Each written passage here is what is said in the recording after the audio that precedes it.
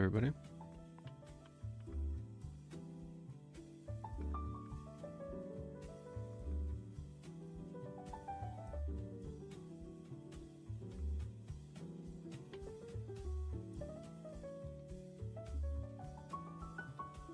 It's posting live that I'm going to Discord.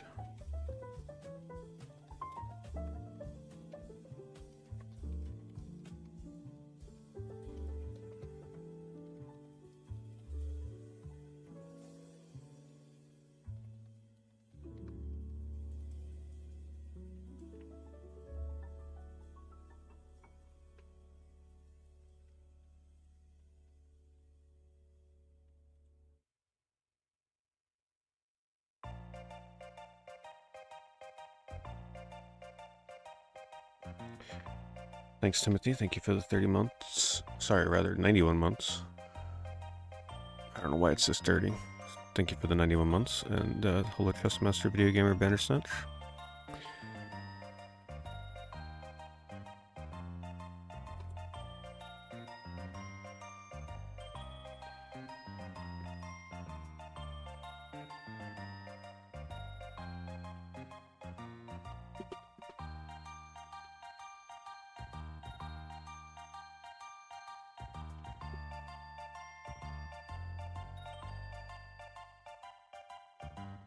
Is it really 4 minutes until something ends? Wow.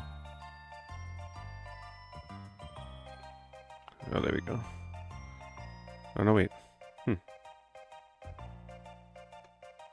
Yeah. Not a ton of auctions ending immediately.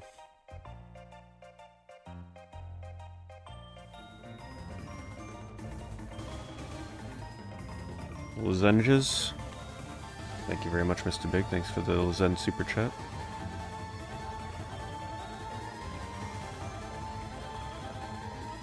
Appreciate it, Noah. Thank you for the 61 months. You've been loving the Romance of Saga 2 remake? Yeah, I keep forgetting to try to get around to that.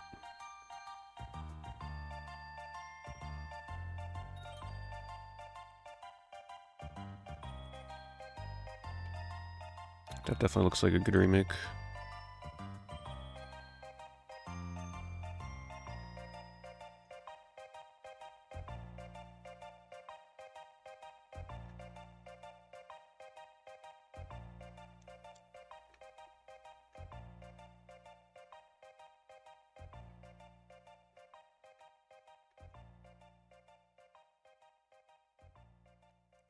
The heck is that? They put a ruler next to it? With a penny and a quarter. I guess in case you needed more reference for skill.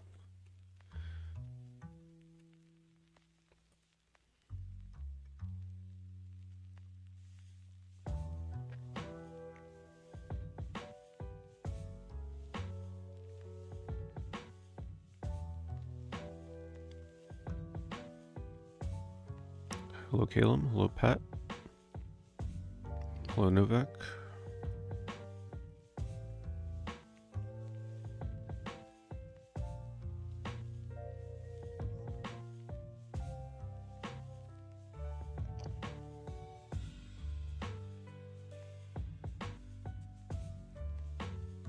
How rare is... I mean, not how rare, but how different is this version of Def Jam? Wonder how much more this differs from the PS2 Xbox version.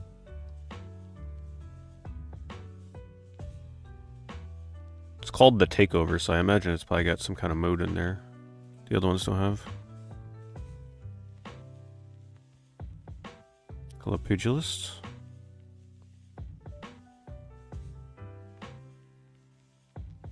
Hello, Wafer Boy. How goes the game hunting? We'll find out here in a moment.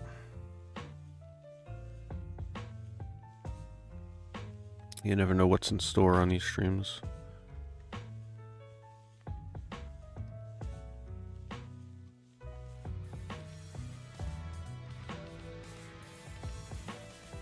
Sound of Gaming celebrating the very nice 69-month reset. Good to see you, Sound of Gaming. Thanks for that.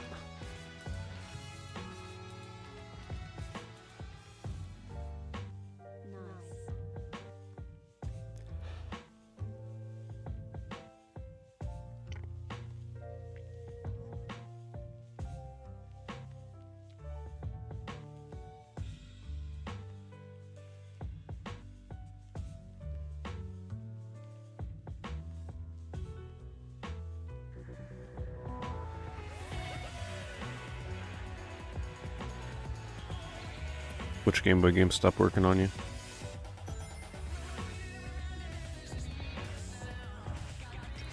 Thank you, TK. Thank you for the 83 months. You're playing the new Monster Hunter Stories game, I'm assuming? The game does look nice.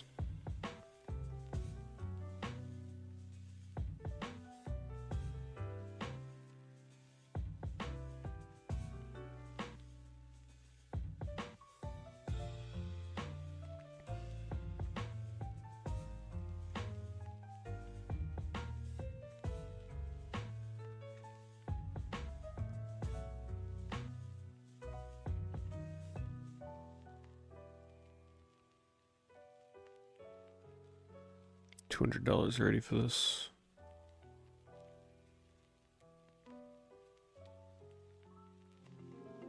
Looks like a fairly typical NES slot so far.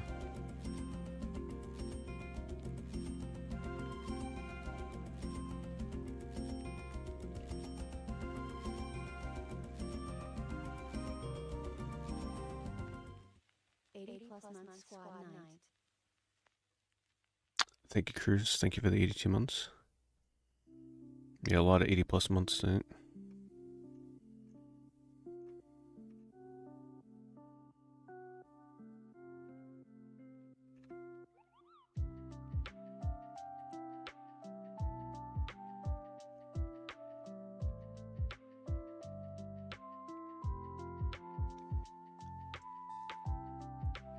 Monster Hunter 4.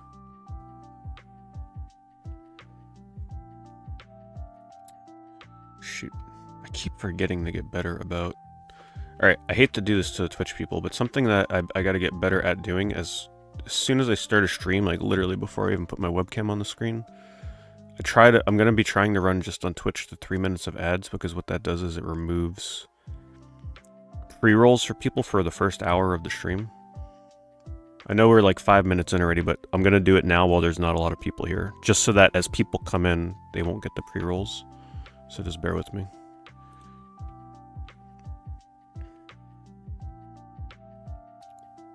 The ideal is to do it like as soon as the stream goes live, so that the ads are playing while literally no one's in the stream.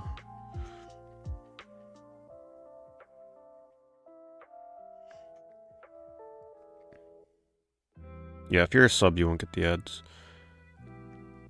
It's a feature that Twitch has had for a very long time, just that I never utilize it. But it does make sense to use it, because then that means everybody that joins the stream in the first hour doesn't get hit with the pre-rolls. So it's nice for people joining.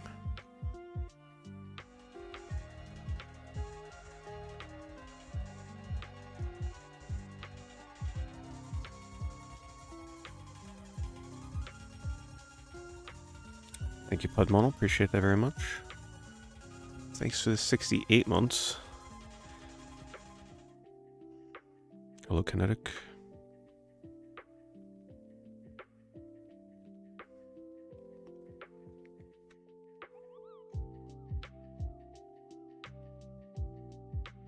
Hello, G Squad. Not much has changed. It's just a whole lot messier. That's pretty much it. Just imagine the old room tour, just chaotic. Just a heads up for any of you that planned on getting any Sonic game that has Shadow in it, especially Shadow the Hedgehog. I would anticipate the price of this to skyrocket once the Sonic 4 movie comes out. They have a date, March 19th next year. They already dropped the first teaser trailer, which, as you can see, is probably already starting to affect the price of this.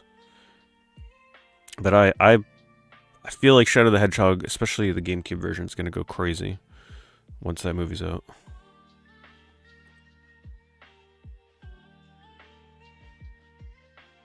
Because I think that one's going to have a very big, potentially even bigger role with Shadow than Sonic 3.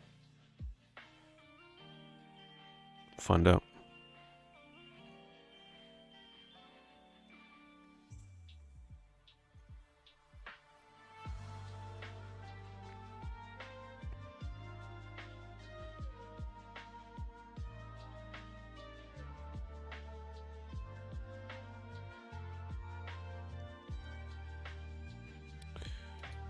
$406 For what? There's got to be something crazy in here.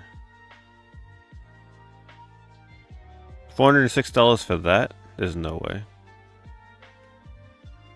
This is the luckiest seller of all time. That is ridiculous. Let me put it to you this way. If this was a buy it now sitting here for $150, I probably would hesitate to even link it. I don't know what someone is seeing in that I'm not.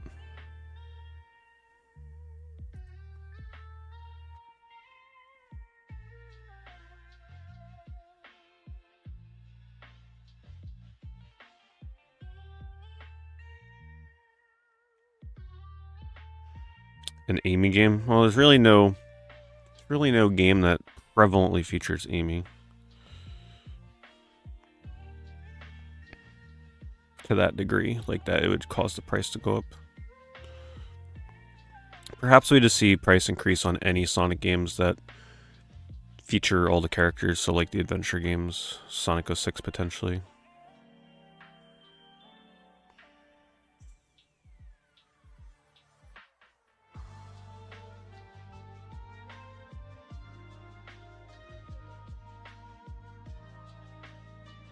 Thoughts on the game? Thoughts on which game?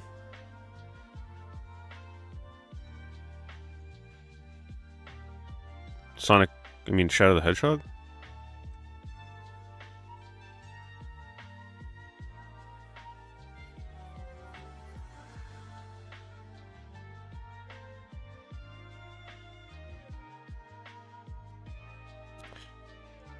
Sonic Heroes is so... That's definitely one of the most overprinted Sonic games out there. Especially being the first multi-platform one, really. I'm not sure about the price on that one going too crazy. That one's pretty easy to get a hold of.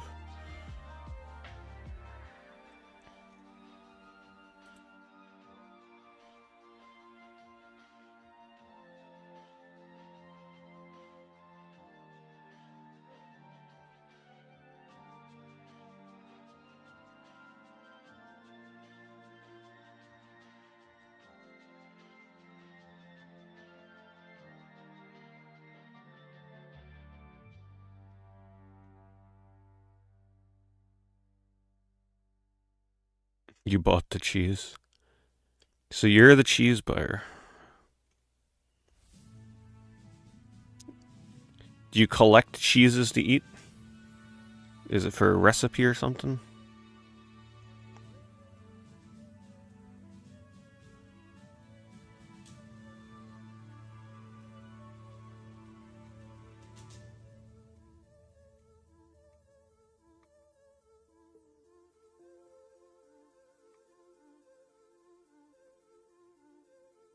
So you just randomly go on eBay to buy cheese? That's definitely something.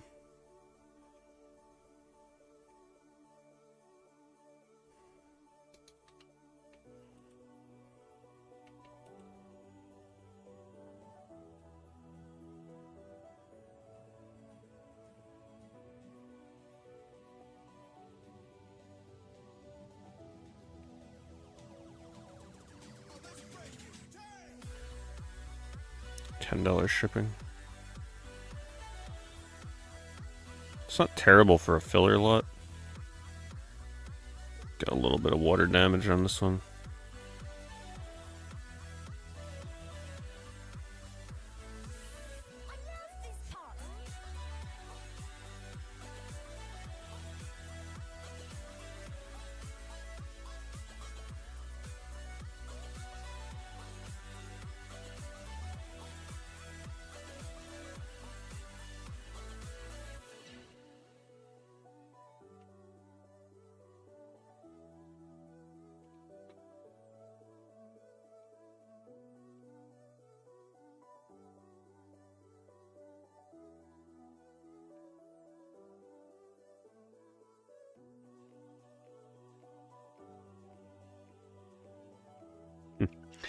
Yeah. No, I figured it was the same person. So you bought the Black Death sourdough and the cheese. It makes sense.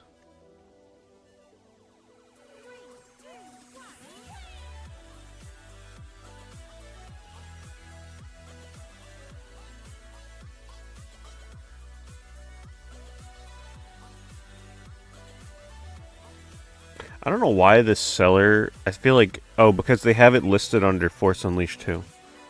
It's kind of annoying. Every week now I have to scroll by a dress. Because they have it under the wrong category.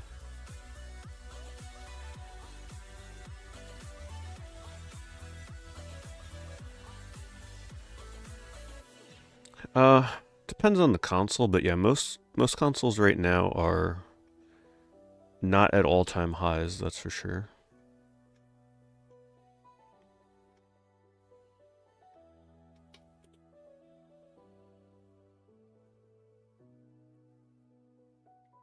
Hey, thank you, Roger.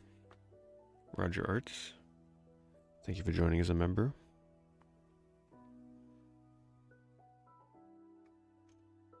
Just a heads up, by the way, for anybody that hasn't heard me say this already. This is, interestingly enough, a Klonoa 2 clone. The PS2 Cat in the Hat game. Straight up Klonoa 2, and I don't say that lightly. Sometimes I feel like they almost straight up plagiarize Klonoa 2 in its levels. That's how close it is. In terms of like capturing the look and feel of how you move through Klonoa 2 levels with the sort of like 2D, 3D, 2.5D. Yeah, it's very close. However, the game is only like a 5 out of 10. It's not as good as Klonoa, obviously. But if you like platformers and you like Klonoa, you would get a kick out of trying that game.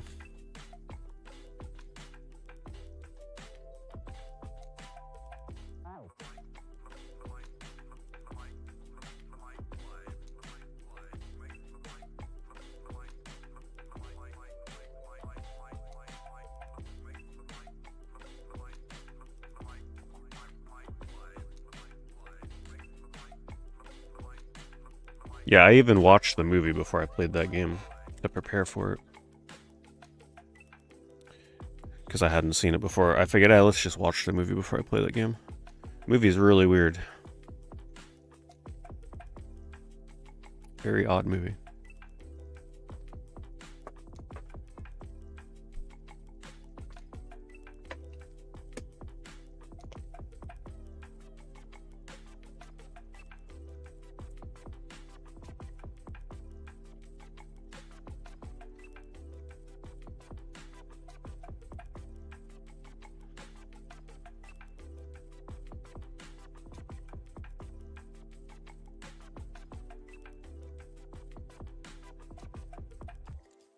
It's pretty unusual to see so many, like, Atari carts and stuff for auction.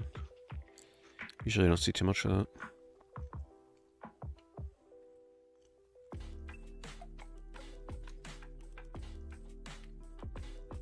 What's up, Chemdream?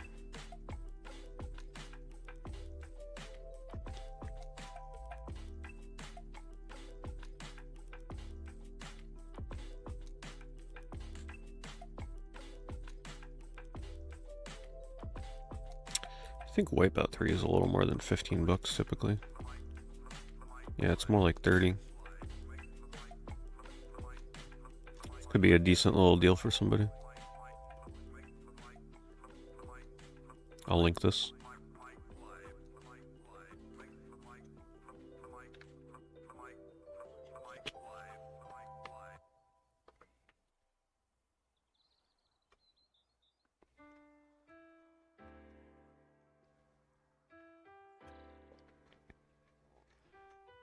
They don't have too many games.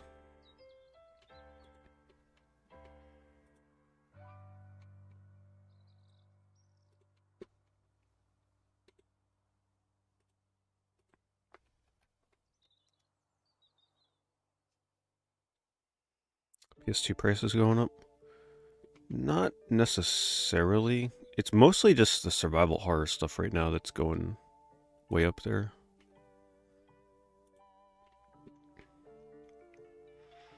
Survival horror stuff will always be a little different than other genres because there's a huge desire for people to play survival horror games. And there's just not enough of them on home console.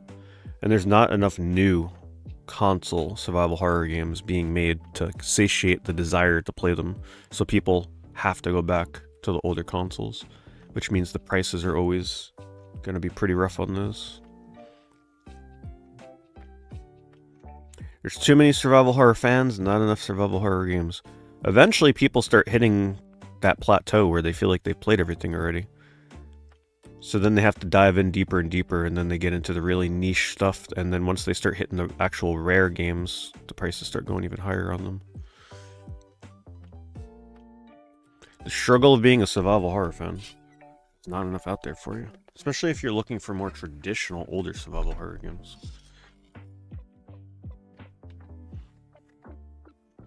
And the problem with that genre, you tend to beat the games in like 5 to 12 hours, so it's pretty easy to blow through a huge majority of that genre.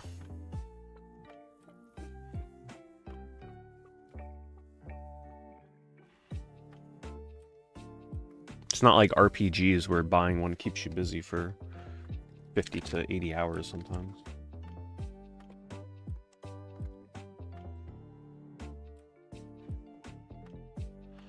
Pokemon games are always going up. Pokemon is just a whole different market. I don't even assess Pokemon games on the same level as other games because their prices are determined by way more than just being a Pokemon game. Just the market stuff that goes on with the trading cards and everything just affects the games as well. Amiga Strip Poker. Can only imagine how that is on an Amiga.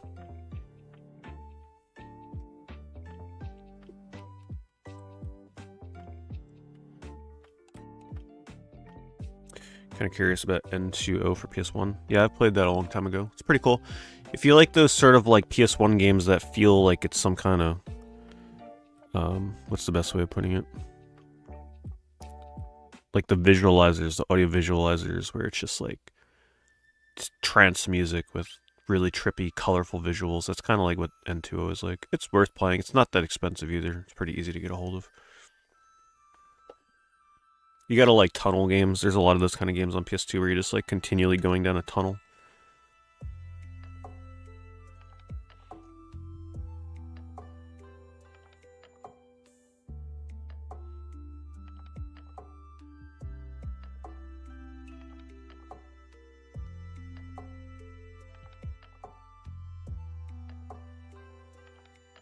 No, I didn't finish Leaf Green. Today's just Saturday. No video games on Saturday.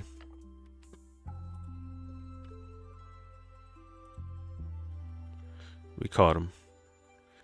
Gotta be careful with them reflections, boy. Always double check your listings. You never know what's gonna be reflecting. Just saying. There's been some incidents over the years with eBay.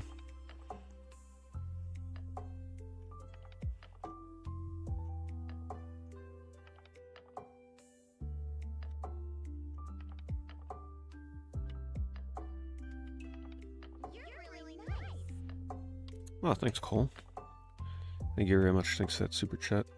I'm glad you enjoy it. I'm glad that the eBay streams make your Saturdays a little better, hopefully.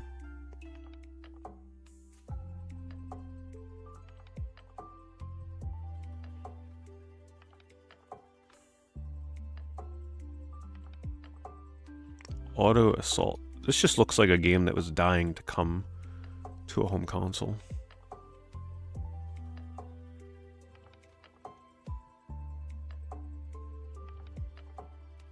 Anybody ever play that?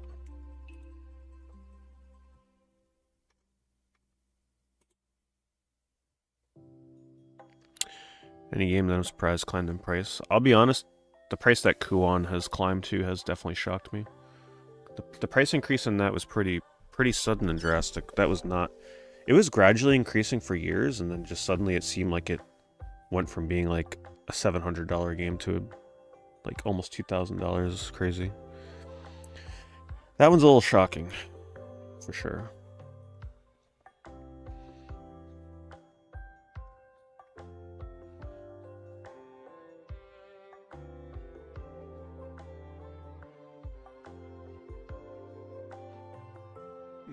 That's awesome. What's her team looking like in Leaf Green?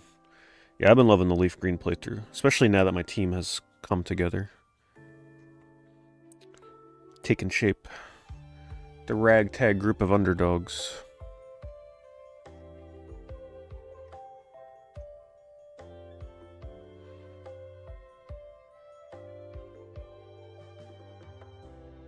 You always wanted to play some of those Ultraman fighting games. I have a couple of them. I think I have like 1 or 2 on PS2. And then I played the one on 3DO. But I think the best ones are the PS2 ones. I think the one that's just straight up called Ultraman is supposed to be the best one, but I don't think I have that one. I don't remember. It's been so long.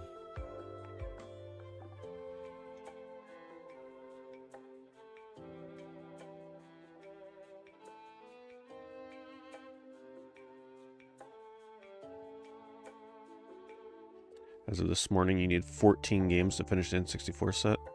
Damn, you're close. How long have you been working on it? And are you going for cart or complete in box, or like what's your goal with it?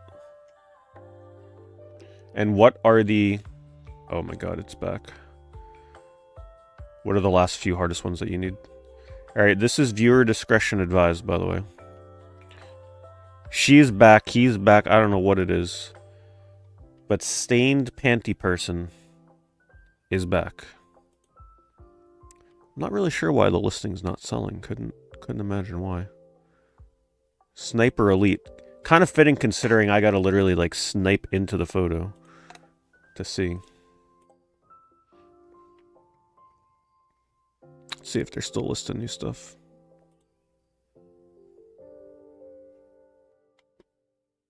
Let's see, newly listed.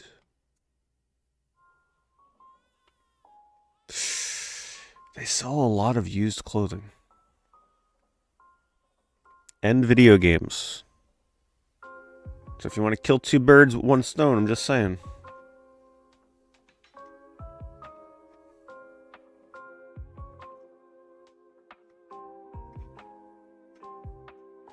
Not sure that's the person I'd be buying used clothing from, especially lingerie.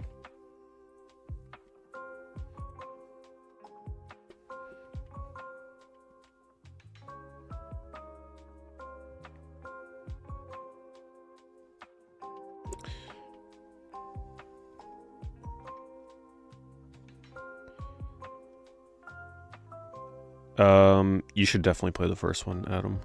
Yeah. Wigglytuff, Mankey, and Ivysaur. It's a good start.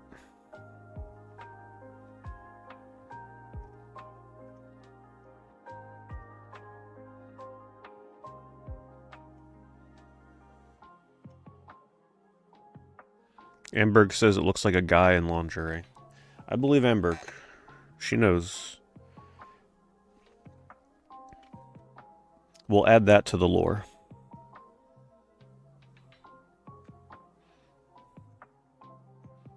The next time that seller pops up.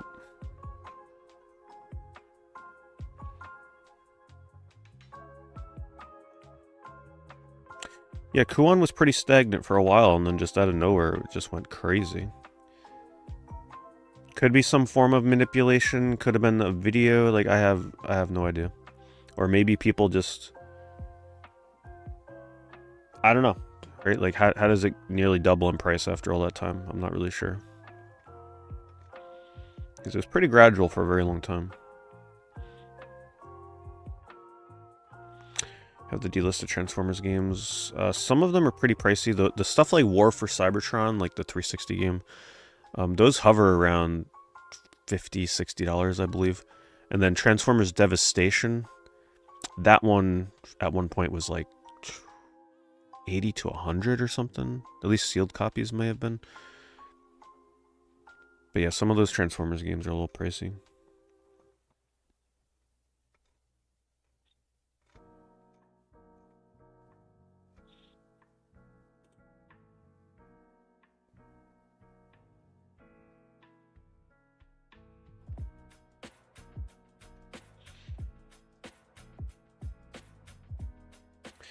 You missed it again, Tricky. I'm sure you'll see it again, though. We stumbled upon the seller with the stained lingerie again.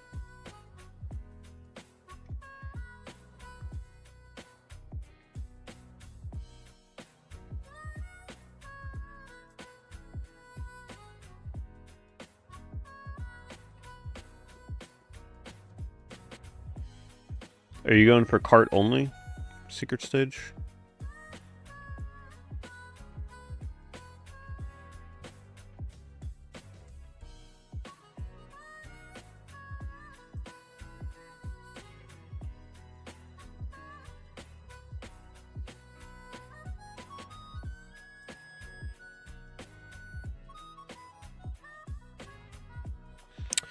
Yeah, I tried playing Eternal Darkness for October quite a few years ago. It wasn't for me. Yeah, it wasn't for me. It has cool parts with the atmosphere and everything, but ultimately I decided to cut it before finishing it because the game is long. And once you get further into the game, it definitely loses some of that horror atmosphere. I just didn't feel like it was a very good fit for October.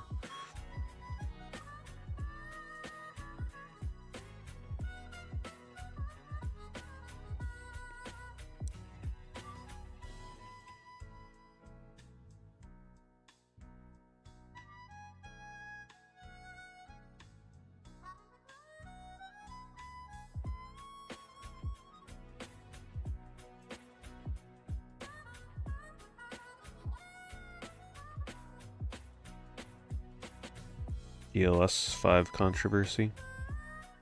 Yeah, I saw some of that stuff. Where it's like AI upscaling if you have a PS5 Pro or something, right? Or you mean the one on the PC where it's like just literally straight up recreating characters with AI?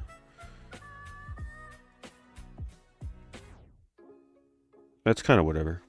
As long as it's a setting that you can toggle off, it shouldn't be too much of an issue. People that don't want to use it, it is what it is.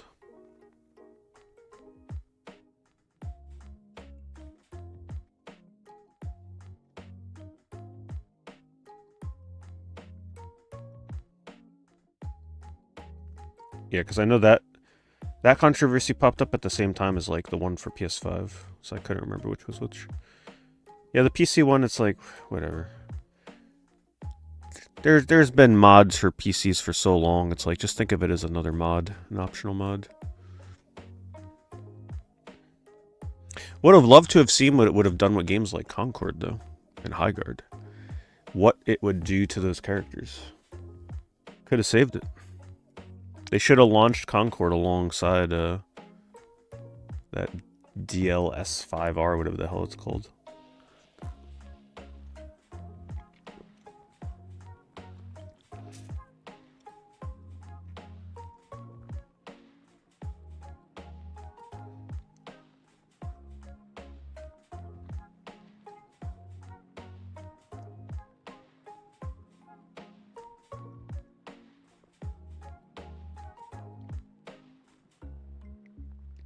Hello, Codes.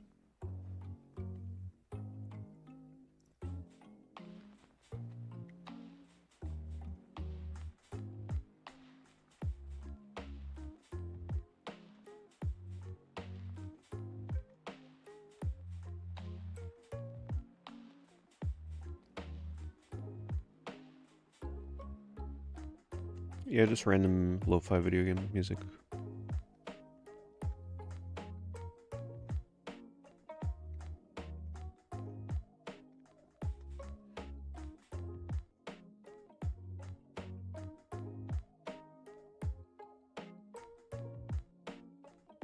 Hello, GG's.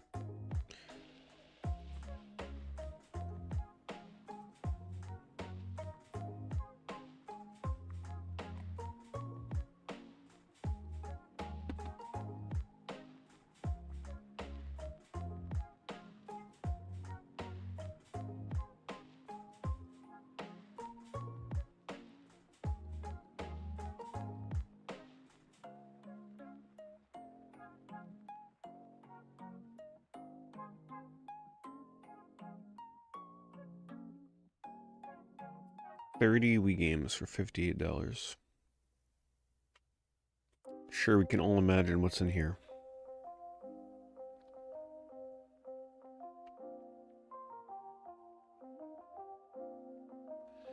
Well, to be fair, at least it's got a couple Mario games and Animal Crossing.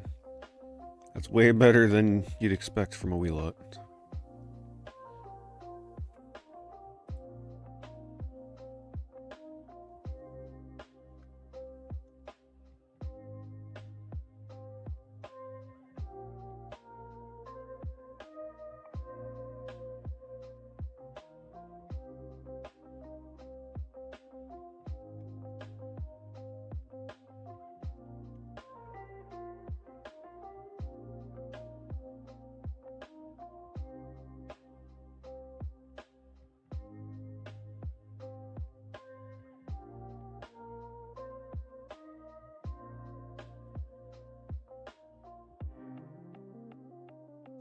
My Wii collection?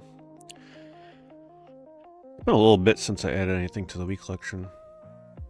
I already have a lot of games that I'd want for it. Not much has changed, honestly, in recent years from the Wii collection. Because the thing with me and the Wii, all the games that people would be seeking out today is like the quote-unquote hidden gems. I already bought those games when they launched on day one. So like I was building my Wii collection as they released. Because I stayed very much on top of Wii releases as they were coming out. So there's really not too much I need for that thing at this point that I'd be interested in. Outside of like purposely seeking out janky shovelware games that look silly. There's no standout like, oh man, I wish I had that game kind of thing, you know? Thankfully.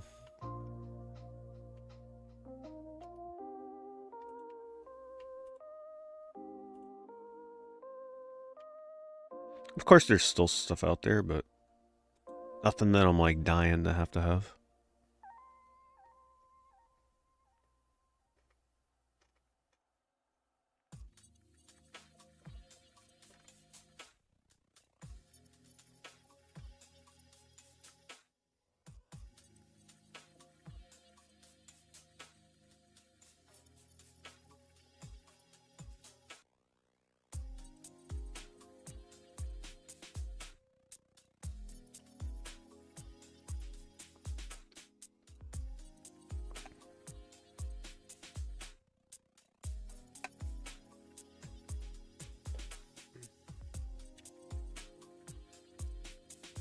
Gunblade on Wii? I don't remember. I'm not sure if I ever picked that one up.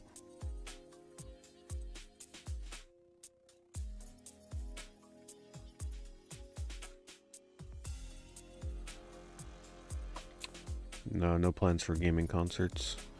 I've been to a lot of those over the years in the past. They're just too inconvenient to go to these days. I just don't like to travel for them.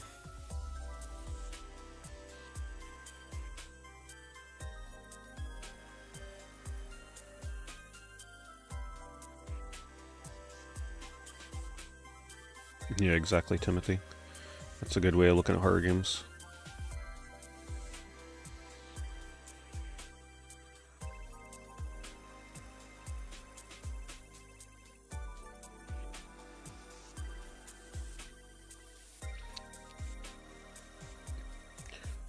There's a couple of like niche Wii games I'm missing. Some of them I can't even remember the name of. Like I just remember the cover.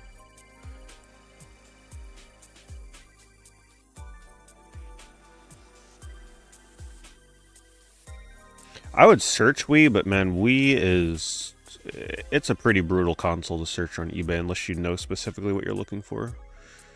Because all you're going to see is stuff like this over and over and over.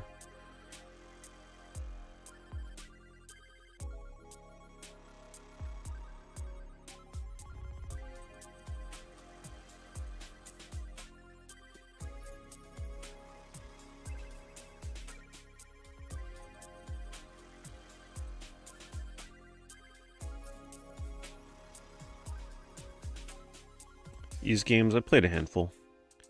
I haven't played like a huge majority of them though, especially the newer ones. The last one I played was Ys 7. And that kind of took me out of the series because I didn't really care for the character swapping mechanic at all.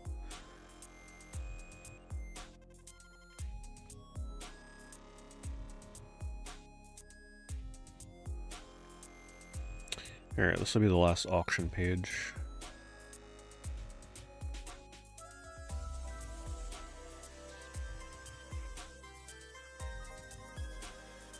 Silent Hill signed by Yamaoka. Should have signed it in red. Would have looked cooler. Or bright green because it's a greatest hits. First of all, who in the world has him sign a greatest hits? I get that it's sealed and all, but come on.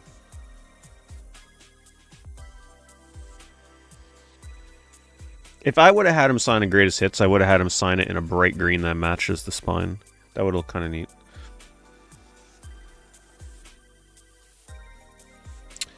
Set the search to $15 and more. Yeah, it's true. I'm telling you though, it'll still show garbage. Like Wii search is rough. I mean, it's really like finding a needle in a haystack when you're searching Wii on eBay.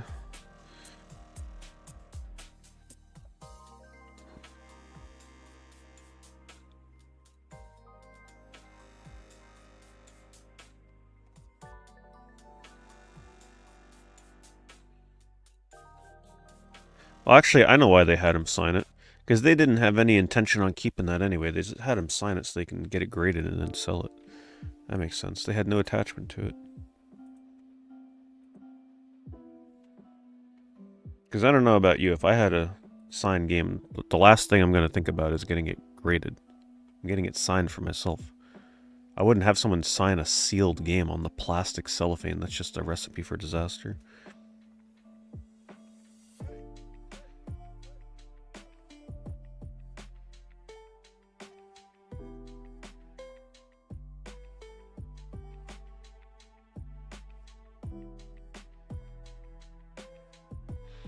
Well, instead of having him sign the sealed one, I would have brought a used copy of the black label.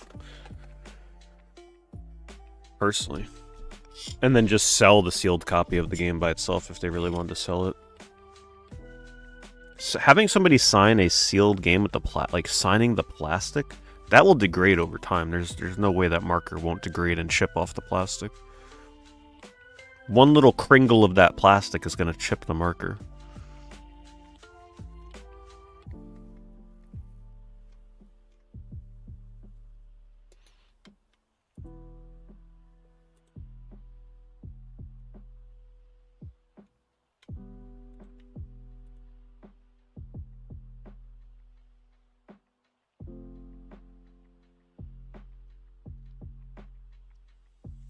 Thanks, Tommy.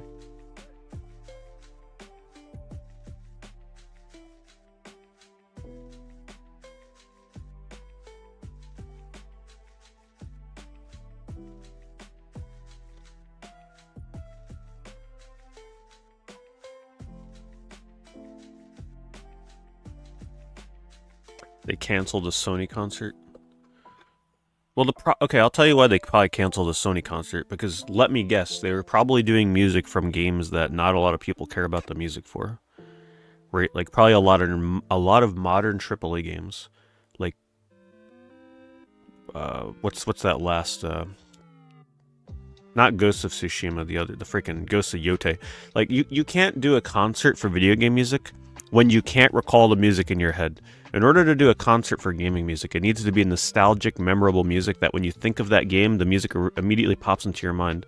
When you think of these newer games, the music can't pop into your mind because the music is so generic. Fit for the moment in the game probably, but it's not the kind of music that you go, oh, I want to go see a concert for that music. So that's why it undersells and underperforms and they have to cancel it. That would be my guess. Or yeah, like music from Horizon. Now, is the music from Horizon bad? No, it's probably really nice in the moment in the game. But if you can't recall that music in your head at any moment, there shouldn't be a concert for that music. And that's why no one bought tickets. People want music for the classics. For the older PlayStation games. That would sell out.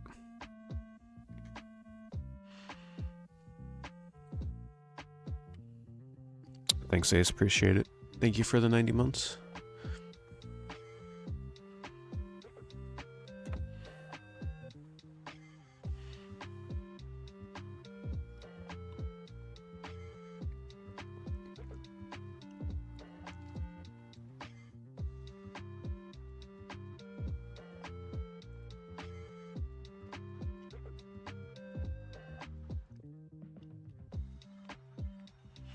You went to an Elden Ring Symphonic Orchestra concert and it was terrible.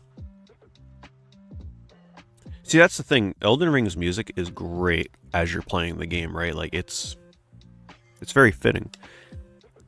But you go to see it in the concert and you're going to be like, something's just missing here. I don't know, that's just me. If I'm going to a concert for video game music, it'd better be all music that, like, I'm really into and can recognize from outside the game.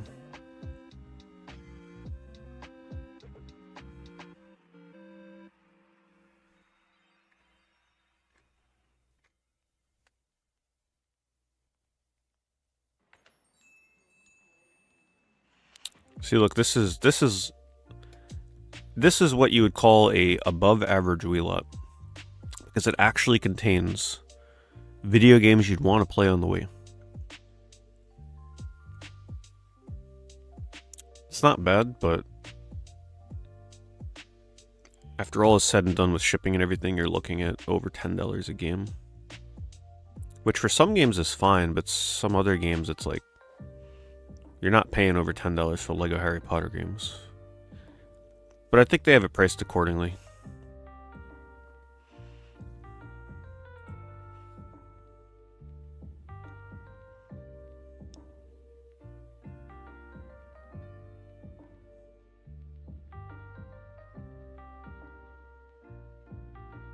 Wouldn't it be amazing to go to a Final Fantasy concert? I've been to Distant Worlds before,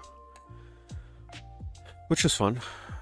It was especially a good time for me to go because it was before they were really playing Final Fantasy 14 music.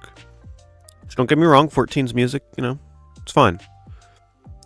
But now they play a lot of 14 music at Final Fantasy concerts.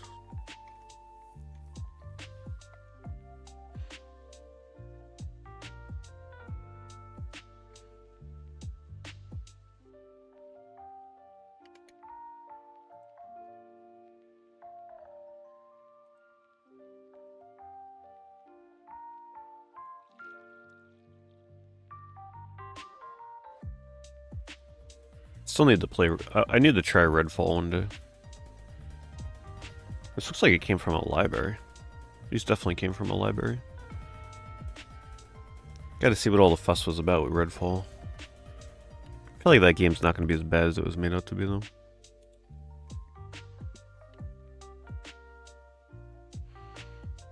Hey, thanks, Codius. Thank you for the 7 months. Corrugated Paper. Thanks for the Twitch follow. Or the kick follow, rather. An 11 concert. I would definitely go to an 11 focused concert for sure. Especially if they played a lot of the music from earlier expansions. Hey, thanks, Bomb. Good to see you. Appreciate that super chat. What were some of the games that I was disappointed by that I think would have I have a different opinion on now? Could have a different opinion on now. It's a good question. Because that's happened to me a lot over the years where I'm disappointed by a game when it comes out. And then I revisit it years down the line. I mean, it could be a couple of years, it could be 15, 20 years.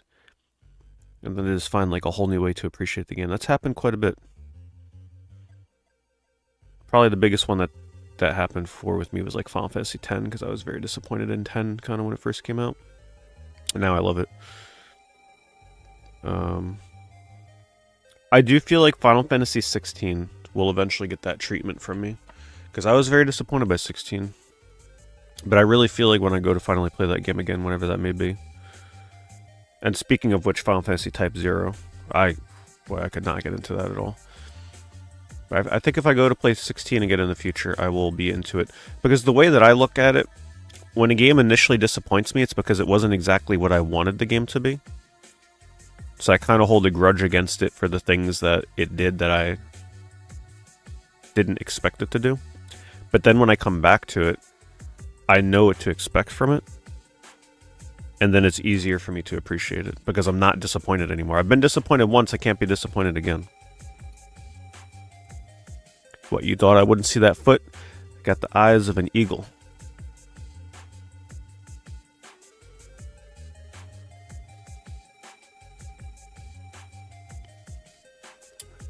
Oh, thanks, Cole. Thank you for joining as a member as well. Plenty of members videos for you to check out. Don't forget to check out the new vlog that I posted last week.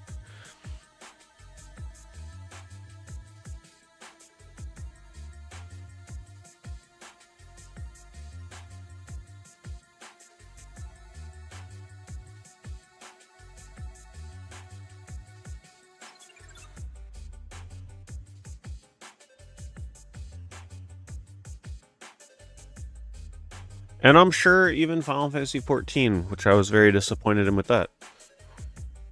If I ever went to play that again, I'm sure I'd find new ways to enjoy it. I have no plans for 14 though. The longer time goes on, the less likely I am to play 14. Just too much of a commitment, that game.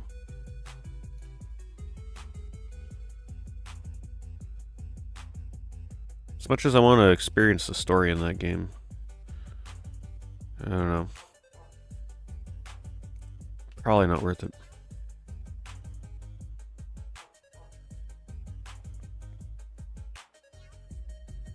$15. Yeah, I enjoyed when I played at 15 a bit more than 16.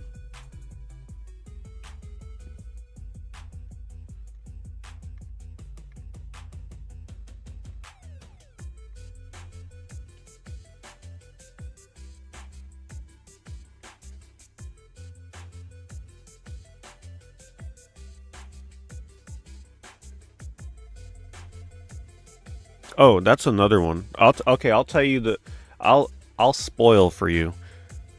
One of the bigger disappointing games for me that if I play it again now, I'll probably be in love with it. Mario Sunshine. That's probably a big one. Because I was disappointed by Mario Sunshine.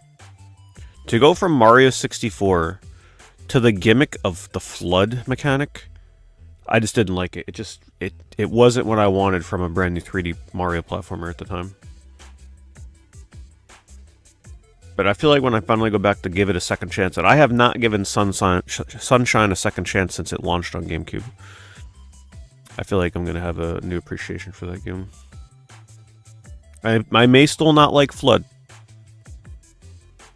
but the rest of the game I'm probably going to enjoy a lot more. Because I can't be disappointed by it, right? I already know what to expect with the gimmick. So, as long as I go in knowing that, it'll be a lot easier.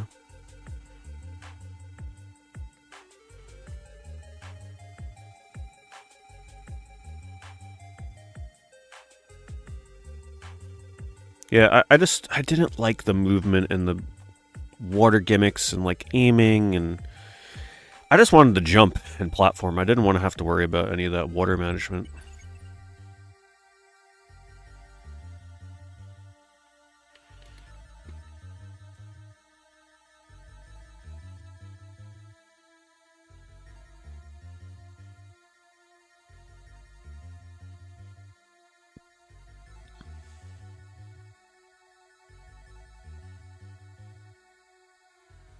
Tactics Ogre Reborn is a really good game, yeah, if you enjoy tactics RPGs.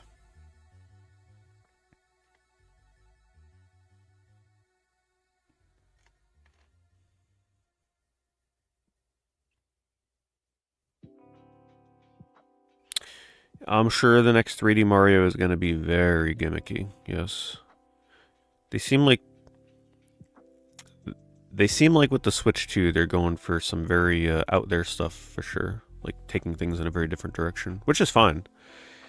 but I'm a little worried. I feel like Odyssey might be like the pinnacle of 3D Marios for quite a bit, but we'll see. You never know.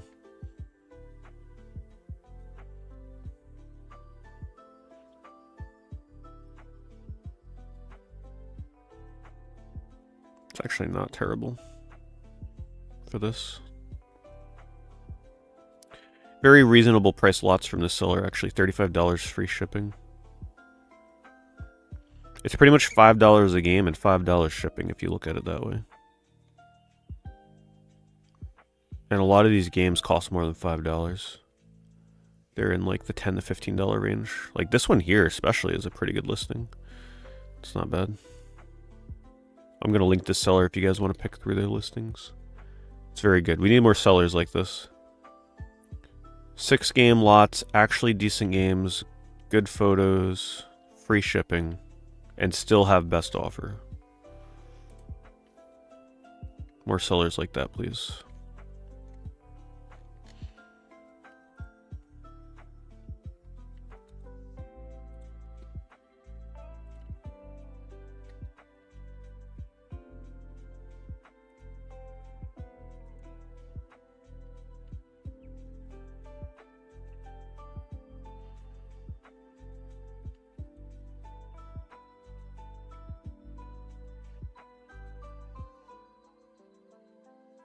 Mario Sunshine has your favorite movement mechanic of any 3D Mario, but the worst level design.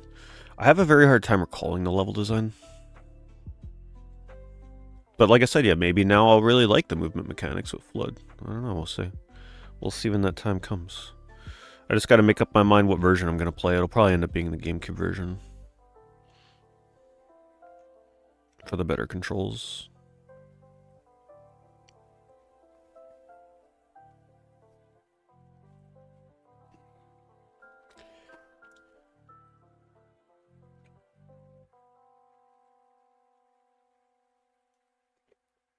I don't think I ever played Mission Impossible on N64.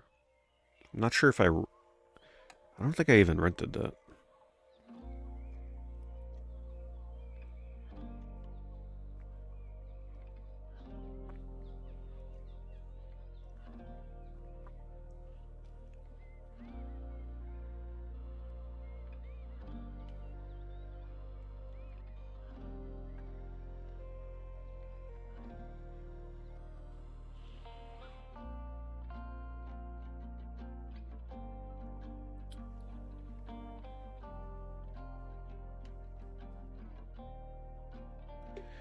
Damn. Secret Stage. Secret Stage coming back with the answer to my question from like an hour ago. I'm not sure what part of the stream he's on right now. But yeah, cart only, that's cool. Still being only 14 games away from a complete N64 collection is pretty impressive. Sure, it's a little tricky dodging the fake carts though. Very prevalent these days.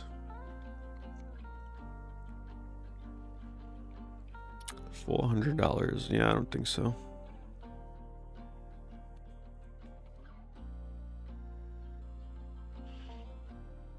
Man, if that Mario Titans leak was real, I'm going to be very disappointed. I don't like the look of that. I'm really hoping that's just fake AI stuff.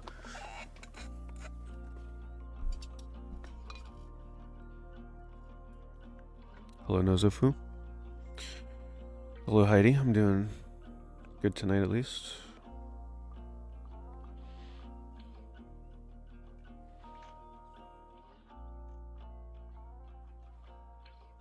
$44 PS2 games, $1,000. Surely it's got to have some RPGs or horror games. Wow. $1,000. Good luck with that. That's somebody that didn't do any research on what their games are actually worth.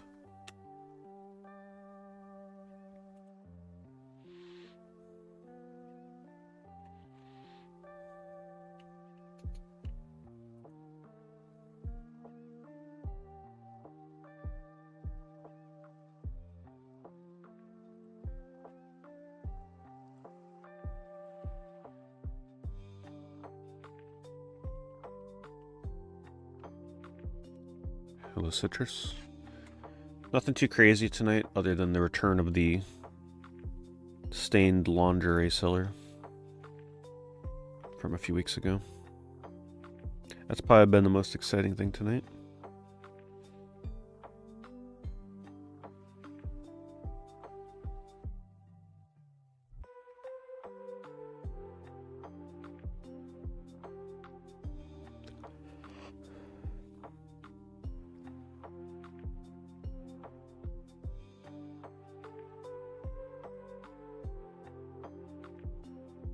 Hello, Osteo.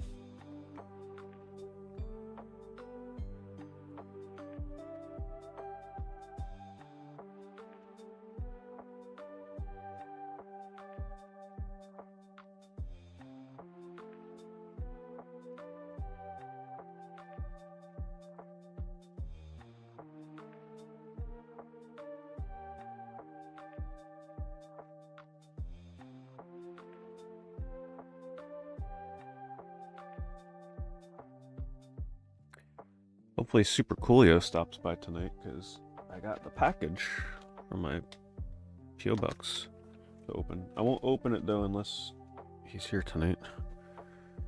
Let's see if he shows up.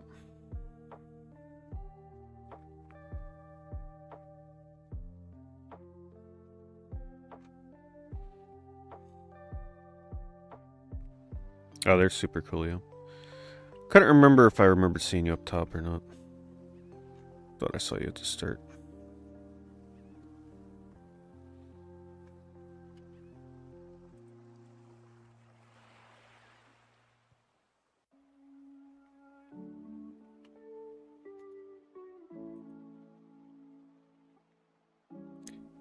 Here's a little kid that really liked the way that his like Doom cart looked, and decided to make some other Super Nintendo carts red.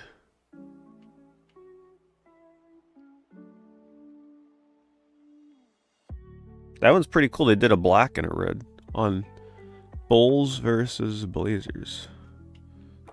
Cool idea. Oh my god, look at what they did with Jungle Book. Very creative, very creative. Actually looks kind of cool.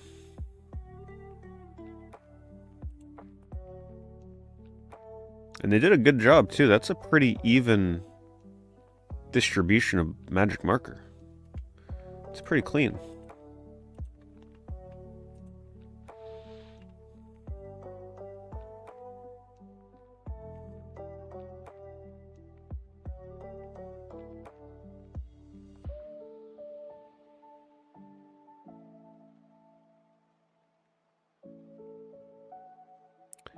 Yeah, you can find anything on eBay cool. I mean, heck, we got people buying yeast from like Black Plague sourdough on here with my affiliate link, so you can buy anything. Black Death sourdough yeast or whatever the hell it was. I don't even remember.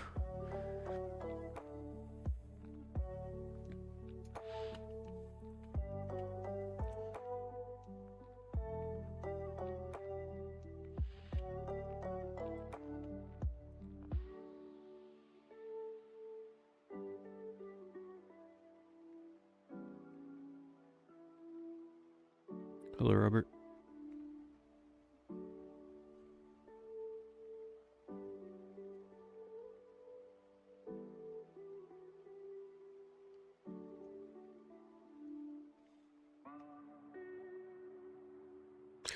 You know what's so funny to me?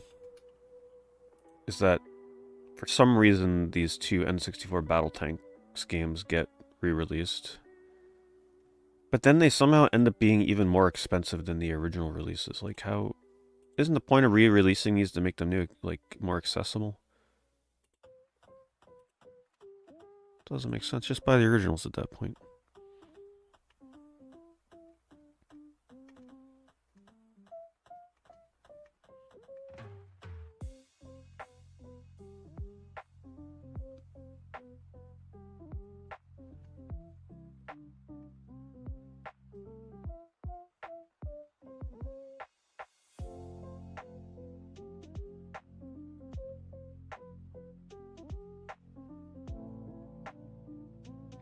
I was a big fan of Battle Tanks, the first Battle Tanks on N64. I used to love doing the multiplayer in that with friends when I was younger. I don't know how it would stand up as like a single player game at this point, but it was a great multiplayer game, split screen.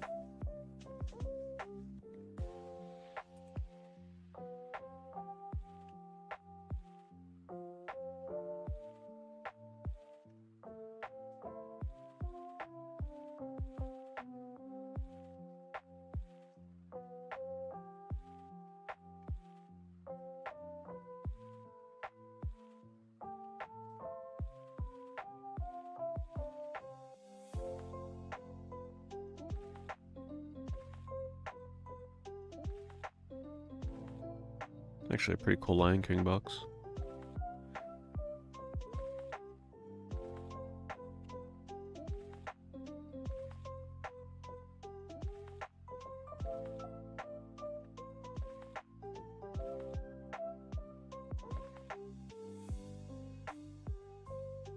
Sports cards, $2 starts.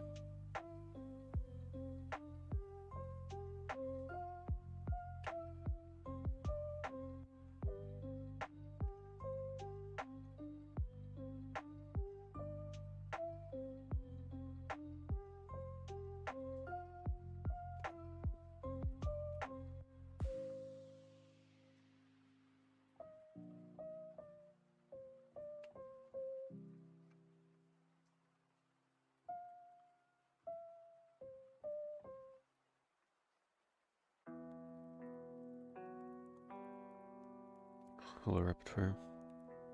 Am I gonna get Neptunia Unlimited? I don't think so. I don't even remember what that one looks like.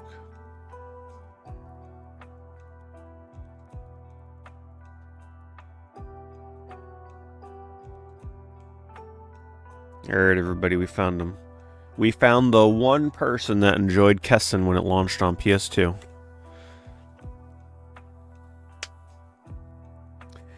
I'm sure Kessen's a pretty interesting game, but boy, I don't know about you guys, but when I rented Kessen, that game was not what I expected it to be. I was expecting some kind of like Dynasty Warriors action game, and all I got was a snooze fest. However, if I tried it again today, I'm sure I'd find a way to appreciate it. But yeah, that was probably the worst game I ever rented on PS2.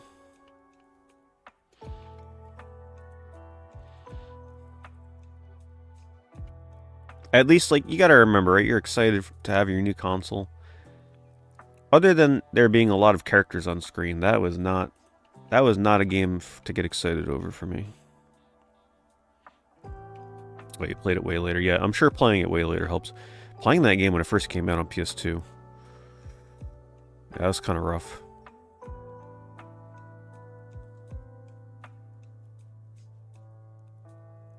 I guess the best way to think about it, we had those games for a while, right? Like strategy games like that on older consoles, but seeing it translated into newer updated visuals, just like, it's just weird. It wasn't what you would expect from a game with those kind of visuals. You would expect more hands-on.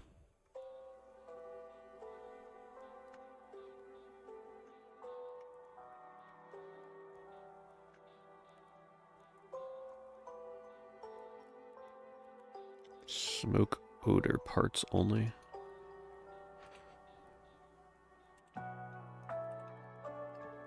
Seems pretty expensive for parts only PC games.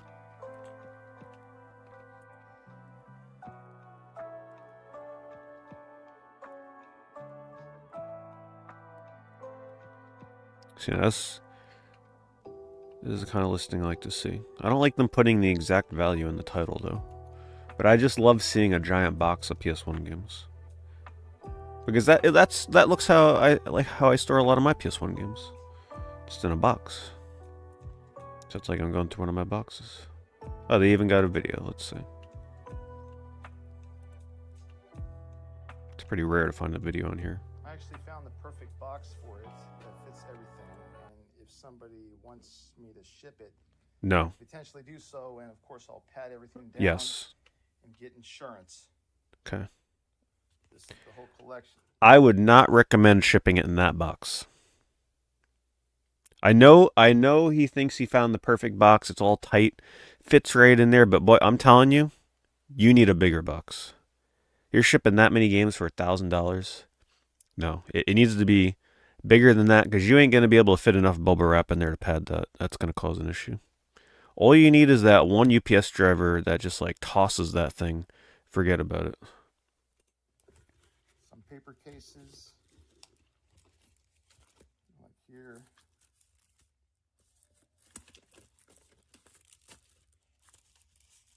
Most of it's just the typical plastic cases.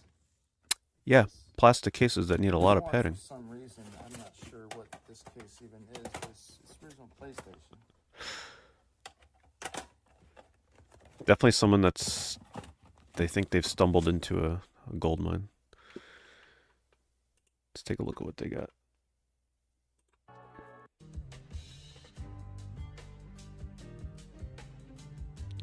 Try and see what's in here. So they're telling me that there's $1,500 worth of games in here.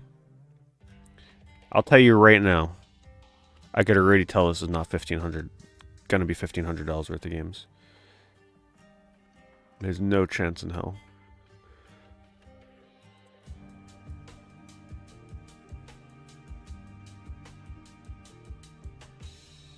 So Digimon World 3 is worth like $70 or $80. That's probably the biggest game in here. If it was the second Digimon World, they'd have about $150 to $200.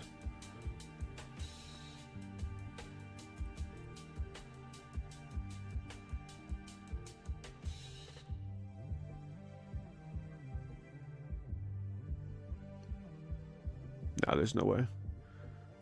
No, there's no way they're getting $1,100 for this. That's it. Keep showing me the same games.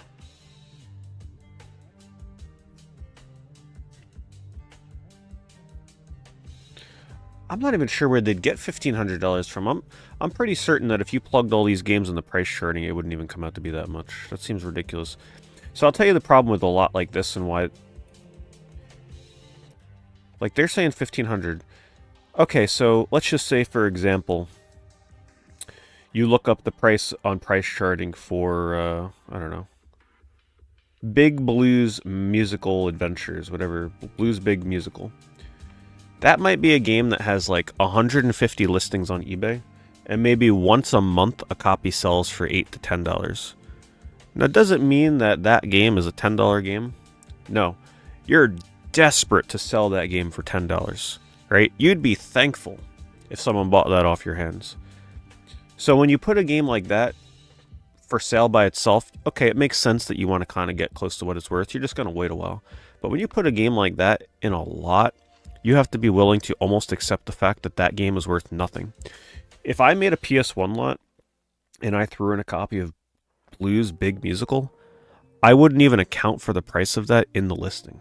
I would just put it in there as fluff and eye candy to kind of like make it look like you're getting more than what you actually are, if you understand what I mean. I also do the same for sports games. Like, I don't even consider the price of those in a lot. I pretty much just let the buyer decide what they're worth. You can't decide what these games are worth for the buyer. The buyer has to decide. And that's why lots like this just don't work with the buy it now. You got to do these auction. Or if you're going to do a buy it now, it needs to be super, super reasonable. The way I would price a lot like this is you just look at the games that are worth $15, $20 or more that sell decently frequently. So an example of that would be Jedi Power Battles, right? Pretty common game. Pretty plentiful on eBay, but that's a game that's going to sell quite a bit of copies every month. So that's a game where the value, like you can actually account for a good amount of the value of that game into this listing price. So let's just say that it normally sells for $20. I would account for the value of that game into a lot this big as being like 70% of the price or something. Something along those lines. Lots are tricky. You really got to know what you're doing with the price of a lot unless you want to sit on it for a very, very long time. That person is not going to sell that lot. Not a chance.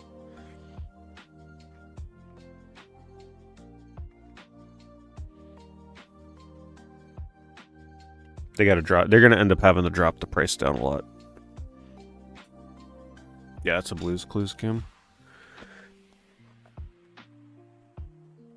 Well, to that person's credit, they're not knowledgeable in games. They even said, "I don't know what this case is. I have no idea." That means that they actually, you know, they don't know what's going on with that lot of games.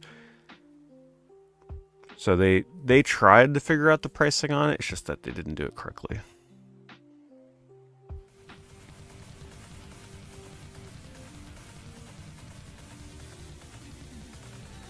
I'm still struggling to figure out how they think that's worth $1,500. So I'd love to see those numbers plugged in the price charting, because that seems abnormally high for that. Maybe they were looking at like sealed copies by mistake. It's possible. Pricing on some of those. Hey, thanks, George. Thank you very much for the resub.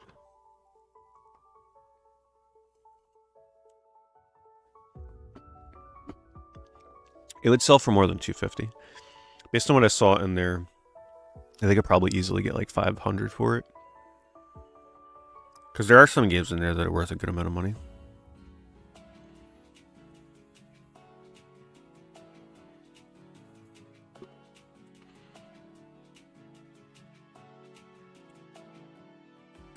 Wide angle lens on a phone. Just can't dodge the feet.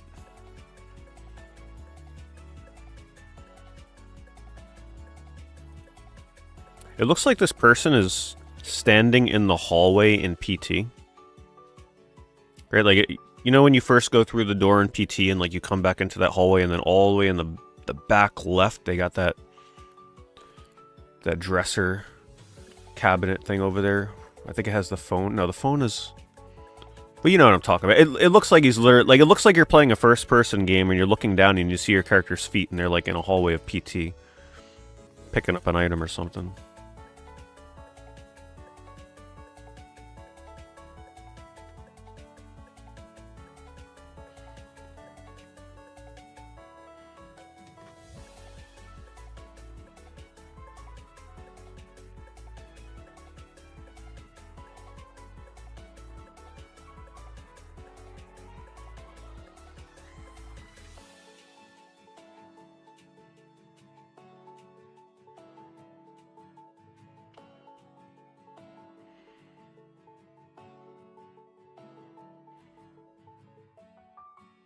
Shoot him up a lot.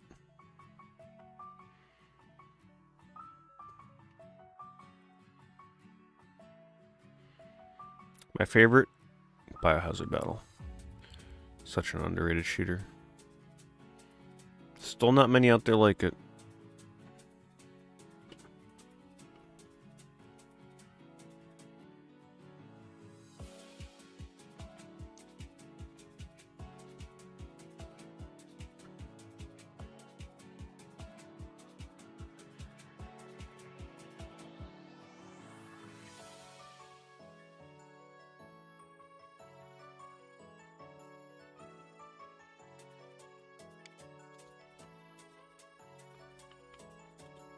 Telling you, it's the new meta.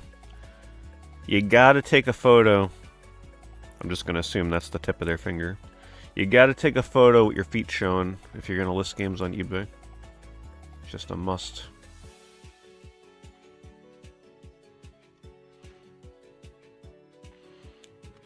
Now, how does that even work? They must have turned, yeah, they must have turned the photo. Because how would their torso be over here? Is this a different seller? It's a different seller. It's like an epidemic.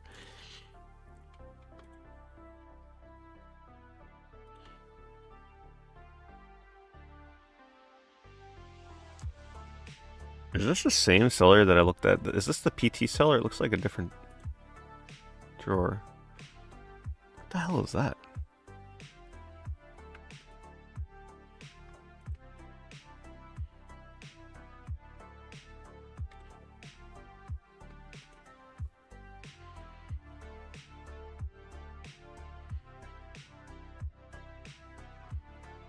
Yeah, I was thinking a multicolor pen. That's the first thing that came to mind. I haven't seen one of those in so long.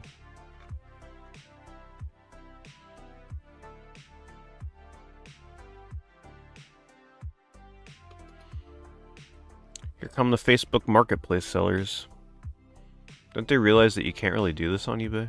It doesn't work that way. Or are they trying to let you know what the games are worth?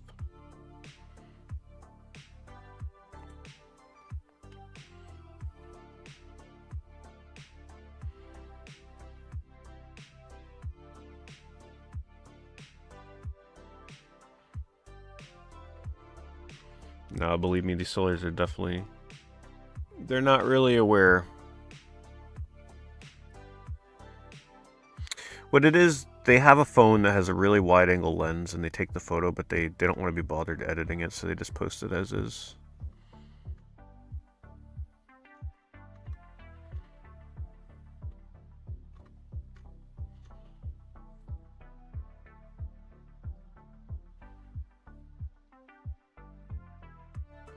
No, I don't have Rock Band 4 or Deadpool.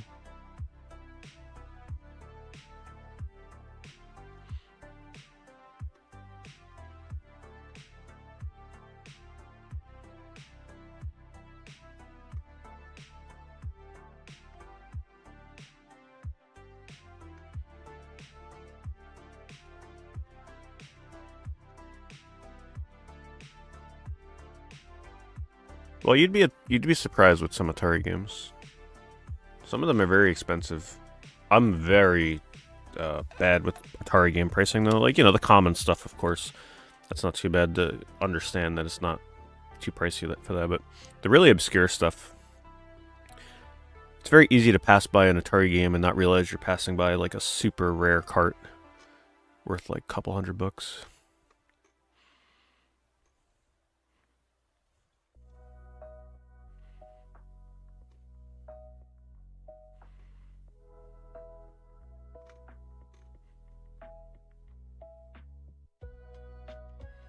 No, I don't go to yard sales or thrift stores for games.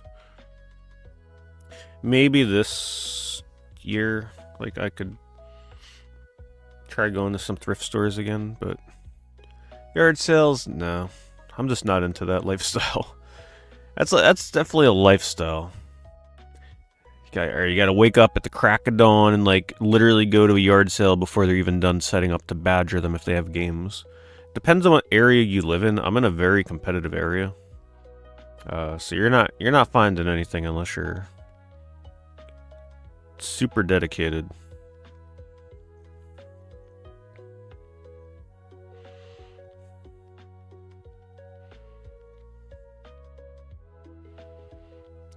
Is that an arm? Trying to figure out, guess the body part. I'm really hoping that's not the crotch, because that would be, you know, I'm seeing the seam here, and then I'm seeing some skin.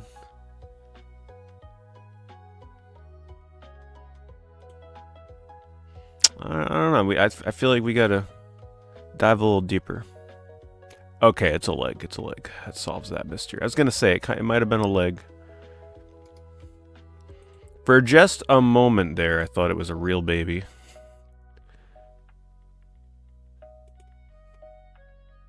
Wait, what's going on with this shoe?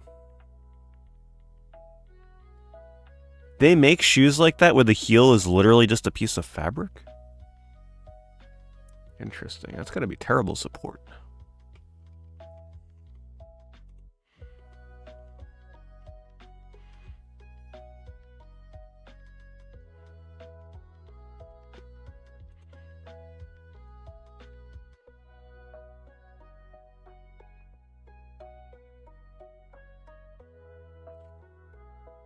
Honestly, poverty stacks.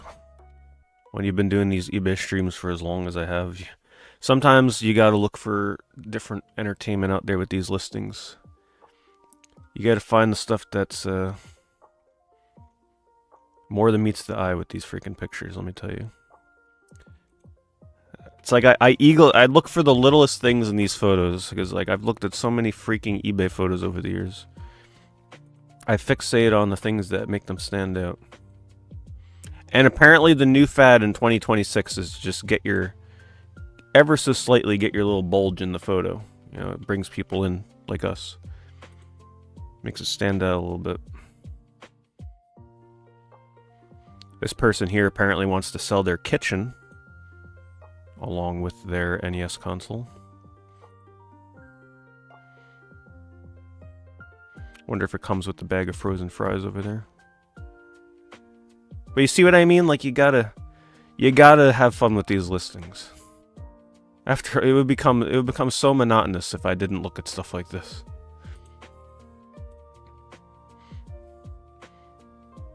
We found some classic listings over the years due to curiosity.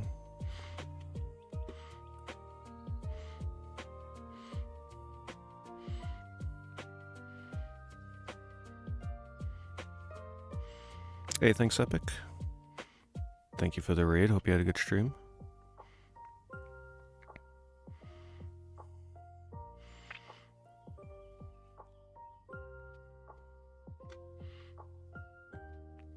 This song is a remix of Kakariko Village.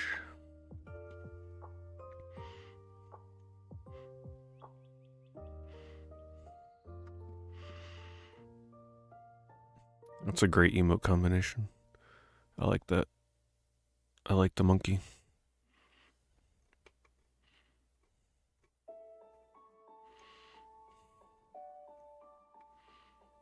Oh, I'm still looking at this seller. I thought I was browsing. Hold on, let me get out of there.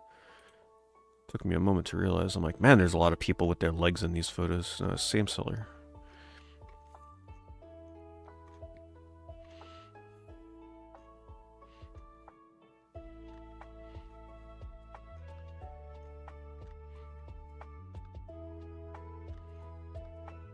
You know what fad I missed, though, that has definitely gone away? People taking photos of plants in the background. You guys remember that? That was like 2023, 2024. That was the new eBay craze. Take a photo with like a fake or a real plant in the background. Kind of missed that. I feel like I haven't seen that in a long time.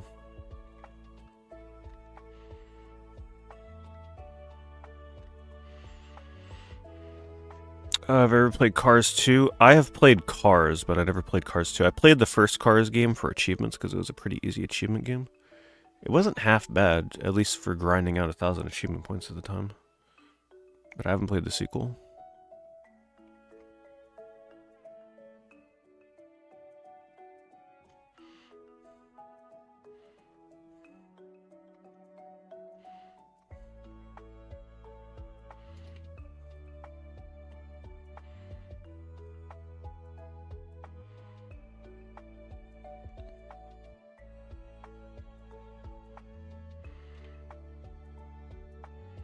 Wonder what cart that is.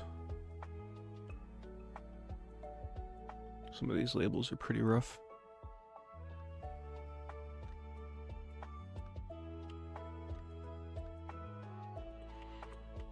F15. Ooh, man. Very rough labels.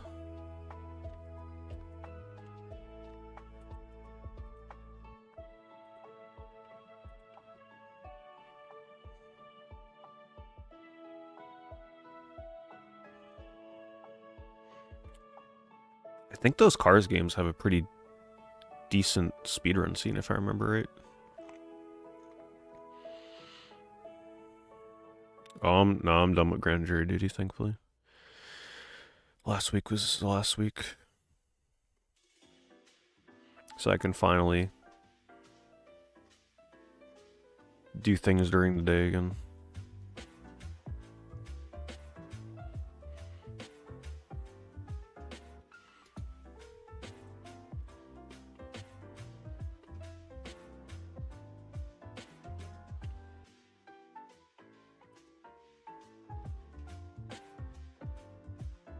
Yeah, Cars 1 was definitely known as one of those, like, you rent it from Gamefly to get 1,000 achievement score kind of games.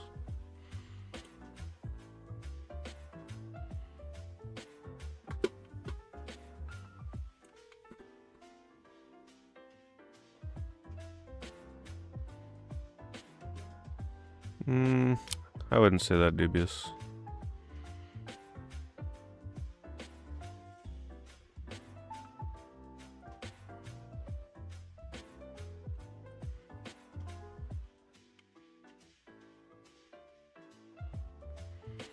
It's insane that a Super Nintendo lot that looks like this is $600.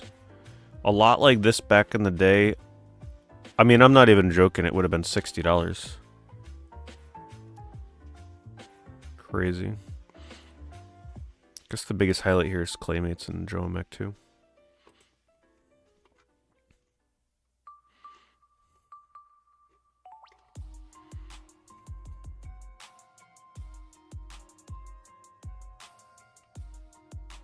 Hello, Jimmy boy. 180. Seems like a pretty standard lot.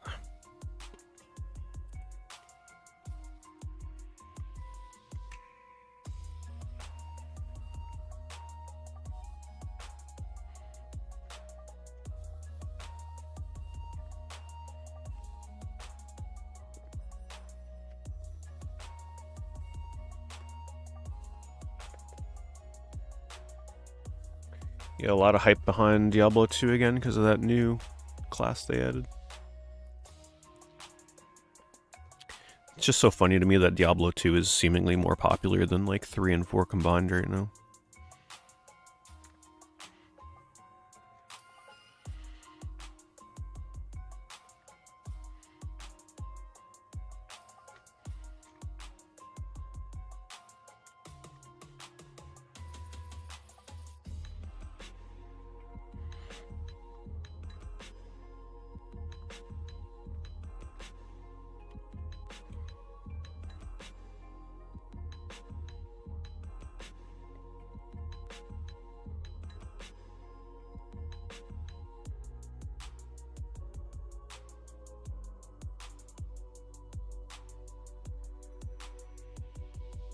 Do any of you play Diablo 2 on consoles, though? Or do you all just play on PC? I was always curious how that would control with a controller.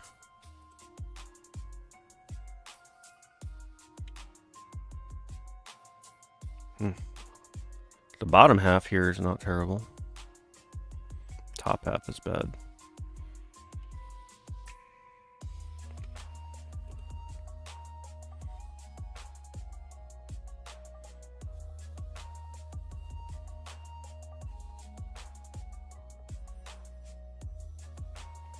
Yeah, I've heard some people say it plays better with a controller. But there's certain builds in Diablo 2 that you kind of have to have a mouse. So it would change the meta on console. Because on PC, people use this armor that lets them like warp around, which is probably not super feasible on a controller, because you have to click where you want to go. I think it's the Enigma armor or something. So I would imagine playing on console's fine as long as you're not playing meta PC archetypes.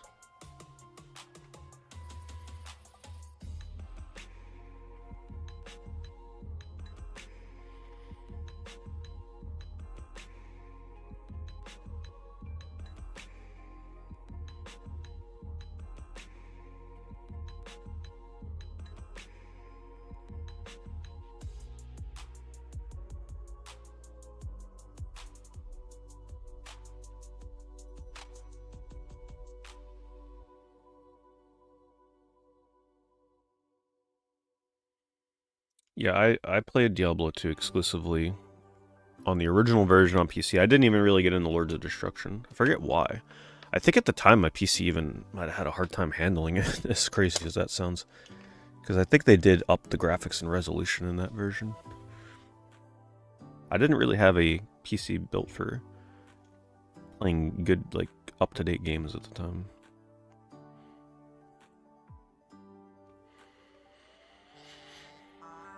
Yeah, because I don't really remember playing the Lords of Destruction classes.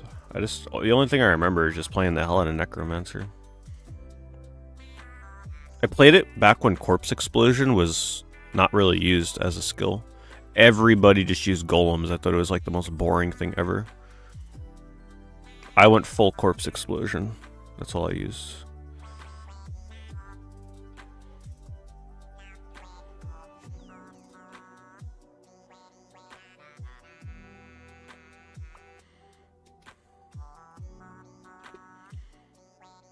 I remember the first time I played though, I went Necromancer, but I went like, I summoned, you know, I did the build that everybody does, where you just make a bunch of skeletons. And I remember people used to yell at me because it would lag their PCs because I had so many skeletons summoned. So I'm like, all right, can't do Skelly Necromancer anymore. We gotta do something else.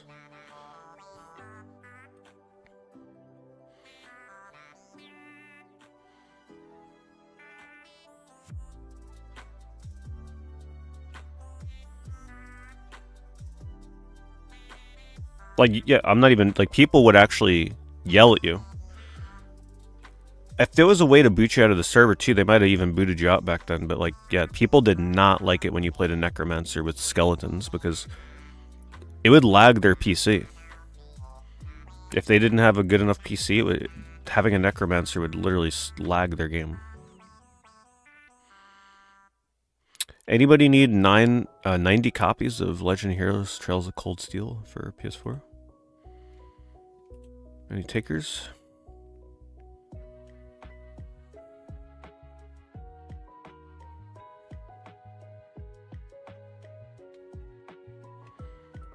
That's somebody there that thought they were buying into a gold mine and definitely regretted it.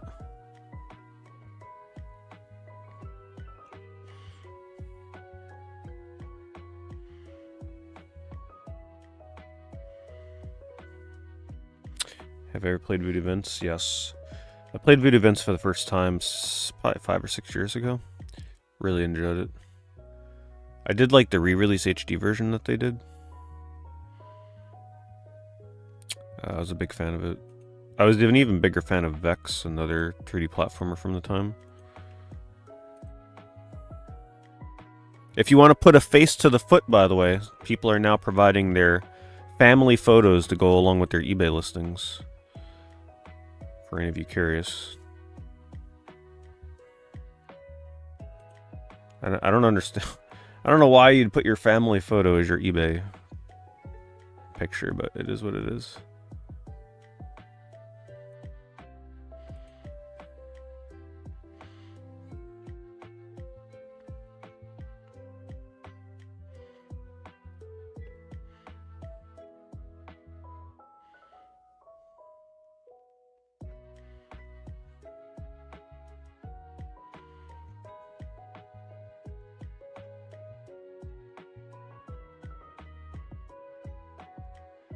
They couldn't have picked a more clean surface to put these games down on? Come on now. Get in a dungeon or something. Resident Evil 7 crawling around in the cellar.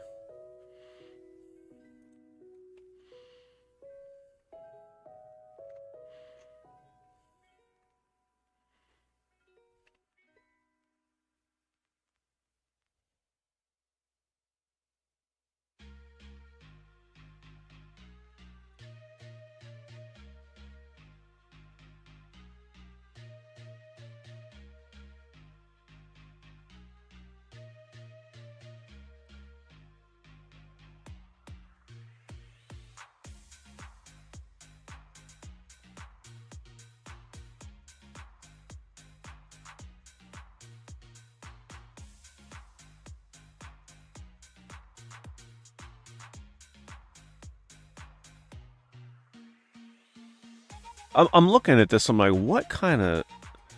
I was almost going to pass this by. I'm like, World Collection? Guess that's a line of greatest hits that they had in Japan. I guess like international games, that's interesting. Yeah, I guess that was sort of like a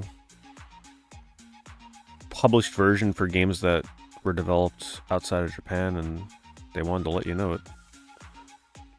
It's interesting.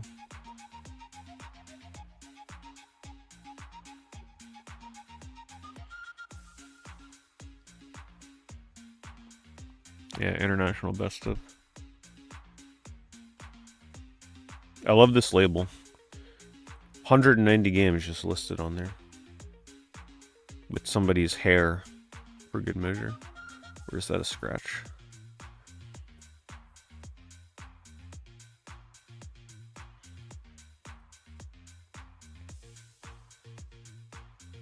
Yeah, that was a Japanese copy.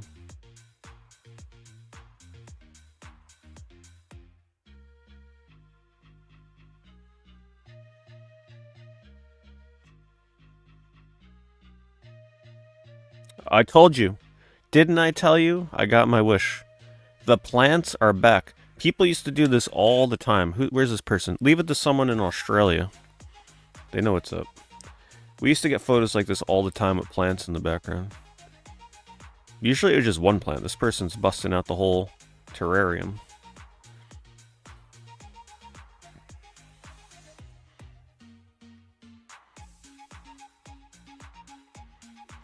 It's a nice photo and everything, but I wouldn't recommend it. It's very busy.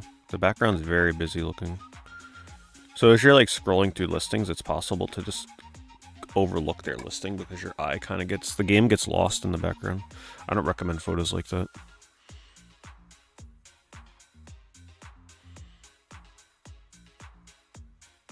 Oh my god.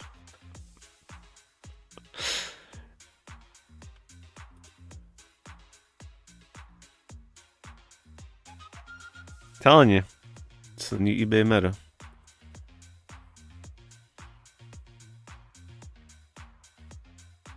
Yellow socks.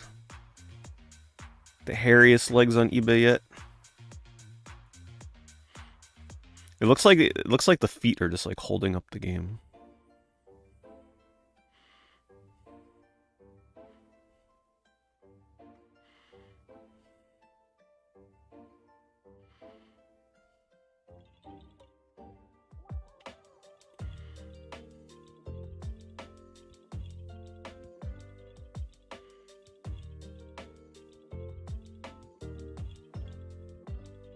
It's a cool looking box.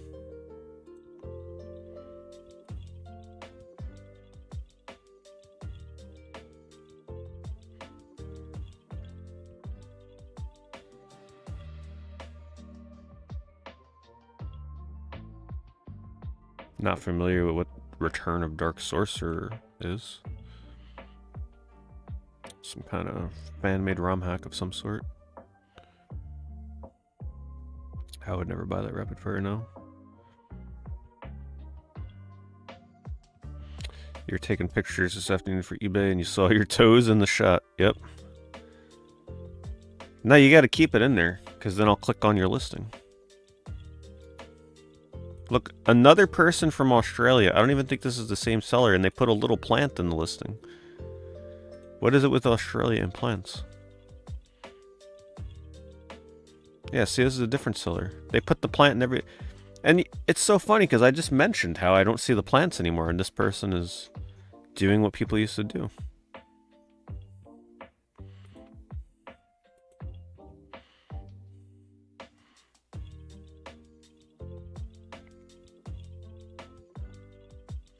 There was a seller on here, Killer, that used to take selfies with their games. I kind of miss him. I don't know what happened. It was like an older man, and he would use his like early 2000s Dell webcam to take a photo. Like he'd hold the game up and look at... He wouldn't look at the webcam, but he'd like hold the game up, and you can see him in the background looking straight at the camera pretty much. And then he stopped listing. We used to see his listings every week. So hopefully nothing happened to him.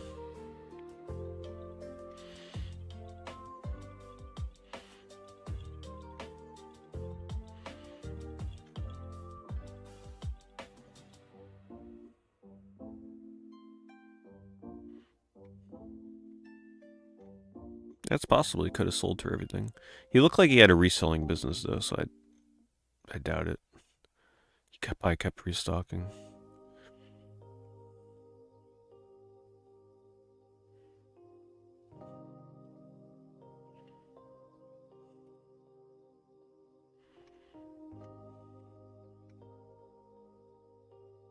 These things are so cool, by the way. I love these crystal.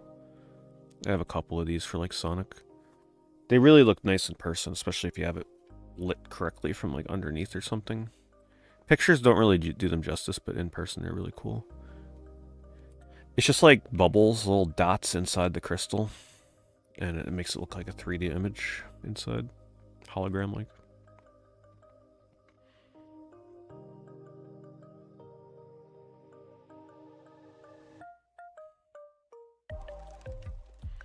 Do I have Mega Drive Classics?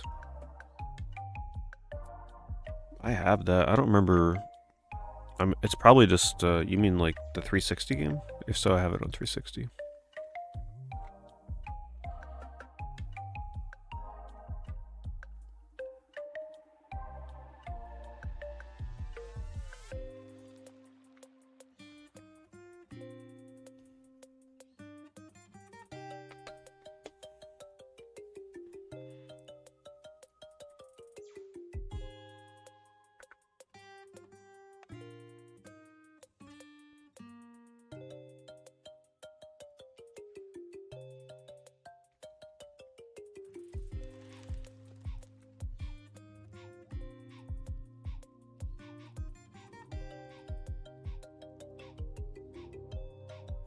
Don't take photos backlit, because this is what happens. Stay away from windows. You can't even tell what you're looking at here.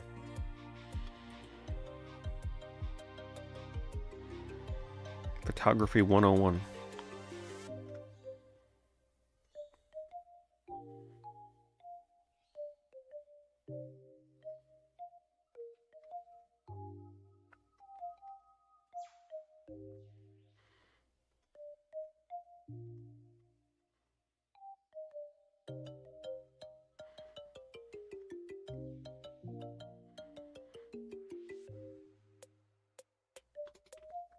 Now, what could this be about for a Game Boy game?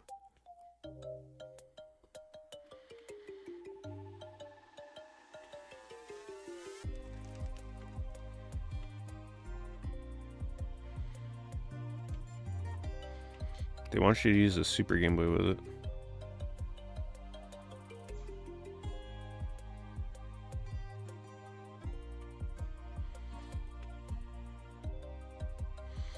I've played Sheep Raider a long time ago. It's a good looking game, one of the better looking PS1 games.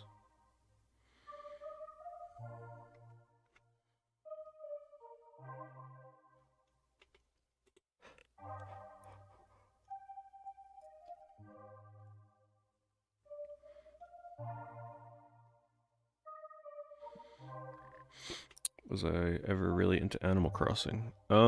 I was really into Animal Crossing on GameCube when it came out, because it was so different.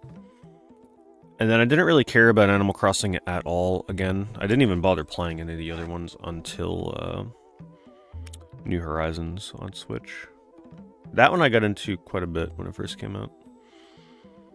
I was like super into it, and then I just dropped it like a rock out of nowhere. But it was fun. I enjoyed what I played of it.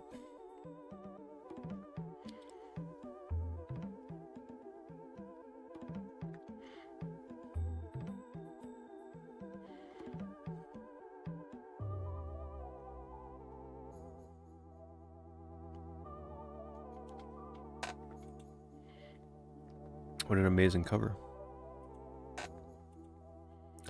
I assume this has definitely got to be a Winnie the Pooh game we got here. I know we got at least one Winnie the Pooh game on Game Boy Color, but I don't remember what it looks like.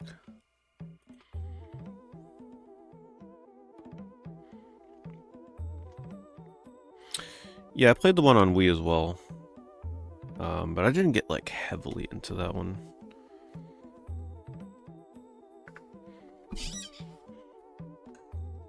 Even got it with the little voice thing, that the mic that it came with.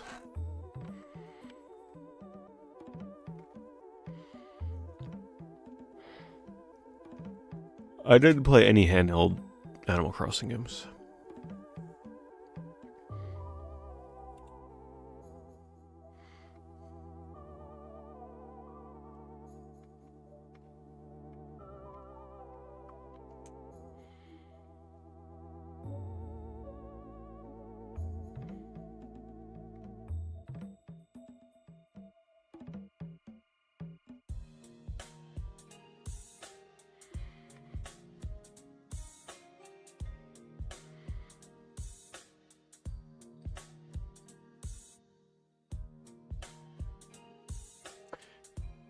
It's just unusual. Like, I don't remember ever really seeing the cover for Resident Evil 5 on Xbox One much. Gotta be a little more on the uncommon side.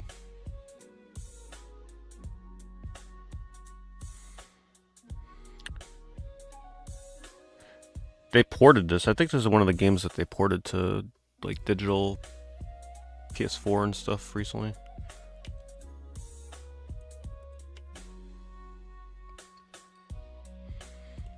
quite an interesting cover.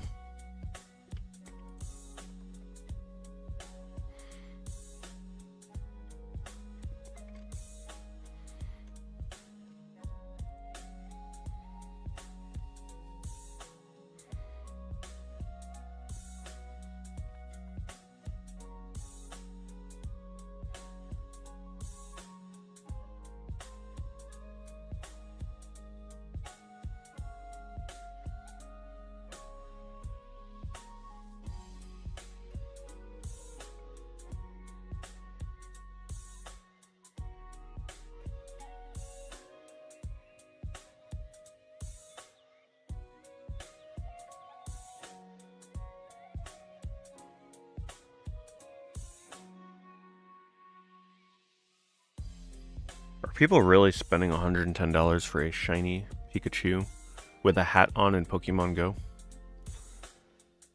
There's no way.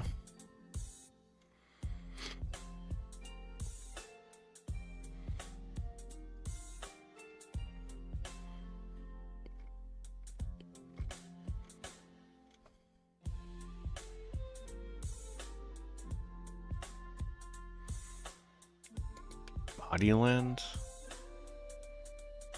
Oh, it's like a theme park for the body.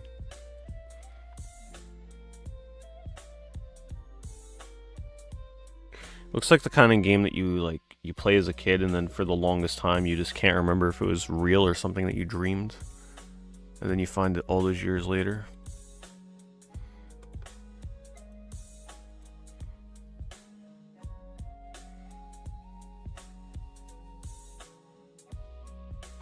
Yeah, people used to sell Diablo 2 and MMO characters all the time. That was definitely prevalent. Especially Diablo 2, I remember that.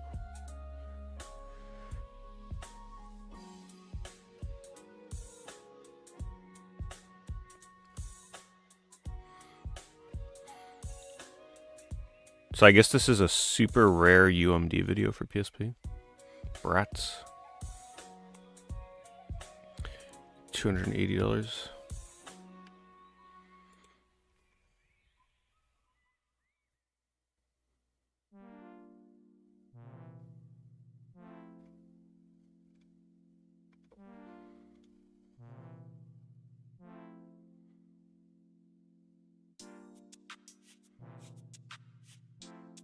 Shogo Mobile Armor Division.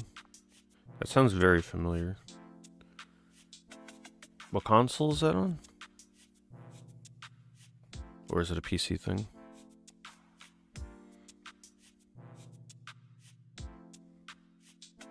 Yeah, I think there's two ET games on the Game Boy Color. I think there's only one on PS1 though. I could be wrong. There might be more. One other one maybe.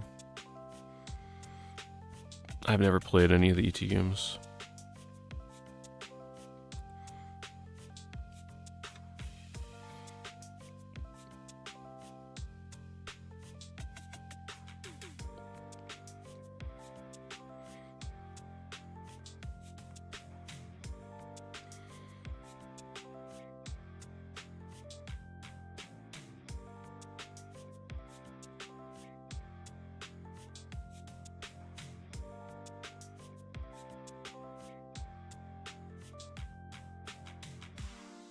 It's a pretty cool PS1 import.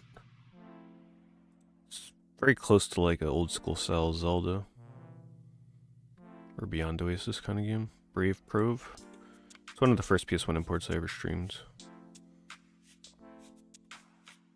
Pretty playable without knowing Japanese.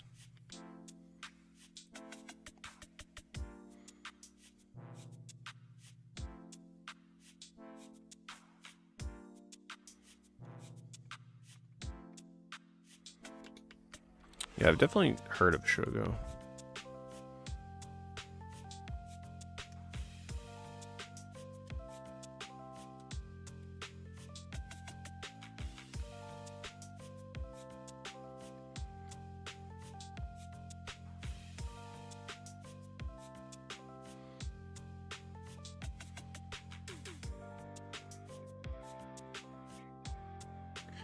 Did they ever port this to GOG or Steam or anything like that? Is it from the same developers as Subterracore? I've seen Subterracore before.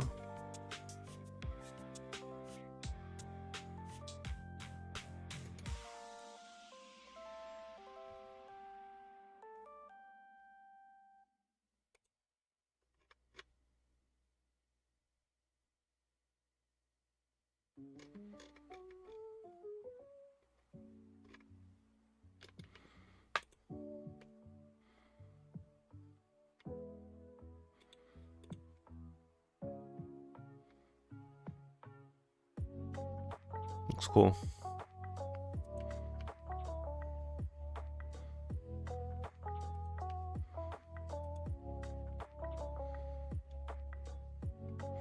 $600 for Yokai Watch 3. Some people swear by this game.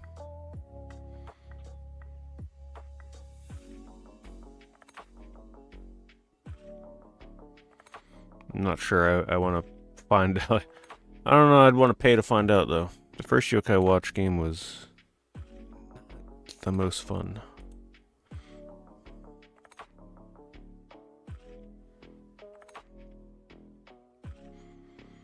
I have not played Sega Sonic the Arcade. The only one I've played is Sonic the Fighters, which has a very, very minimalistic arcade machine, to say the least. You can actually watch me play that if you are a member of my channel. The last convention I went to, they had an arcade cabinet for it in their arcade section, and I was able to play it.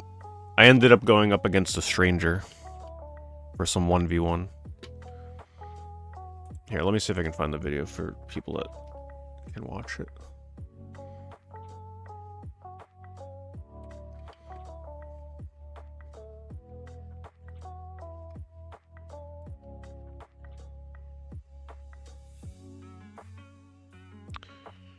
Let's see. I think it was this one.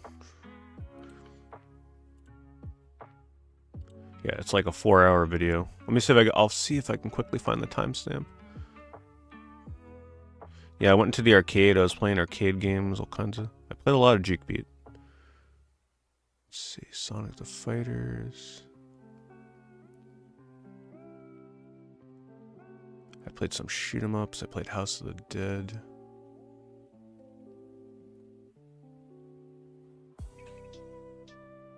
Is that Sonic? There's Sonic. Okay.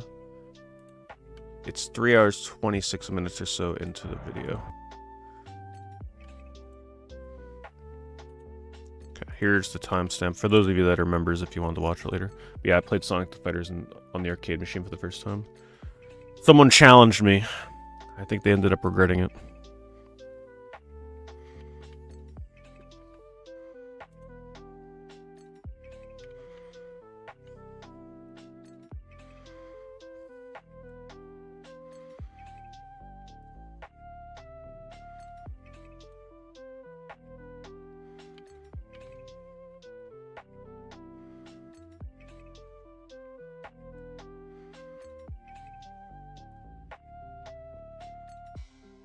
Yeah, the best version of Sonic the Fighters is honestly the one that they released on Xbox Live Arcade, because that also had online multiplayer, and that was a really good version of the game.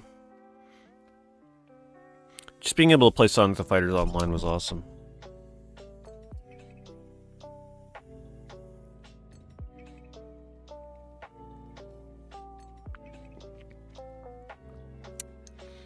Oh, thank you, Sneed. Thank you very much for joining. You got a lot of videos like that one you could check out. Hope you have fun. Last game I bought on eBay. You'll find out soon. I've been stockpiling packages for a mystery unboxing video.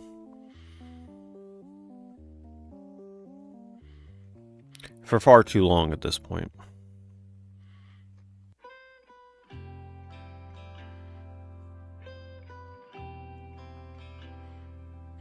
Yeah, for those that are unaware, this Wii Party game is now like $80 or something ridiculous. The game's getting expensive.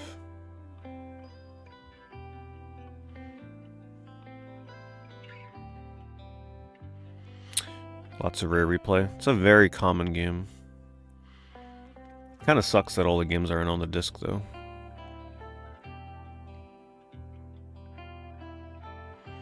Don't I worry about a game having a bad disc? No, not really. It's the chance I'm willing to take. I'm not the type of person to return something anyway. I pretty much just eat the loss. Unless it's something super expensive or something. Just gotta deal with it. I'm not one to raise a fuss if I get a game that is not in the condition that I thought it was gonna be in. It is what it is.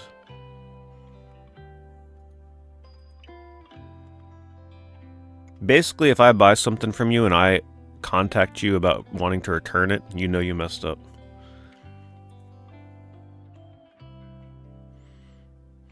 There's a musician trapped inside everyone. Turns your mouse or joystick into a real musical instrument. Wow, ahead of its time. Harmonics. $10,000. Prototype game. Man, this would be fascinating to play. Holy crap. I wonder if there's a way to play this abandonware website, maybe?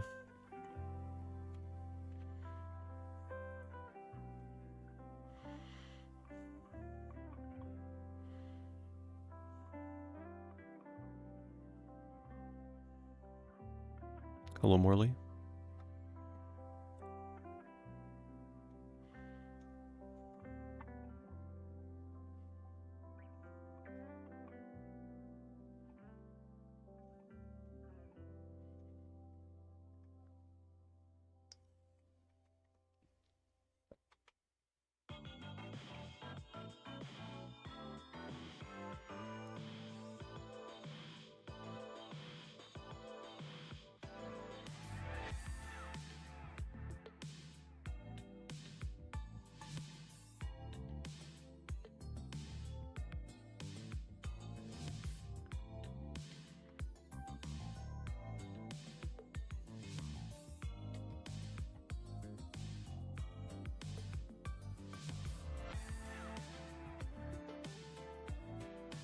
You went to your first expo? Well, congrats. They're a lot of fun once you start going to them. Did you run into anybody cool while you were there? Did you pick up anything good?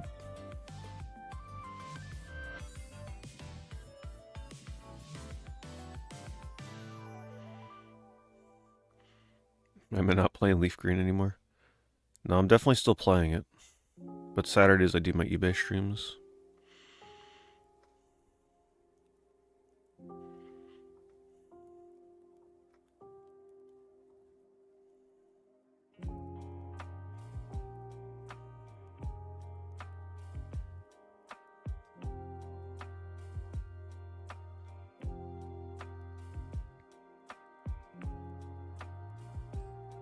Oh yeah, no problem.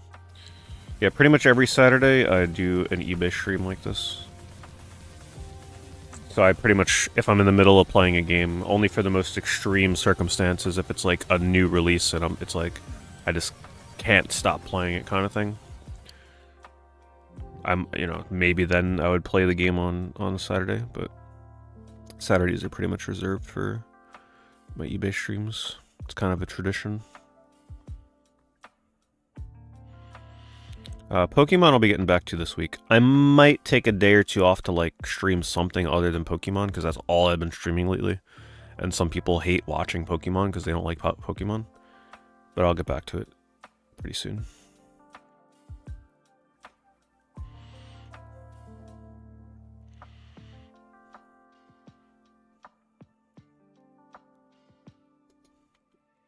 Full cast autograph. Street Outlaws. I can't imagine this would be too desirable. And they had them sign a sealed copy? No. You don't do that. You could already see the problem with that. Like, look at the plastic here. You can barely see that person's signature. And over time, this paint marker will start to get very brittle, and once the plastic moves, it'll crack the paint. That's paint. It's essentially paint. paint marker.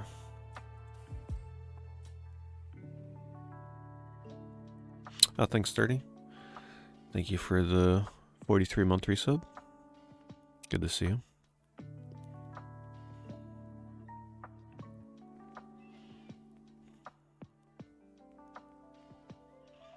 Just cracked open a Pepsi and Pepsi Man scrolls past. I'm telling you, eBay is weird like that. Can't tell you how many times weird occurrences happen like that. Alright. Let's do affiliate, and then I will open the package from Super Coolio.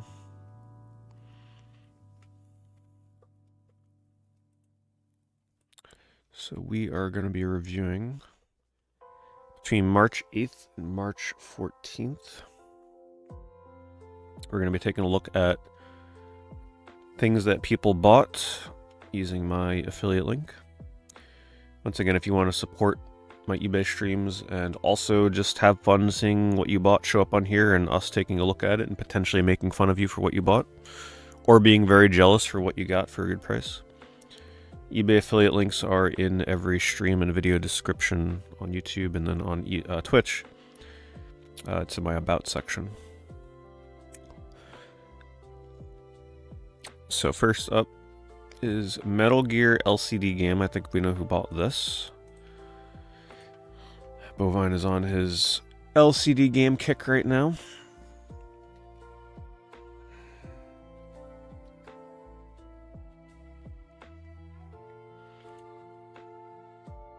Game Talk.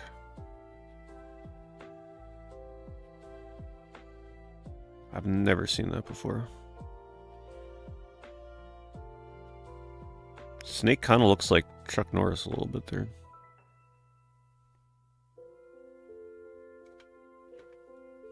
The hardest thing with these is just getting the battery cover. PC Engine controller, fully working, $35. Not bad. A replacement hinge for a Nintendo 3DS for $8.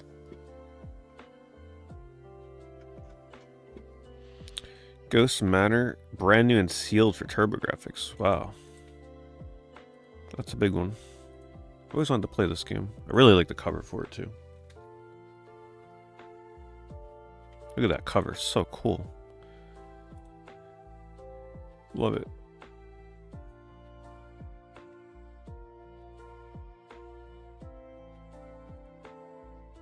Sealed, huh? This feels like an incredibly good deal, gonna be honest. Just getting this game unsealed is hard. They paid $2.95, so best offer accepted.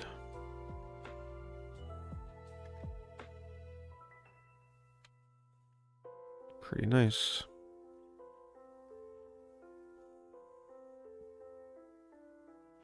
One-month Xbox Game Pass Ultimate membership for existing users, $18.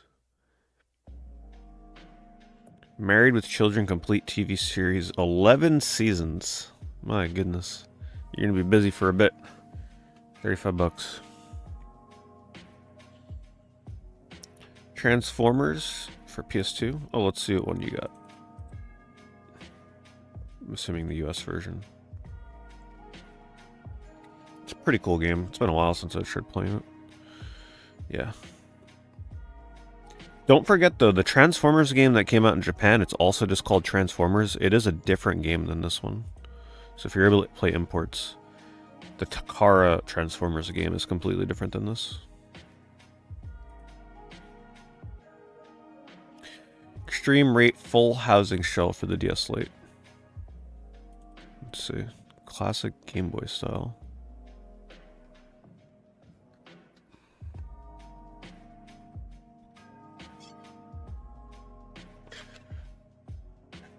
Wow, that looks cool.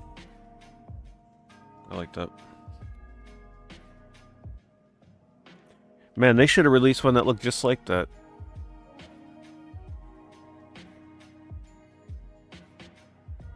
I just love how the buttons and the gray color match the Super Nintendo. Simple. Simple. Not too over the top. Juvenile 400 Degrees with a Z. CD brand new. It's been a while since we've seen rap CDs popping up. The collectioneer used to buy them all the time. Maybe he's back.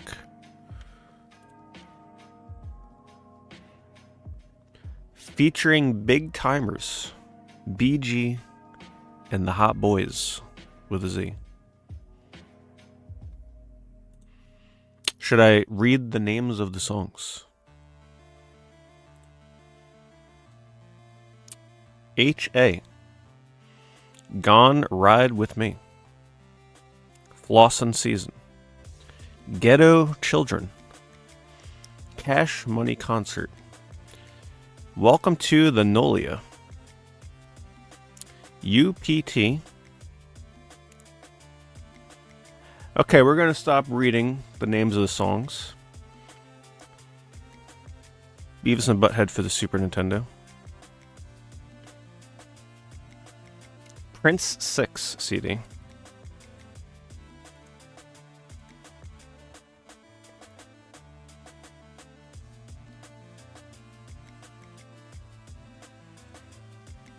Oh, 6 Prince CDs, that's what they mean. I don't know, I guess they deleted the rest of the title because I had an emoji.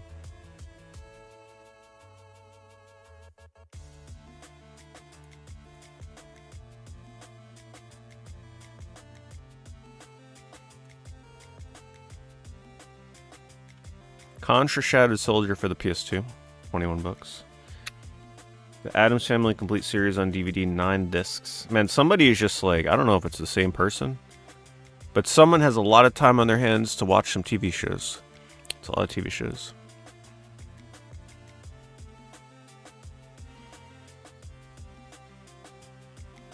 Final Fantasy 2 for the Super Nintendo, instruction book only, $27.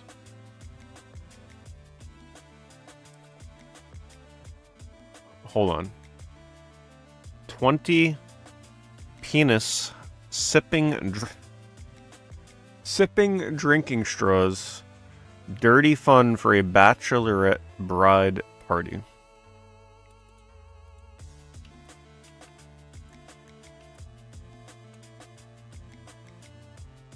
I don't think the person that bought this will be revealing themselves.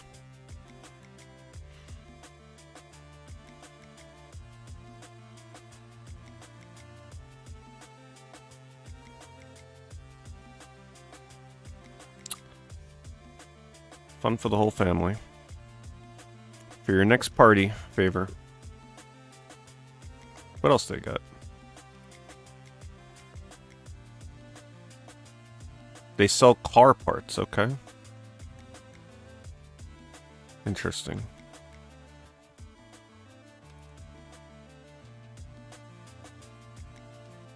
Series X wireless controller in black, 50 bucks.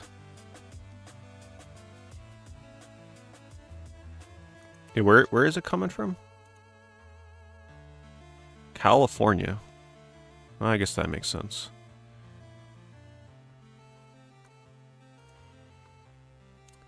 Nintendo DS Lite handheld system. For parts and repair, 38 bucks. Eco for PS2. Boy, we got an all-star affiliate listing for this week.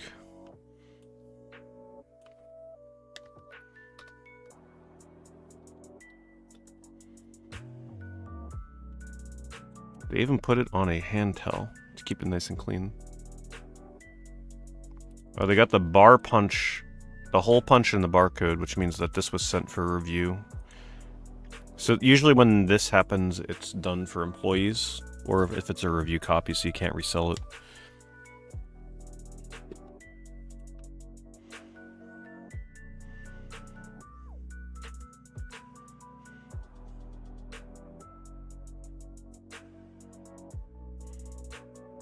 Ephemeral Fantasia for PS2, 13 bucks. That's actually a really good price.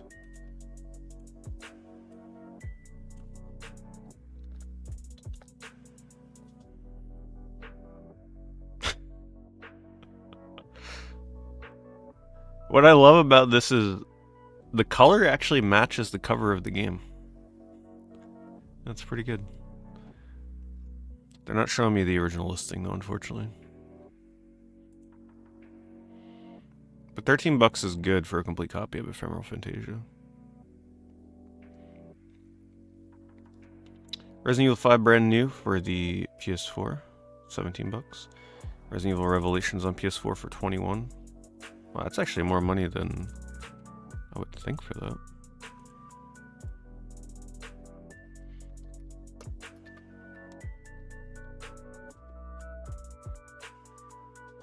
$50 sold. I played this last October. It was okay. It was like a solid 7 out of 10 kind of experience. You could definitely tell that you were playing a port of a handheld game, but it was competent. Except for this one area that drove me crazy. And Juvenile. 400 Degrees with Jay-Z, Lil Wayne, and Big Timers.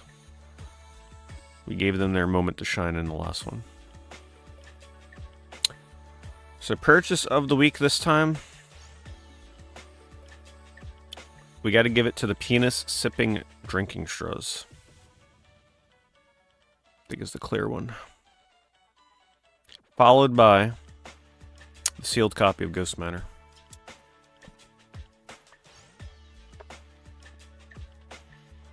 So thank you to everybody that used the affiliate link. Appreciate it as always.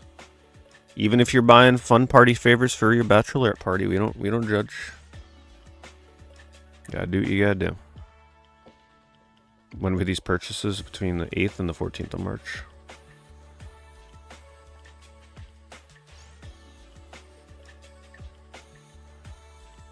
Now, I want to know if this person bought Eco because the UPC was punched. Or if they bought it because the price was maybe reasonable.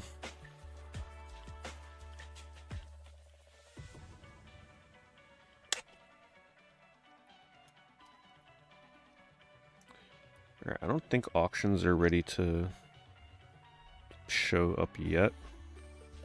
So we can do... Honestly, it's been a while since we just did a PS2 search.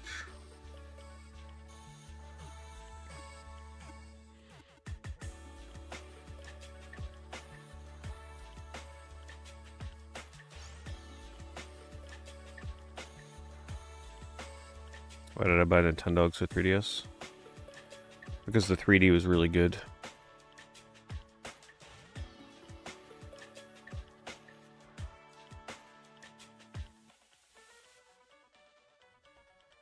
Alright, before we do that though, I got a package to open up that was sent to my P.O. Box.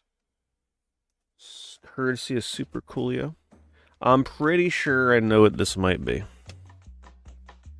Pretty sure. I could tell by the weight and the bulge in the package.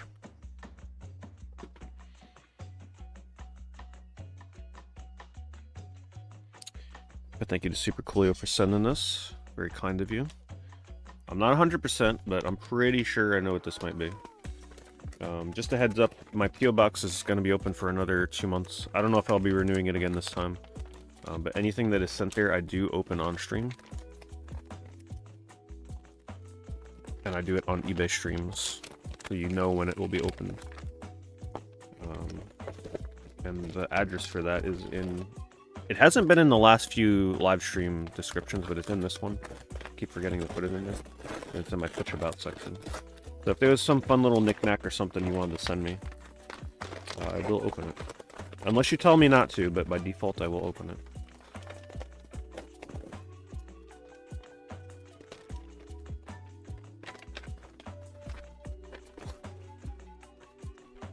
A very interesting Amazon envelope. I haven't received one like this before.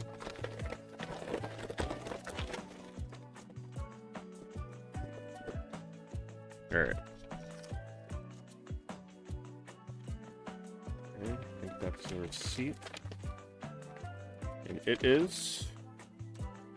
Oh my god. Okay, it's not actually what I was expecting. That's surprising. He's gonna make me have to play Metroid. Wow, that's a shocker. I was not expecting that. I will tell you, Super Coolio, this is not something I would have bought anytime soon for myself. So I appreciate it. We finally get to see how annoying the NPCs are. And it's not a game key card. Still, I dodge owning a game key card. I knew it was a Switch game. I could just tell by the... You could feel it in the package. Someone just mentioned wanting to play that. Well, there you go. Yeah, I didn't... Honestly, I didn't want to buy it when it first came out. It was just like... I didn't want to take the chance for how much this is. So I guess I'll find out if it's for me or not. I appreciate that very much. I still hate what they do with Switch covers with that text on the bottom. It's so ugly. Put that on the back. You know what I mean? This stuff down here on the bottom. Just, I don't know what they're thinking with that. Let's put it right back here.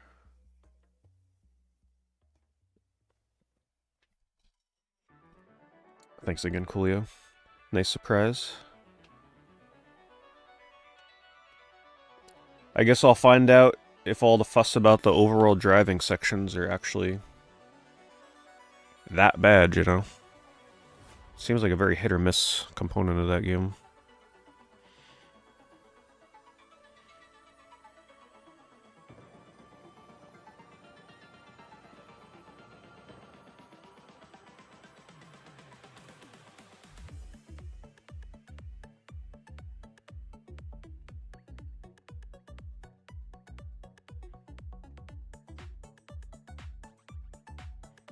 Some people say it's better than Prime 2.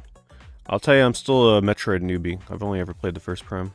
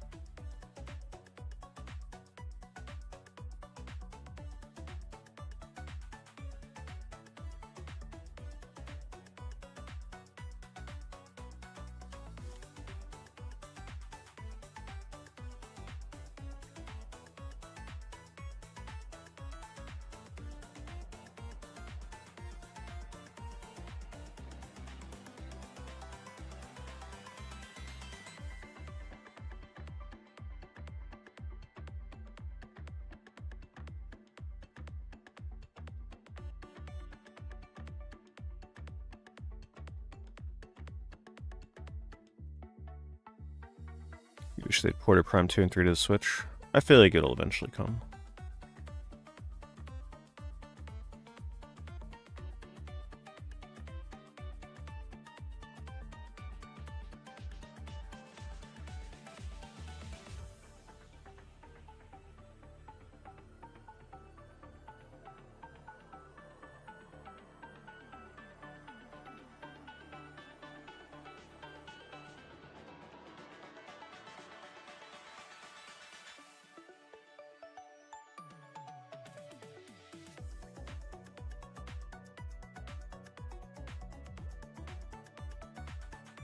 God, that reflection.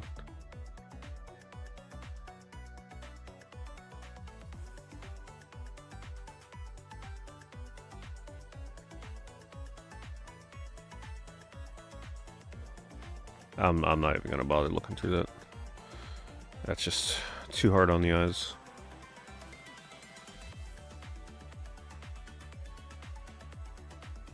Any speedruns in mind for the future? I mean, I'm always on the lookout, but believe me, there's been a lot of games I probably would want to speedrun, but the question is more so, is it a good speedrun for streaming? Because I don't want to commit to learning a speedrun anymore unless it's something that I know people are going to watch for like many streams. So it's like, it's got to be worth the time commitment for me to learn it. For like the amount of content I'd get out of it.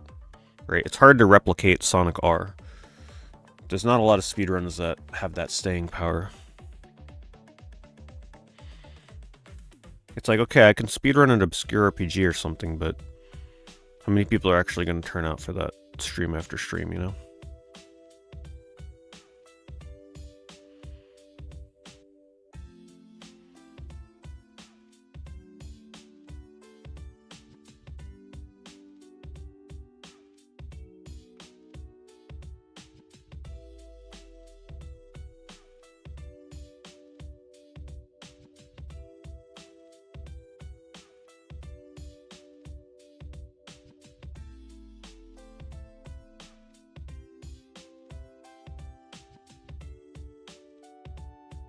That's a custom printed copy of Steamboat Chronicles.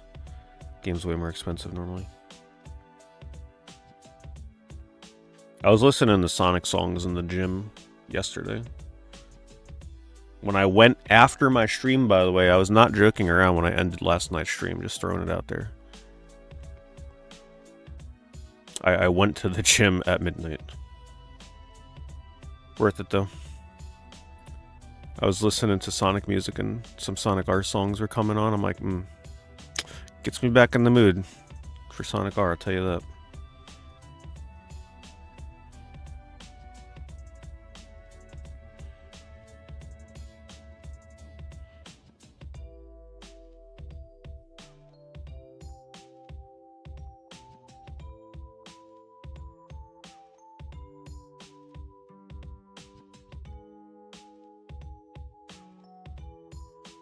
Now that I've actually seen Fight Club, I'd be interested in the game.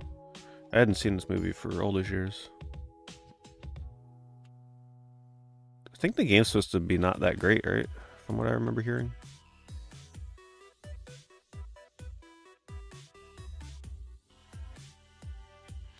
The real-time body damage sounds fun, though.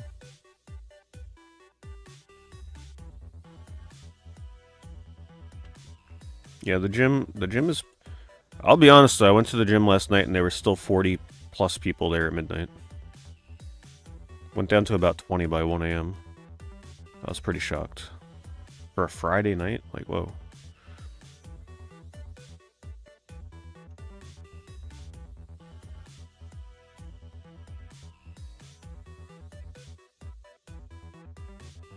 I did get good sleep last night though.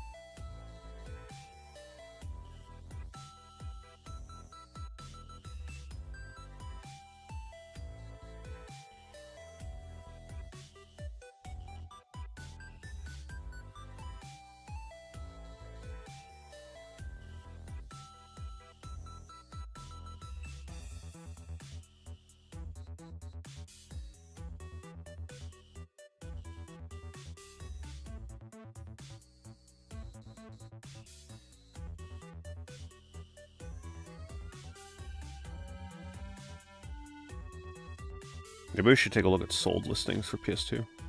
See what people are buying.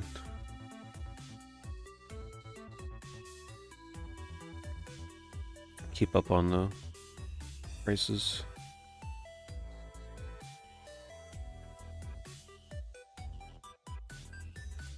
Oh, I am definitely not a morning person. I'm a little bit more now so these days, but man, I still not really a morning person, that's for sure. If I was, I would stream Nintendo Directs. Oh, someone bought Transformers for 28. The person that got it with my affiliate link got it for 20.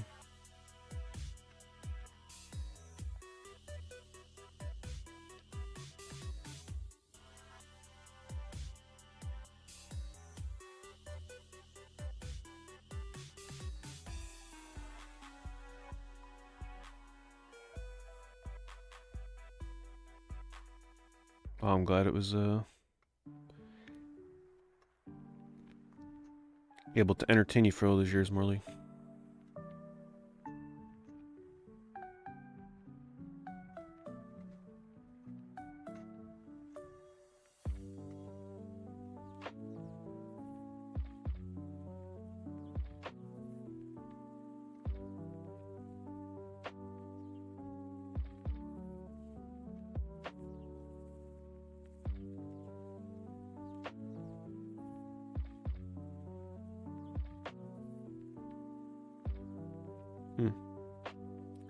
It feels like it's more than usual for the first outbreak. That might be going up in price a little bit. Used to be like 40.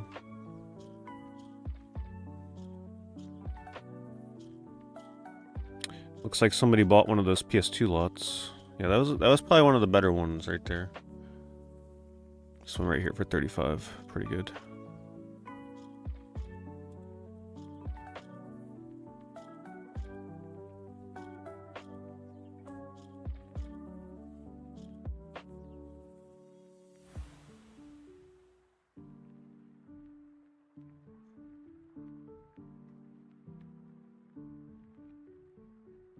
Yeah, I rented Outbreak. I barely remember anything about it. I did play it online. That's about all I remember.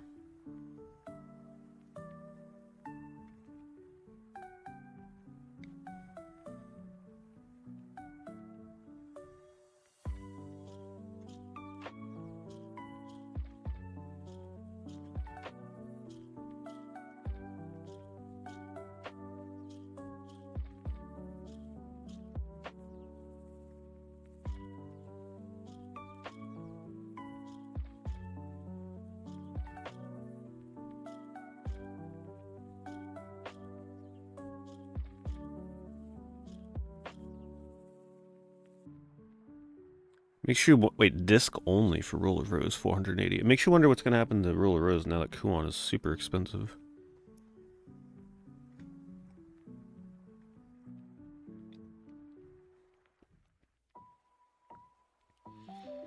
$480 for the disc though seems way more than it used to be already.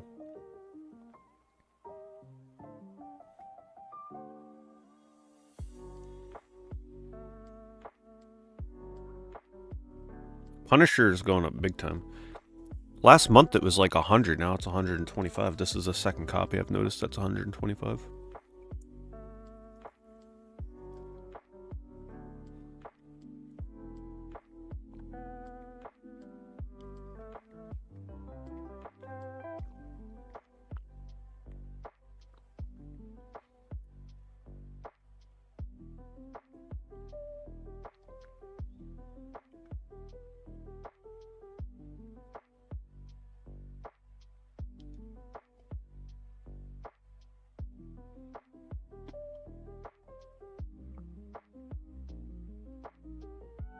Oh, because Punisher is in the new Spider-Man trailer? That might have something to do with it. Yeah, I don't keep up with superhero movie stuff anymore.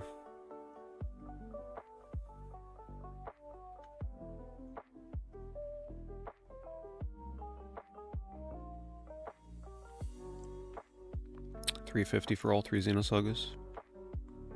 Actually reasonable. I think we saw that listing last week, if I remember it.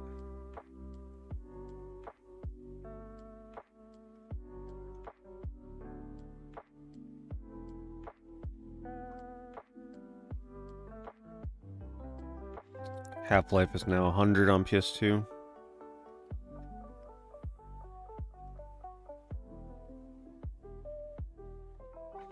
$27 for Greatest Hits Sly Cooper. Interesting how they changed the cover for the Greatest Hits. I can see why they did though, it shows off a lot more personality for this one.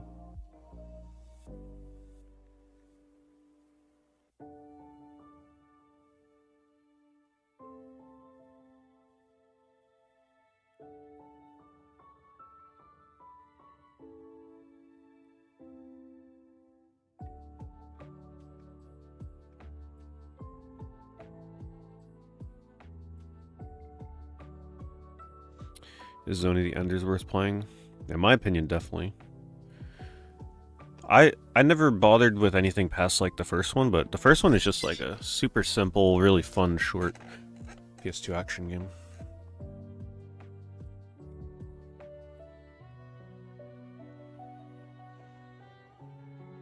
What do I think about playing defunct consoles online like Dreamcast? Well, I've done it with the PS2. And a long time ago with the Xbox. I think it's a cool idea. I love the idea that you can still play some of those consoles online. I wish more people did it. have a bigger community for it.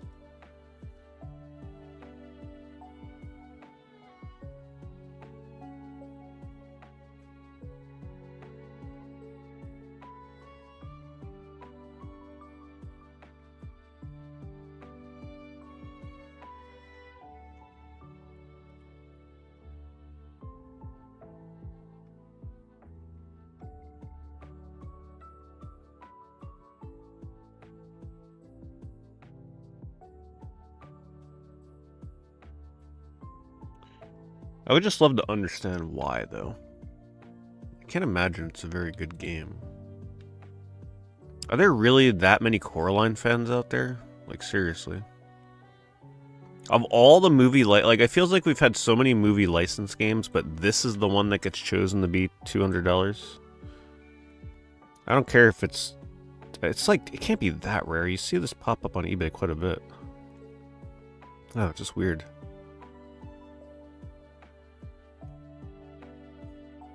It's very odd.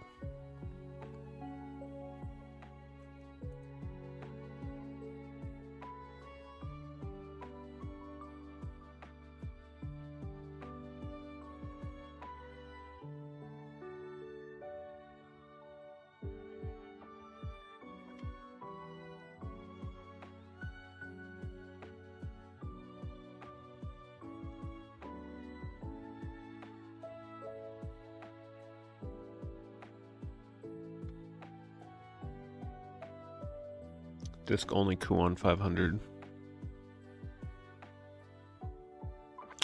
Coraline fans are crazy. Alright, I'll take your word for it.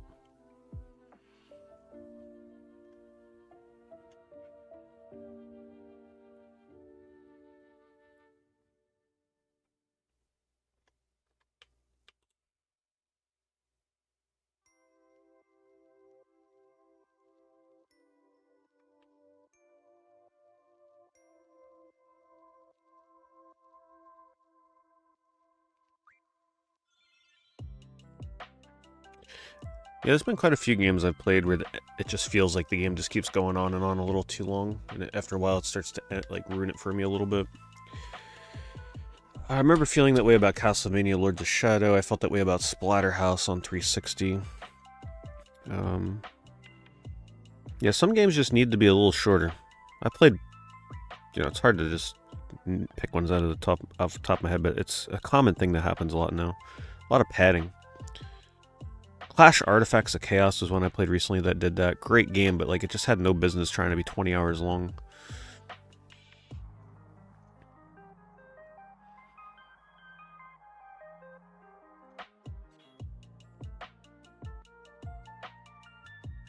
What the hell is that?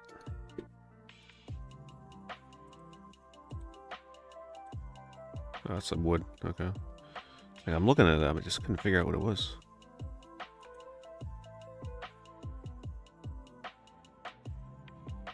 Am I getting the Yoshi popcorn bucket?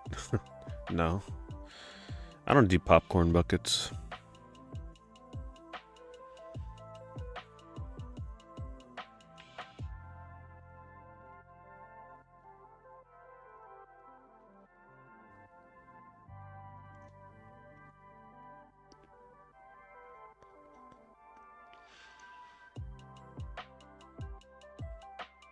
Yeah, no movie theater merch like that for me.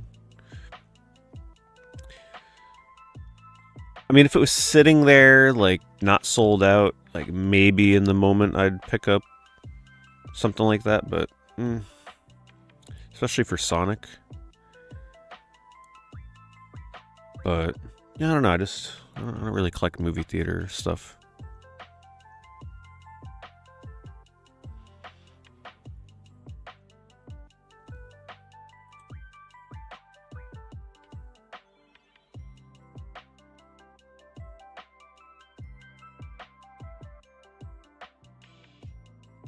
The original deal breakers why I didn't want to buy Prime 4. Well, mostly the price. And then the trailer that they released right before the game came out made me a little bit hesitant. The one with like all the chatty characters and everything.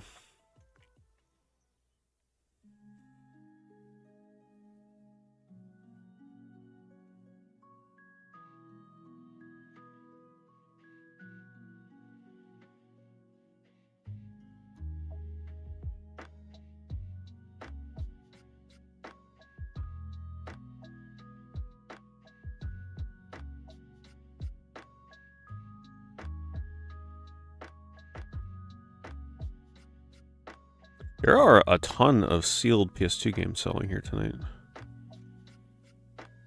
I'm like taking note of this. Someone's probably buying them to send them and they get graded.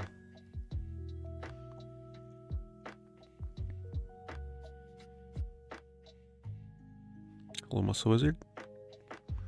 An Amy Rose bucket. No, probably not.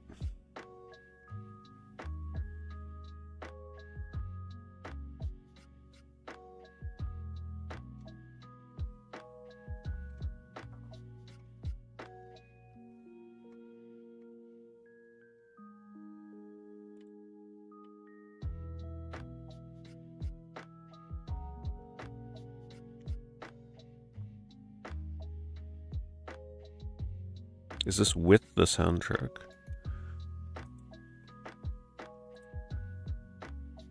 Yep. No, I still got a little bit of work to do before I get to Elite 4. Still got to beat 8th gym, and then I still got to level my Pokemon up to be appropriate level. Which will take some time.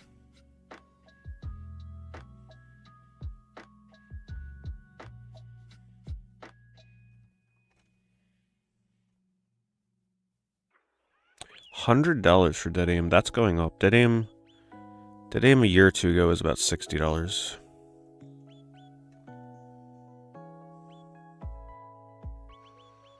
Obscure the Aftermath for $51. If that's the new selling price, that's also going up. Which apparently it might be. Yeah, Obscure used to be like 30, 35. Now it's 50.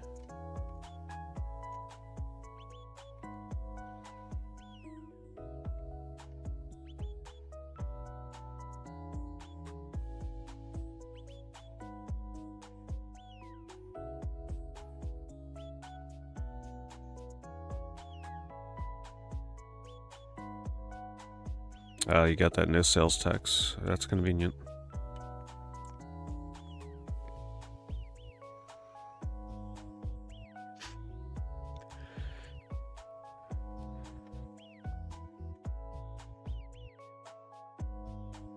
Somebody paid $66 for a complete copy of Xenosaga? Why would they pay double the price? There's tons of other copies for 30 bucks.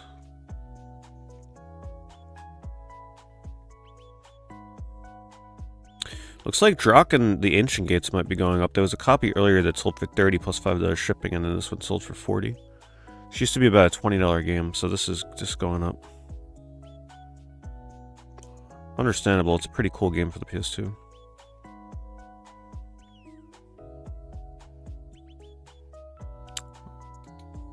So I got a pretty good deal here. Best offer accepted.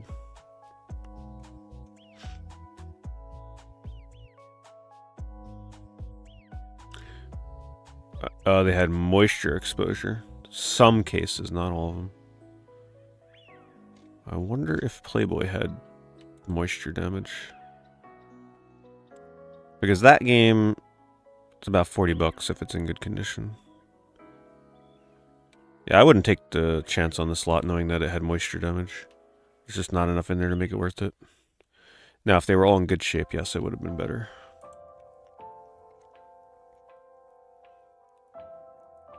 Wow, is that a Land Before Time ripoff if I've ever seen one? Holy smokes. For real. That's like almost blatant. That's such a dark movie, man. I used to love that movie when I was younger. It's so sad. If you watched Land Before Time when you were younger, you know. That movie was so brutal.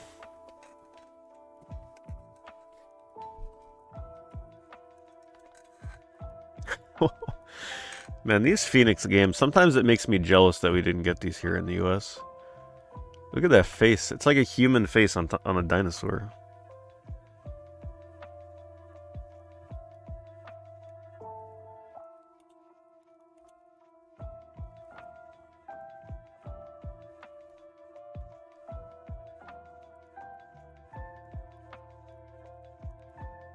This is a cool 3D platformer.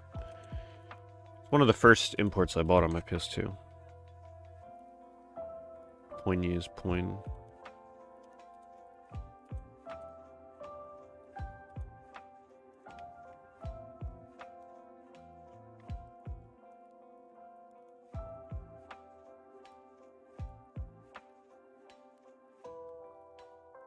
Yeah, the first one is great. I don't even really remember the sequels. The only one I remember is the original.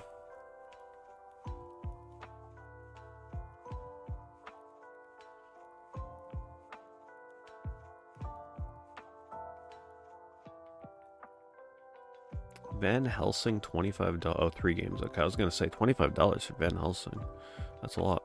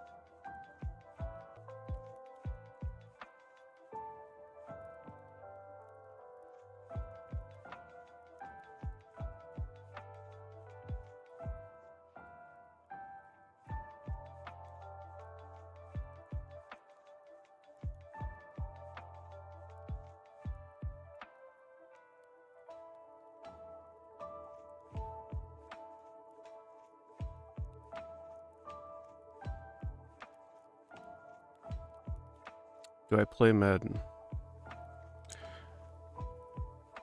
I have. Yes. Unfortunately. It was part of one of the games that I was forced to play during my PS2 roulette.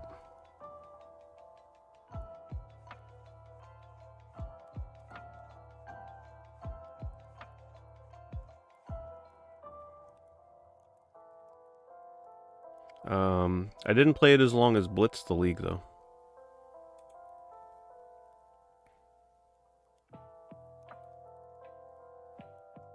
That one I was forced to play for like 25 hours. 25 hours.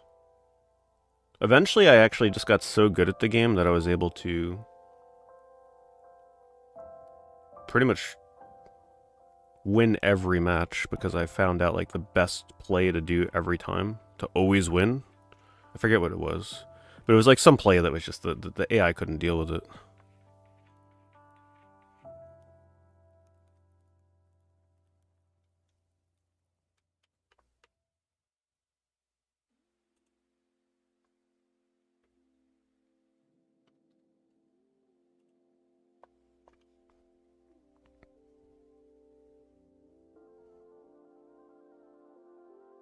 What does eBay refurbished mean for PS2?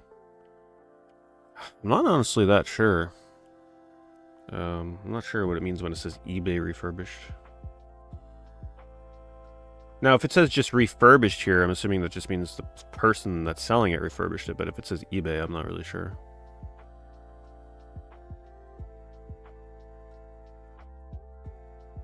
Maybe eBay, I have... Maybe eBay like verifies the seller refurbishes games in some way, I'm not really sure.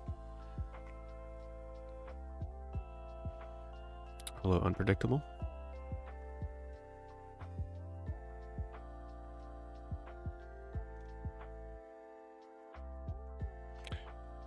No, we're just browsing generally. Right now I'm just checking sold listings on PS2 games, so that we keep a mental note of what games are selling for what. Some of them are definitely going up.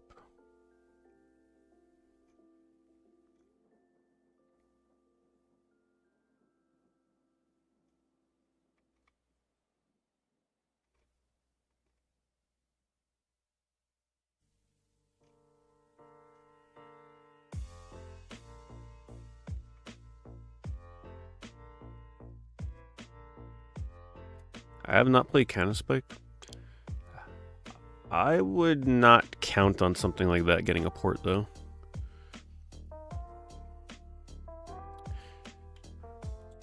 Capcom doesn't seem like the type to port that. Seems a little too obscure.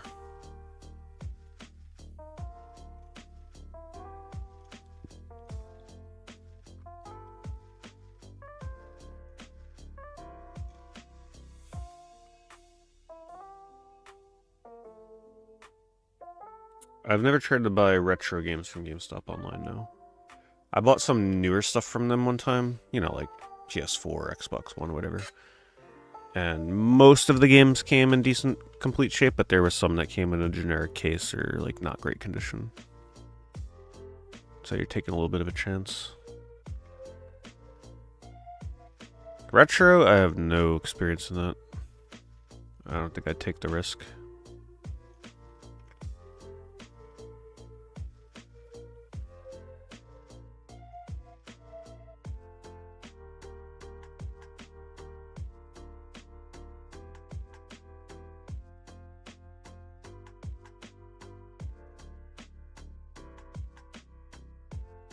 Jack 2, $35 for the black label version.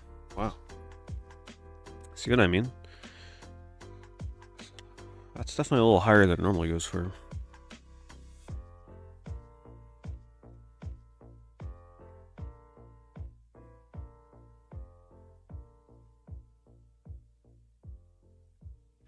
Just don't buy from GameStop Retro, it's horrible. You bought over 1,000 Sega Saturn titles in their site and all of them were loose. Oh yeah, that. I could see that happening. That's crazy. You bought over 1,000, you mean $1,000 worth, or you mean literally over 1,000 Sega Saturn games individually?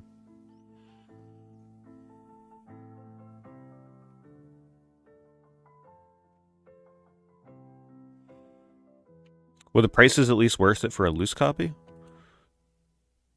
$1,000. I was gonna say you cleared them out on every Saturn game. Were the prices you paid for the discs at least like reasonable or not worth it?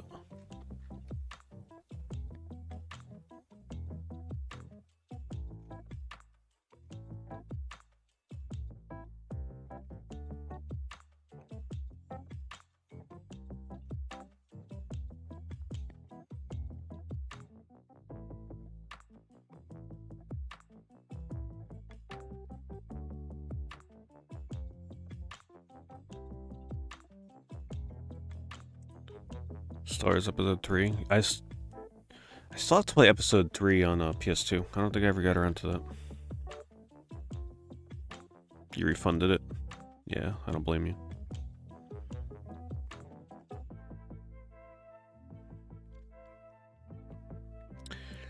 $30 for Sonic Unleashed PS2. Wow, that's a new high. I've never seen that game go for that much.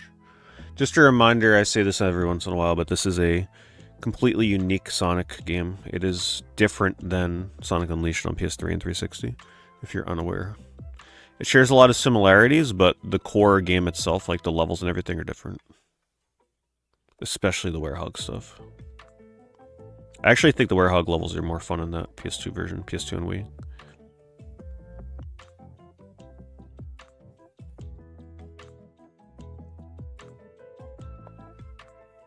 Yeah. Sonic Unleashed.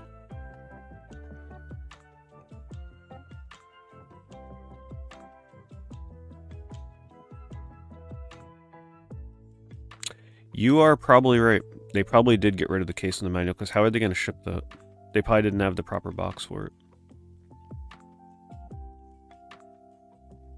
They, quote-unquote, throw it away and then find it in the dumpster outside of work when they're done for the shift of the day, you know?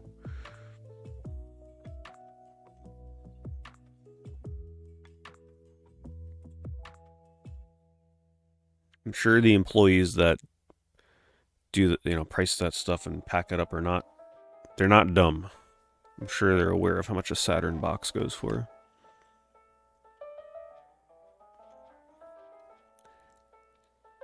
With a movie ticket. $40 for Ratatouille on PS2 because it has a movie ticket. The more you know.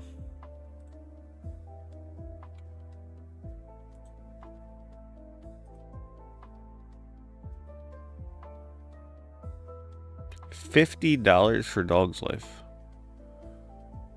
Man, there's some shocking sales here.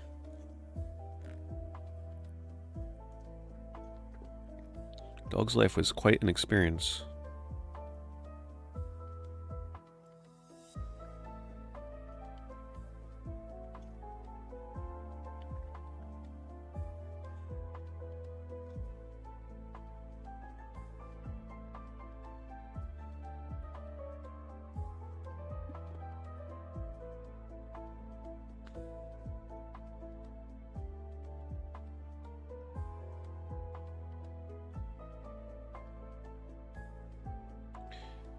Sly 3 with 3D glasses, $65. What?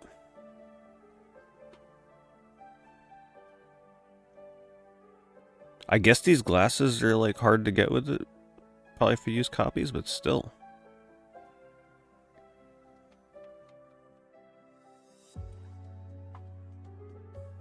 That seems like a lot for that.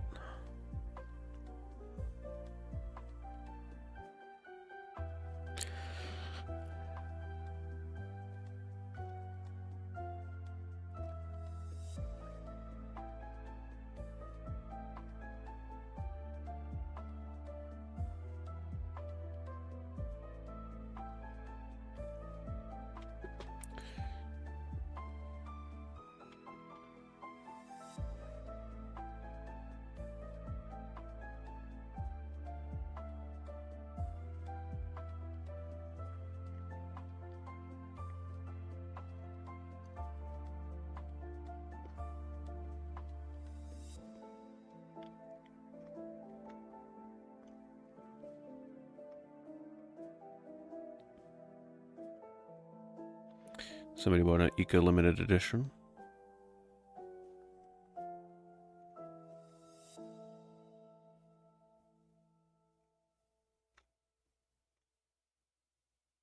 It's a pretty good price. Oh, no manual. That's why it's a good price. It's closer to $90 normally for Euro 4.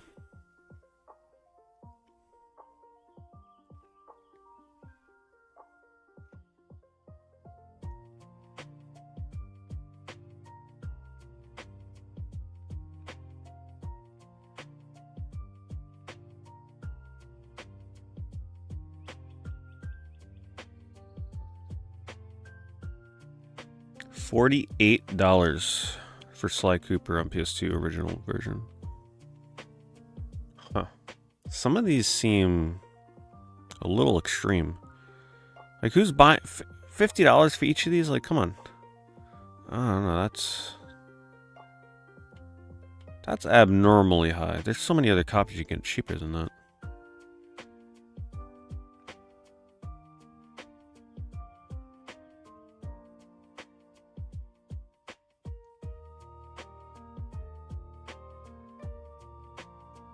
Evil Zone, it had a big price spike a couple years ago, and then it came back down. I think it settled back down to being like a $40-50 game. There was a time where it was about 100.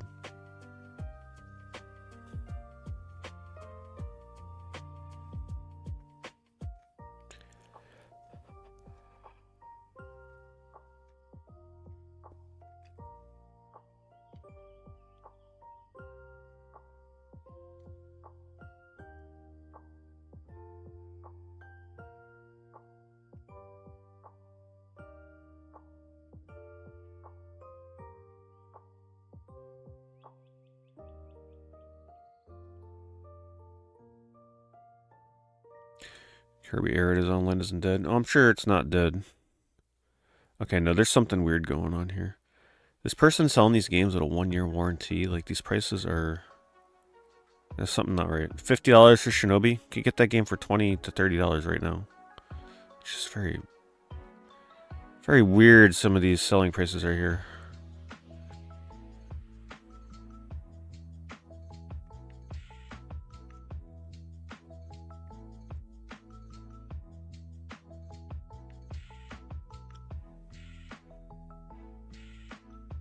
This is an Altered Beast PS2 game, by the way. I wish it was better. I didn't really care for it too much. It's alright. A little goofy, though. Look at these transformations.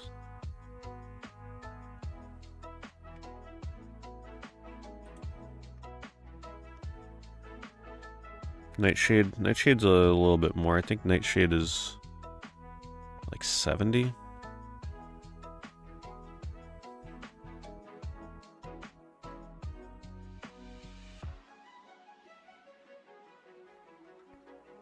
The Game Boy Advance Ultra Beast is also not good. Yes, I played that one a long time ago. I was very disappointed in that. Too cluttered, too chaotic. Just felt like it was just vomiting out enemies for you to kill. It just wasn't a good beat 'em up.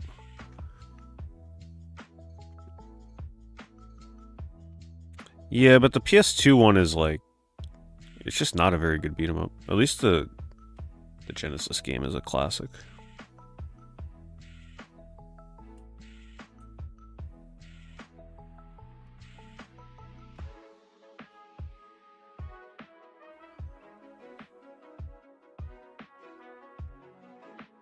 Oh, somebody bought the Trading Battle Godzilla game.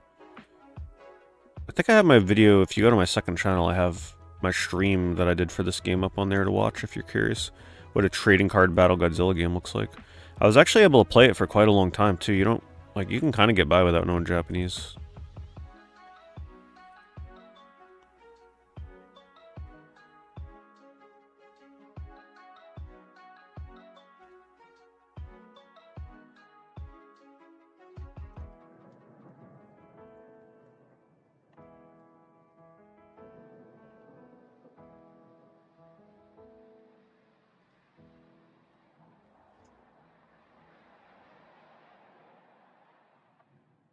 Sega series I like besides Sonic. The ones I like the most after that, probably like Panzer Dragoon, Outrun, Nights in the Dreams, stuff like that.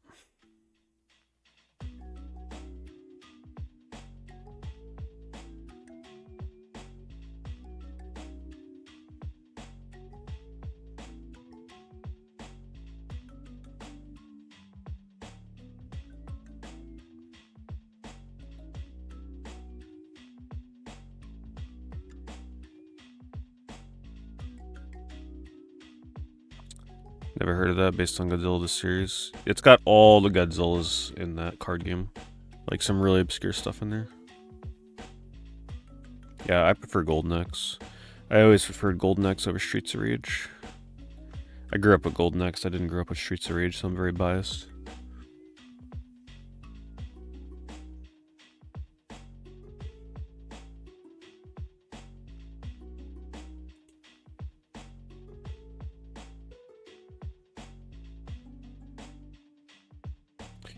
Yeah, you can track down my video on YouTube. You'll find it. Just search that game's name with my name. It'll probably pop up.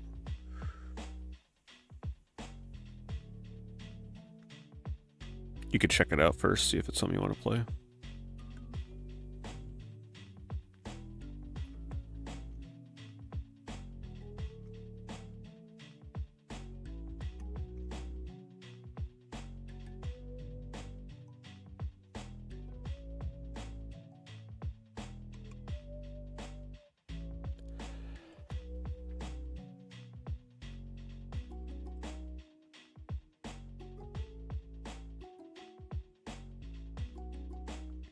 Yeah, see, I'm too attached to Golden Axe too.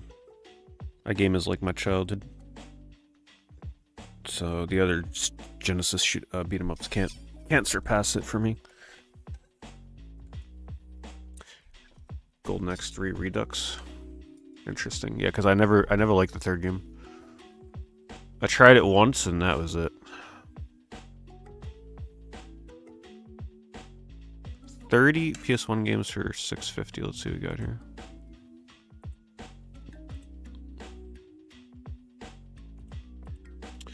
Skull Monkeys, Strong Start. Oh, that's a pretty good lot. I can already tell whoever bought this got a pretty good deal, probably. Let's see. Klonoa was in there. Damn.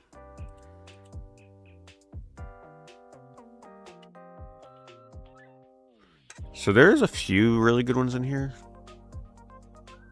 But a lot of the other ones are just very filler-esque. So this is worth about, let me see.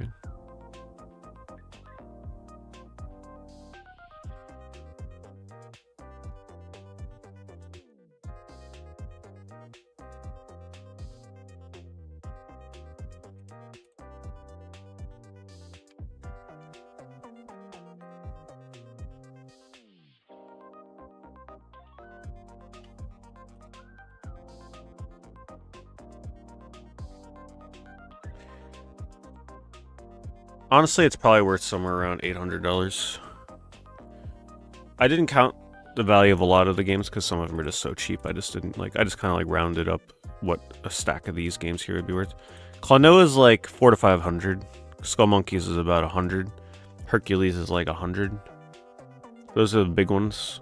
And then you got stuff like Medieval, Greatest Hits, Spyro. Yeah, you're looking at like 800 bucks. So they saved a little bit of money. Just the fact that it's a lot with Klonoa in it, you almost never see Klonoa in a lot.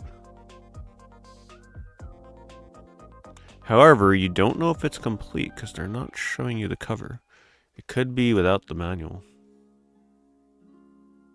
Oh, it does say all games complete with their manuals.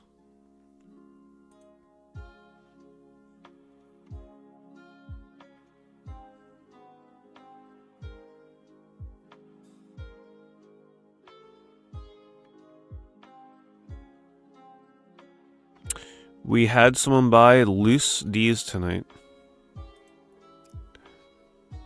The spice and variety of life, right? Like every eBay stream, you never know what kind of D we're going to run into. Tonight, it's a loose disc. No protection for these ones. Wow, they put it up on the big screen for you guys. That's a first. I've never seen somebody actually show it working on the console. Can actually get a reflection.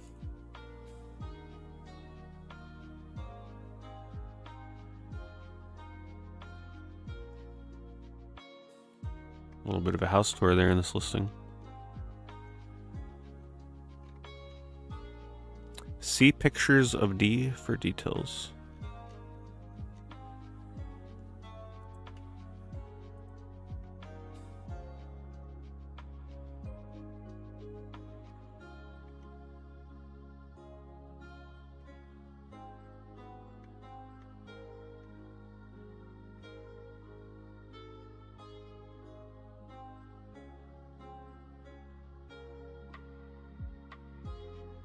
I had a Charizard. I got it from a flea market for 25 bucks. I can't remember if it was a base set 2 Charizard, if it was an original base set unlimited. I honestly can't remember. But I did have it. I sold it on eBay like 2 decades ago. For like $25. Back when Pokemon cards were not worth much at all.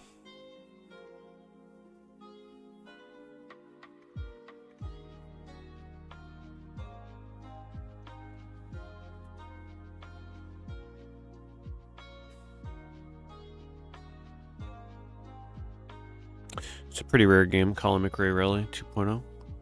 Code Masters, so you know it's going to be a good game. It's a lot more than it used to go for.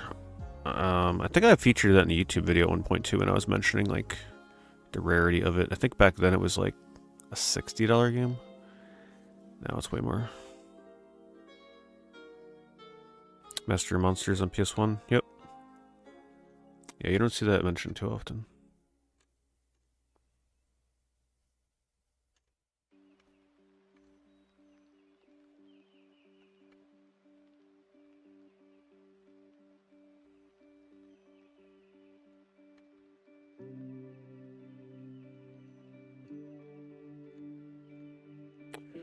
Let me change up the music here.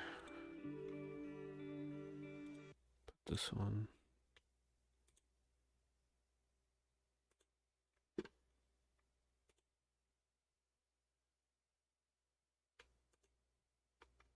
Oh, they got rid of it.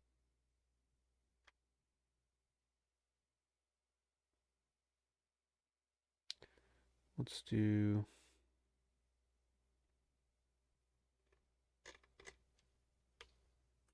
this one, I guess. A little Sonic music.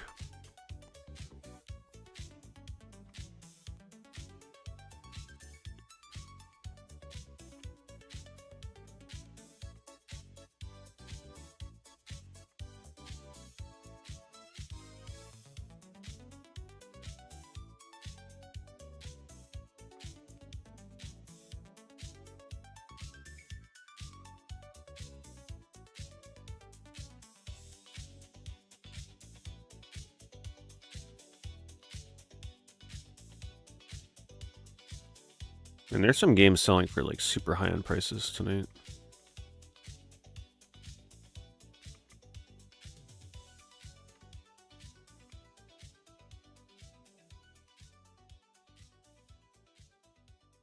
There's a lot of great Japanese PS1 games out there for you. The Japanese library is pretty crazy.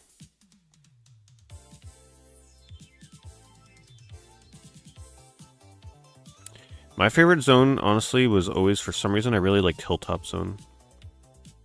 Because there were some really unique, like, one-of-a-kind badnik robots there, and I always really liked that place.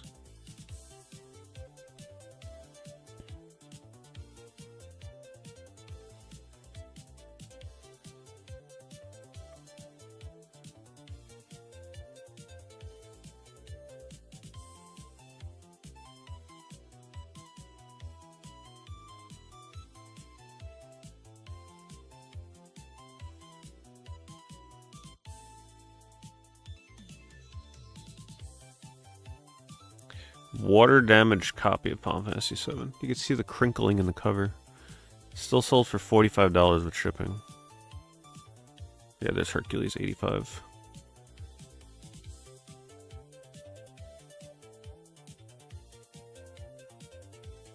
Somebody got Heart of Darkness in a PS1 lot for $25, which is great because Heart of Darkness now is like $70 to $80. So someone lucked out there.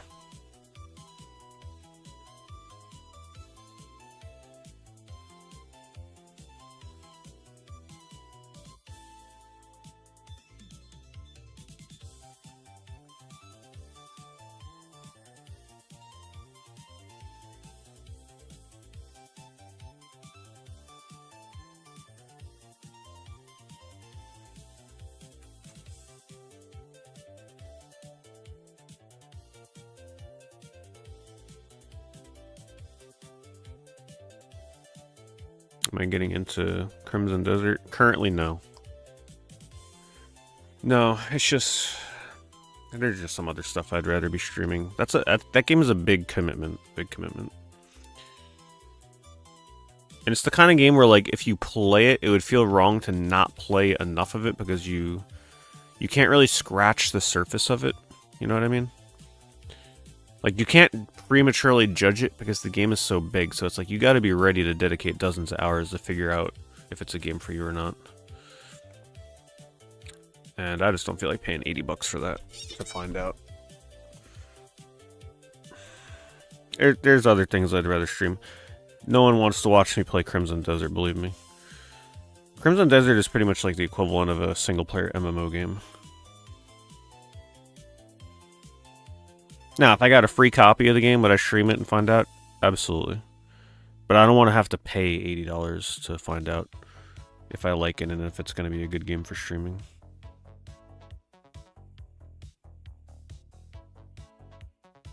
Like, could I reach out and try and get a review code for it? Probably.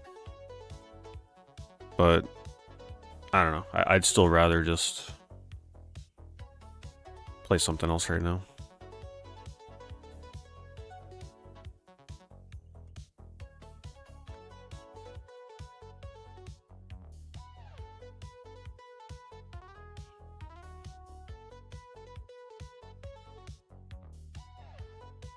Resident Evil 2 for $200?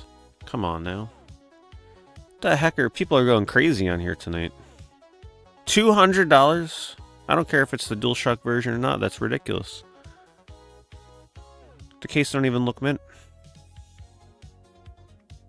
Man, there's some deep pocket people on eBay here tonight.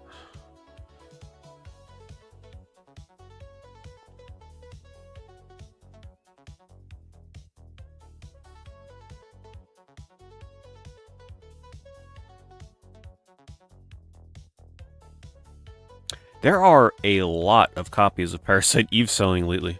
I think it has a lot to do with the fact that there's Parasite Eve clones that are coming out now, and they're kind of gaining some traction. So I think people are getting a renewed interest in Parasite Eve.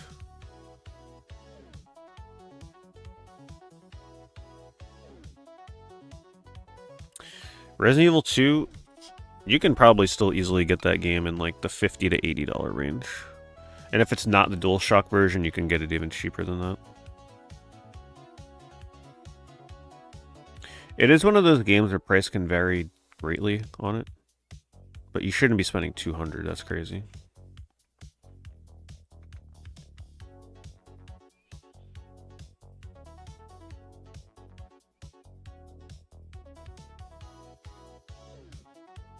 Hey, what's up, Lobby? Thank you for popping in.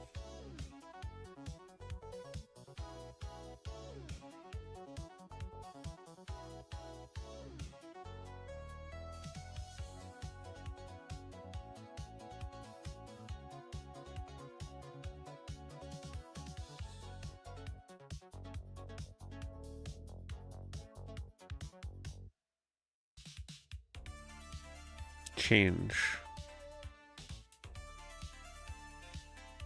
Somebody picked up some pretty cool PS1 imports, though, with this listing. Kaze no Natsam, that's one of my favorite PS1 imports right here. That's the game where you play as a hot air balloon and you control the wind. It's actually a really good game.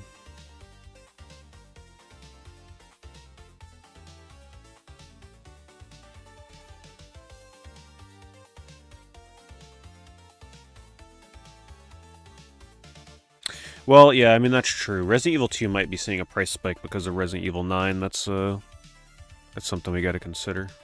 That'll be temporary, though. There's no way Resident Evil 2 will have a staying price spike like that. It's just a little too common. It'll come back down when the Resident Evil 9 hype dies down a bit.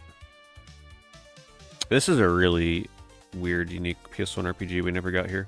This is a underwater mermaid turn-based RPG. Mermanoid, what an amazing name. I do have this. I think I tried streaming this a long time ago during like a variety stream.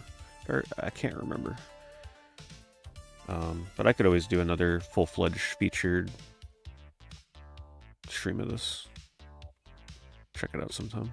I've been wanting to get back into my PS1 imports at some point. Got so many games to go through still.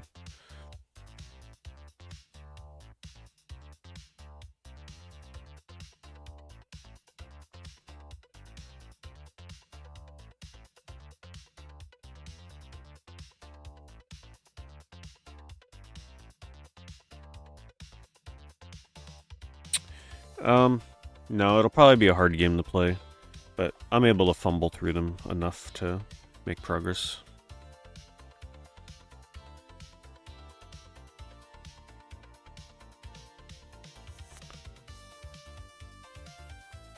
Wow, people are now paying $100 for Heart of Darkness with the glasses. And I mean, I knew this day would eventually come. Heart of Darkness was always just completely slept on. That game was $20 for like the longest time. It finally is getting the recognition it's deserved all these years. More people are finding out about the game.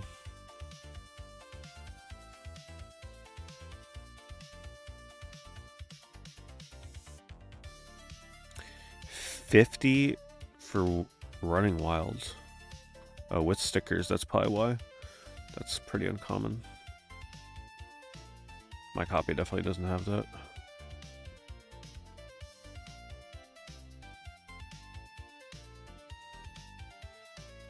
I caught a shiny Chansey. That definitely wouldn't happen, that's for sure. It's like winning the lottery of Pokemon. Riven on PS1? No, that's like a $10 under game probably, if I had to recall. It's super common, nobody ever really goes for it on PS1. What's Mist? Do you really not know what Mist is? Coolio?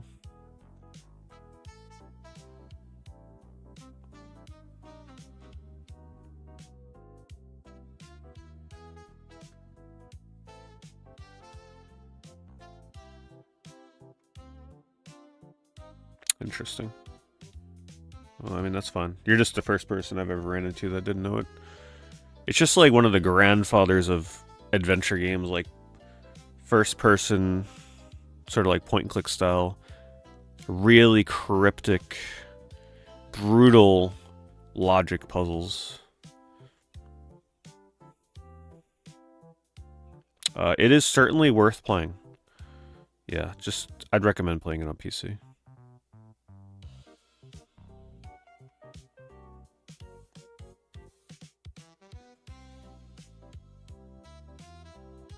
Yeah, I mean, if you're in the puzzles, Myst is like the king. There's some brutal stuff in that game.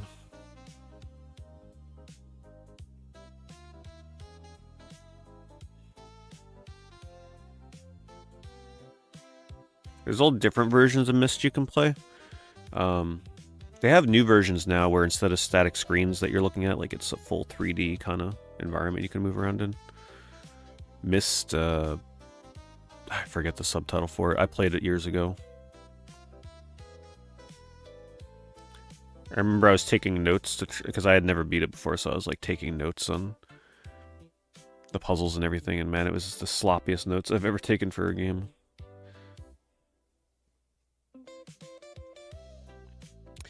$60 for X-Files on PS1. Okay, that's definitely getting a little more pricey.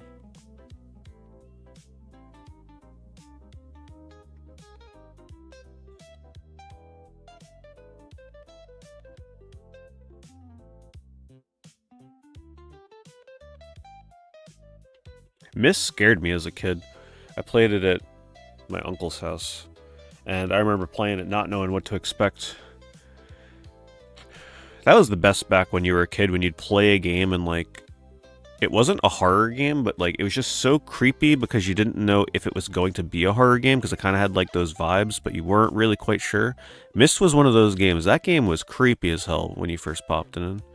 I remember the portrait that comes to life in the mirror or whatever that talks to you. Scary. Oh, thanks, Sneed. Appreciate that very much. Thanks to Super Chat. Plan on selling off most of your collection. Should you hold on to the cartridge-based games or disc-based games the most? Well, it would depend on the console. If I were you, I would just say hold on to whatever means the most to you. Whatever your favorite console or games are. But if you really want it to come down to cartridge or CD, I would hold on to the cartridge just in case. You never know if disc rot ever really becomes a prevalent thing. At least you sold your CDs before they stopped working, right?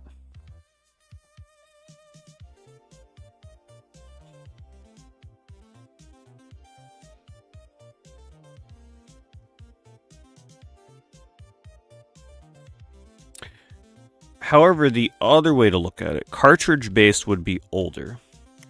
And a lot of CD-based stuff potentially hasn't reached its peak pricing yet because that came later, right? So, like, I don't know. There's different ways you can look at it. It really depends on the consoles.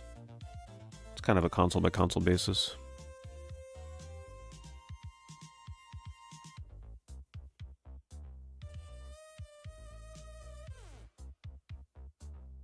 I mean, what you can do is just look at each one of your consoles, pick out, like, your 10 favorite games or whatever, and just hold on to those for each console, and then just get rid of everything else. Or hold on to the games that you feel like you'd be inclined to replay the most over the years.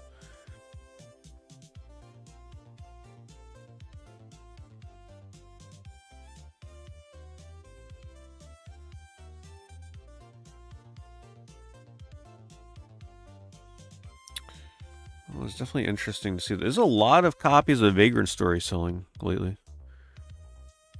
Definitely noticing that.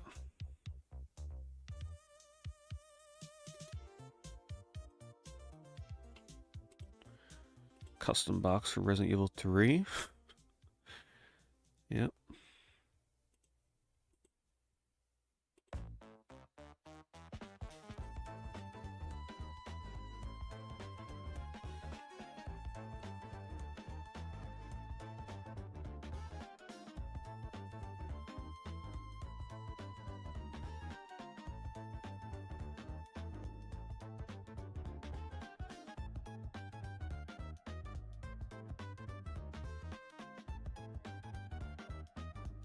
I don't know if I'd count on Cabela's Alaskan Adventures going up in price, but you never know.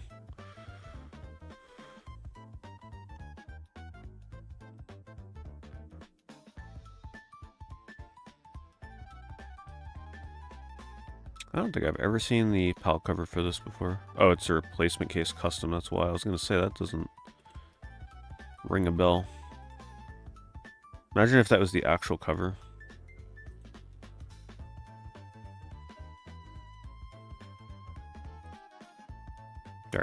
now we can take a look at auctions, since there should be some new ones ending.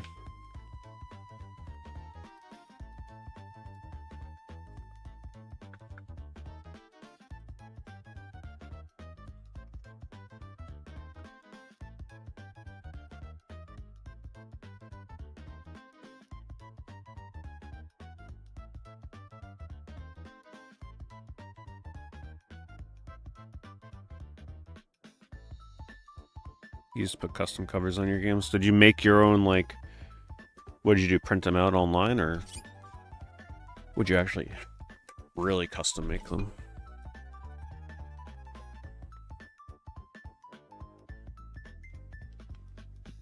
People are seriously paying about $40+ for Monopoly on Super Nintendo. That used to be a game that was almost valueless complete back in the day. It was so common on Super Nintendo.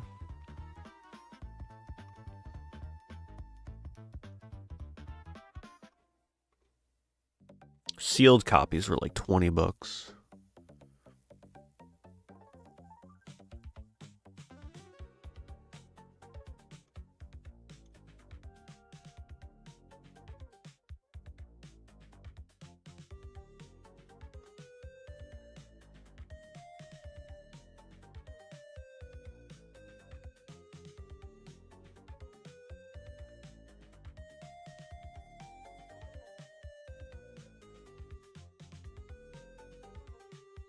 New PC that needs booted. Any takers? $6,000. Not sketchy at all. No feedback? The new PC that needs booting is a 2025 release unit with a platform of PC. It has a rating of E for everyone and features multiplayer capabilities, specifically in the simulation genre with games like Call of Duty and Madden NFL Football. This unit is compatible with NTSC region codes, offering a seamless gaming experience for players looking to enjoy a variety of sports and action-packed games. Seems legit to me. $5 shipping. They're also selling a Pokemon card. That does not surprise me.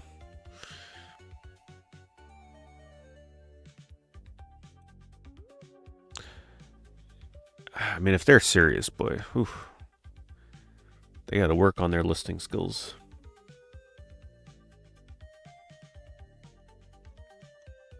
Yeah, I'm sure you're not buying a computer that's loaded with like illegal material to get it off their hands.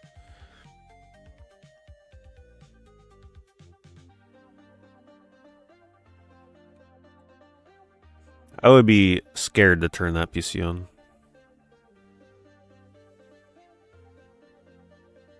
Old game lot.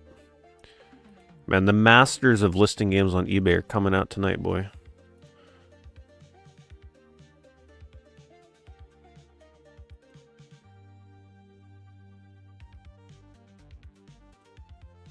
A little bit of Ed, and Eddie. Star Wars figures.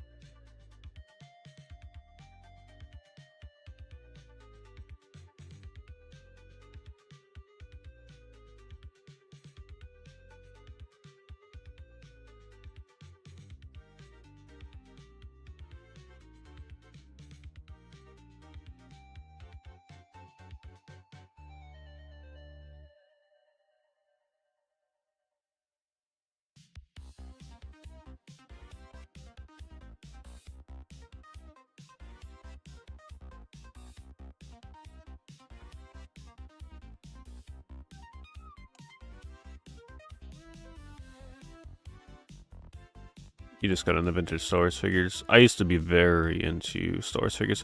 Not vintage, though. I got into it like when most people did with the 1997 Power of the Force figure line. I only have a few of the vintage figures. Honestly, if there were something to rekindle my love for Star Wars, it might actually be collecting like the true vintage ones. But I'm sure the price on those are not fun to look at these days.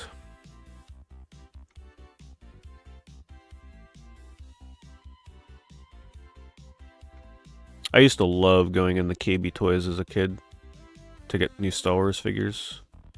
I used to love the Power of the Force line because they would always have the stuff I liked, which were the really obscure droids and aliens. I didn't go in there to buy Luke Skywalkers and Han Solos. I went in there to buy Greedos and Cantina aliens. I wasn't buying R2-D2, I was buying R5-D4. The first 3 figures I ever bought for Star Wars were Greedo, Moma Nadon, also known as Hammerhead, the thing that looks like a giant brown snail, and R5-D4. Needless to say, I was probably the only kid on Earth to have bought those figures in that order.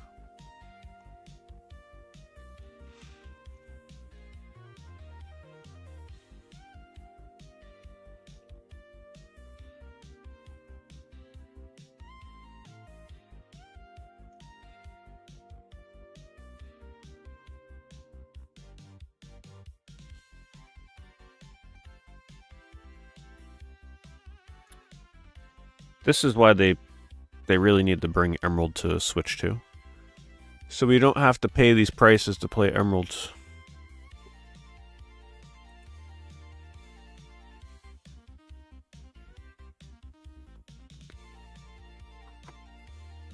Yeah, the one that blows up like a rocket launcher. That R5-D4. I always liked, pretty much, if a Star Wars character had... The less screen time that a Star Wars character had in the films, the more I liked them.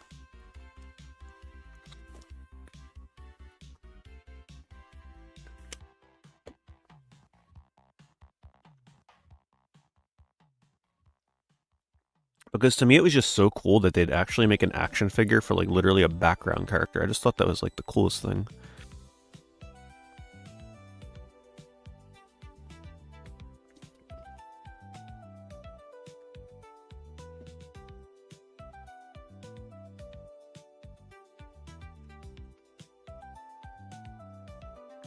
No, we don't turn to the dark side here, Eric. We stay on the light side. The light side of the Force.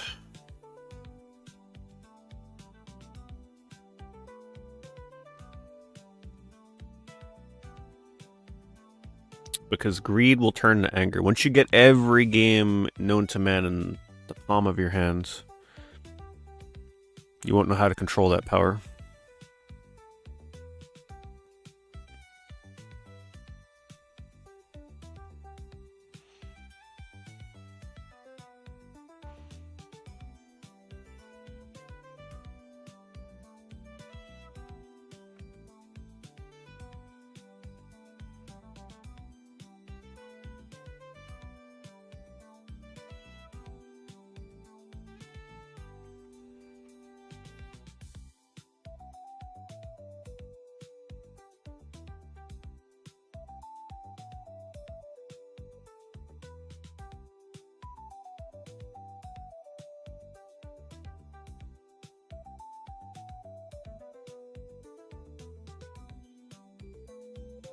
I still have all my Star Wars toys, but it's hard to like get rid of them because they're nostalgic and they're also not worth a lot of money. I think it would be more tempting if they were actually worth something.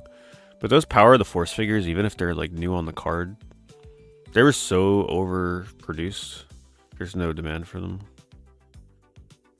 So it's like, doomed if you do, doomed if you don't. If I get rid of them, it feels bad because they're my childhood Star Wars toys.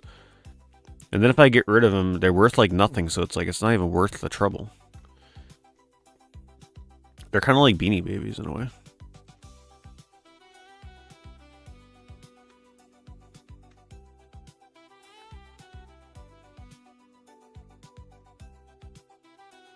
New Rhythm Heaven's still coming later this year. I hope we get a date for that soon. I'm very excited for that. Finally, a new Rhythm Heaven game. About time.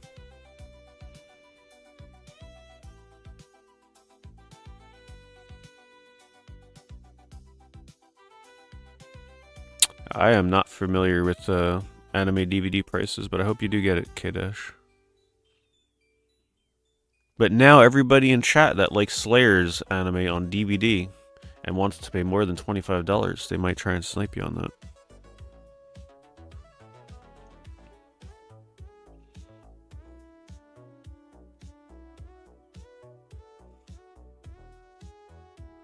The steroid-induced muscles, yeah, that was definitely a trait of those toys.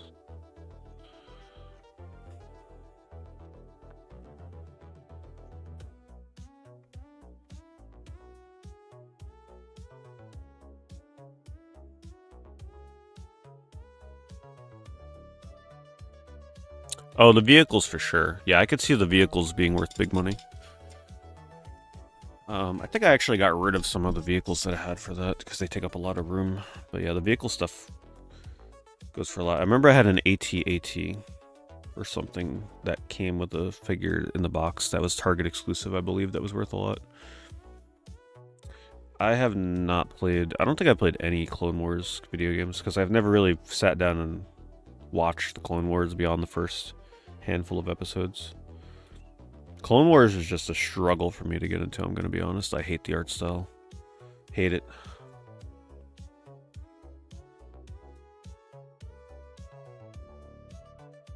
Sure, the story is great and all, but man, that's...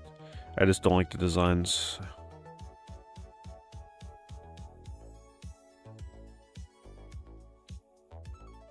It's another reason why it's hard for me to get into new Star Wars, because everything is just based on Clone Wars and, like, assuming you have the knowledge of that stuff, so it's... If you're like me and you only really watch the films, it's kind of rough.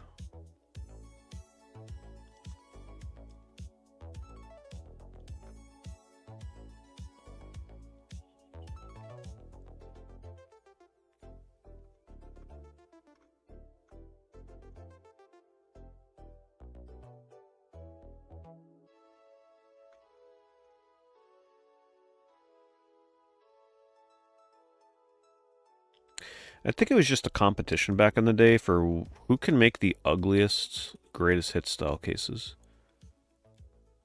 I'd say Australia here might give you a run for the money here. I'll give him credit though, the silver case is kind of nice.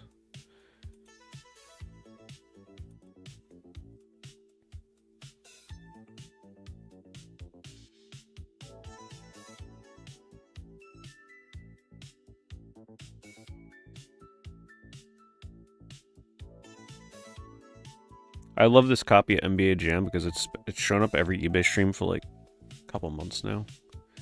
Eventually it will sell and we'll say goodbye to the sun-faded rental copy of NBA Jam on Genesis. With all its rental stickers and history and lore, this thing has a story to tell. I love these stickers, by the way. Because who the heck would pay $4 for one night when you can pay $5 for 2 nights? Come on now, that's genius marketing. Shop to corner.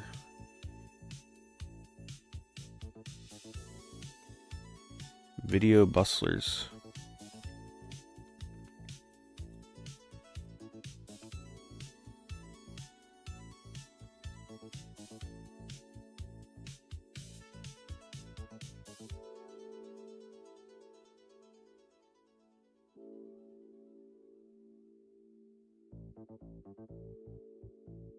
Yeah, I might have bought one of those AT-ATs. One of them was Target exclusive, whatever one that was. I had it, I got rid of it. The box just took up too much room. Speaking of Clone Wars, I do have this. I bought it during Black Friday, the year I think it came out. PS4 version. I never opened it. Look, come on. Look how hideous that is. I'm sorry. I know this is like the Disney Infinity version, but man. No. Nah, that ain't my Star Wars. It's just, I'm just not. Nope, not a fan. To be fair, though, this is Disney Infinity-ified.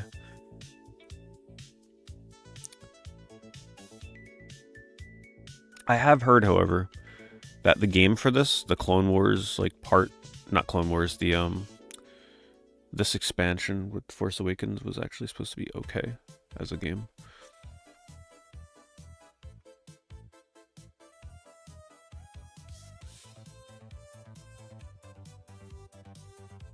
Yeah, see, I never got far enough in the Clone Wars to really know much about Asajj Ventress. I'm sure one of these days, if they can bring Star Wars back, right, under the new leadership, I'll give Clone Wars another chance, again. Because I think at that point I'd have to be familiar with it to watch whatever they're going to be coming out with. Now they're just going to show me all Clone Wars.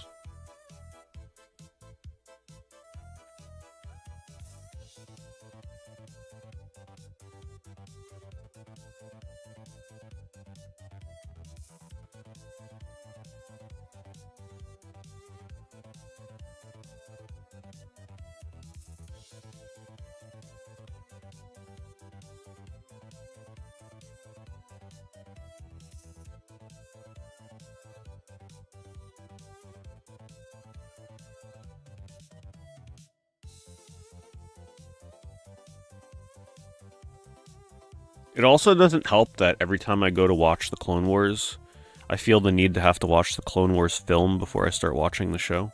You know, the terrible one that has, like, the Jabba the Hutt plotline that just has, like, almost nothing to do with anything else. Kind of like what they're doing with the new Mandalorian movie. Wow, this is one of the most random game lots I've ever seen. This is the first time I've ever seen somebody take GameWave games and bundle them with a PS3 and an Xbox game. That is crazy.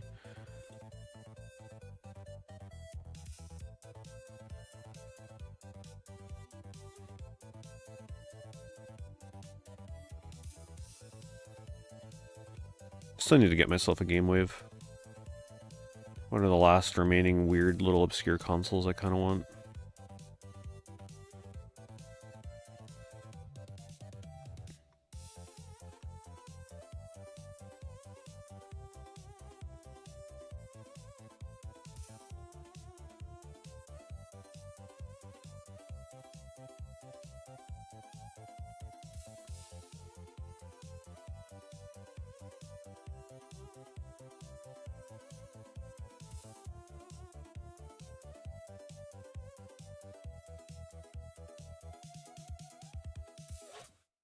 You had a GameWave? Did you enjoy it? Like, did you play it the way it was meant to be played with friends and family gathered around the TV with your remote controllers?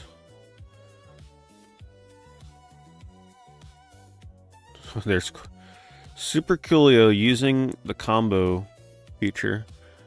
For people that didn't hear it, I think it was in my last stream I mentioned it. They're retiring that feature at the end of the month, so we got one more week. One more week of Super Coolio teaching everybody that the combo feature actually exists for the next week. Until they get rid of it. Thank you, Coolio.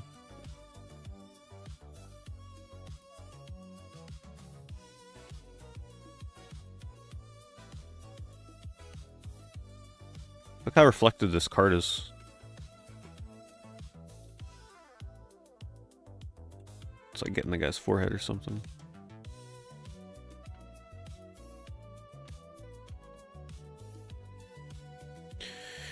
Dirge of Cerberus. Yeah.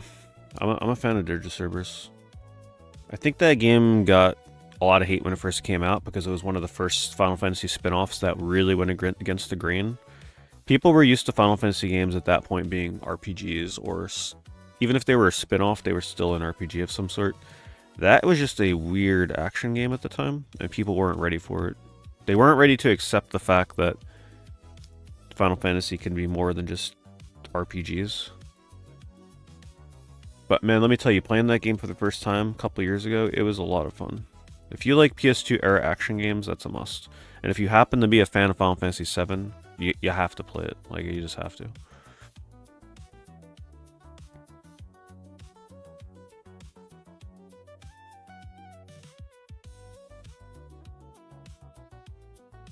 You can also play that game with a mouse and keyboard. Like the PlayStation mouse, if you want to do aiming with the mouse. If I ever play it again, I might try and do that.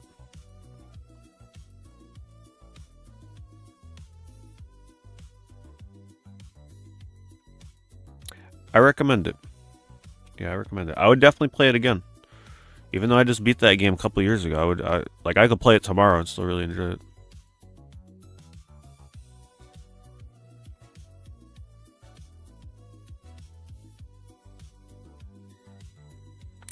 Alright, no crazy auctions here. There's some pretty good ones at the start of the stream, though. But it makes sense. The later it goes, the worse the auctions get. Most people are not going to post really good auctions that end at 3 in the morning.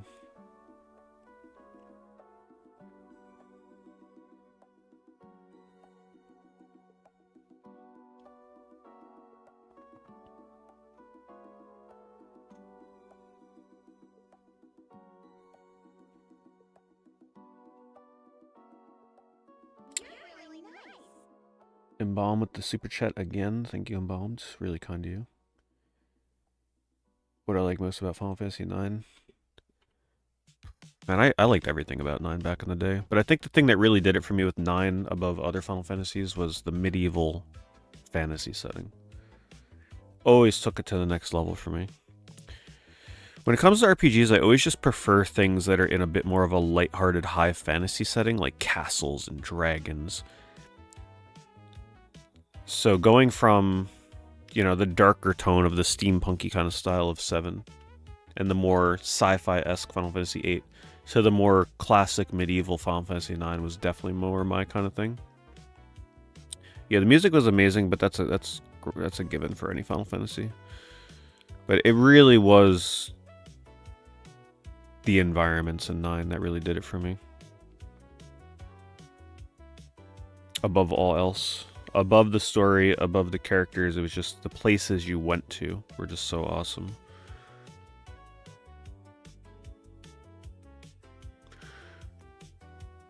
Yep. Like, I'd say the opening 10 hours of 9 are probably still my favorite opening for a Final Fantasy game. It's a little slow. A little bit of a slow beginning for 9. But just being in Alexandria is still my favorite. The best, like 7 probably still has the best opening when it comes to pacing and just like overall how quick you get into the game kind of thing. 7's intro is crazy.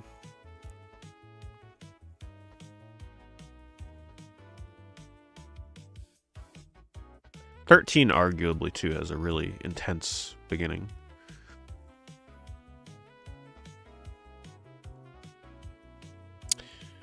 Would I ever stream Dragon Quest VIII? Sadly, you missed my full playthrough of Dragon Quest VIII that I did a couple years ago.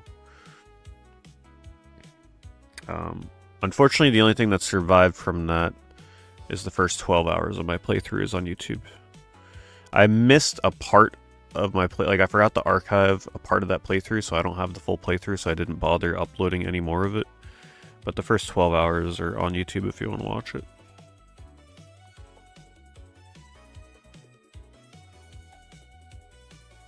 But don't worry, I'll play 8 again one of these days. I like 8. Especially if they ever re-release it in some capacity, I'll play it again. If they re-release Dragon Quest 8 tomorrow, I'd play it tomorrow.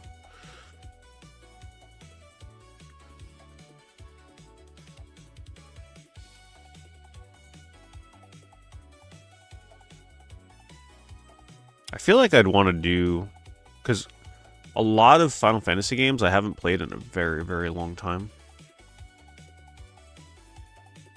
Like, I've had thoughts about how I would do it, like a Final Fantasy subathon kind of thing. Where, like, I would just keep playing Final Fantasy games in release order until, you know, until it ended. But that's a huge, we're talking like a half a year commitment if I were to do something like that. Because I would do I wouldn't just do the main lines. I would do the spin-offs and everything.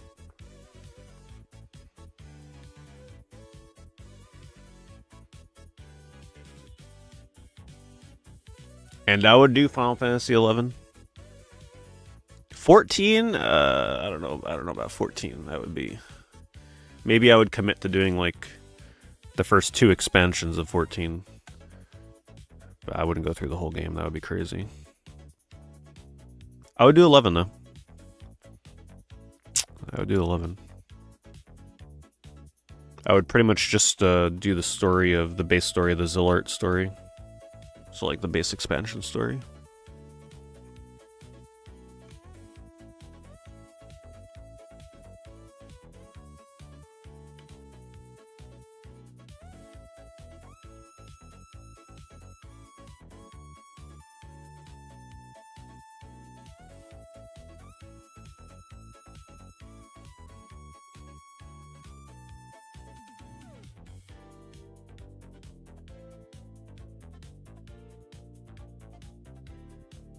Yeah, I've never really done a subathon kind of event, but if I were to do one, it feels like it would work for Final Fantasy. Because there's a shit ton of games. So it would kind of work for it.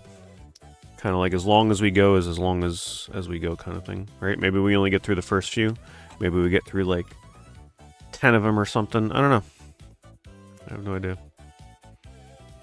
But that would need to be monetized in some way, because people that hate Final Fantasy games, boy, whew, that would be a rough several months for them to get through. That's for sure.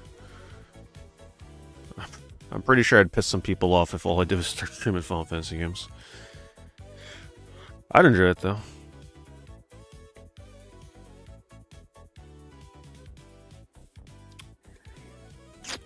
This is supposed to be a pretty decent Temu version of Animal Crossing. Magician's Quest. Oh, looks like Old and Maniacal had the first sip of wine. Had 3 sips of wine. 4 sips? Okay, maybe he finished the whole glass already. Maybe the whole bottle.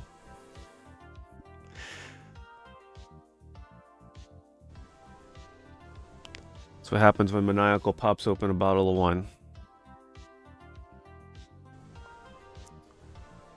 I don't even know what the heck that's up to. Thank you, Maniacal. Now, don't get too maniacal here on us.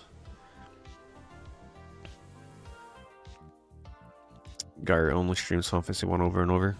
Is he doing like speedruns and stuff for it? Thanks so much. Thank you, Maniacal, as always. I'm gonna have to send you over some bottles of wine. If I ever do a Final Fantasy subathon, remind me, I'll ship you over a case.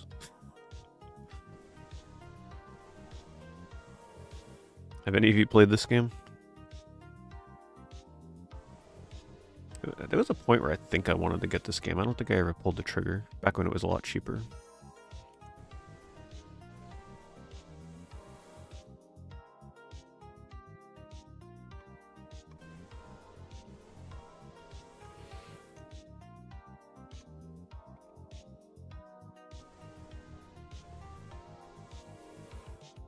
I'd have to look into a subathon thing though to see if I can have it incorporate like YouTube and Twitch, you know what I mean?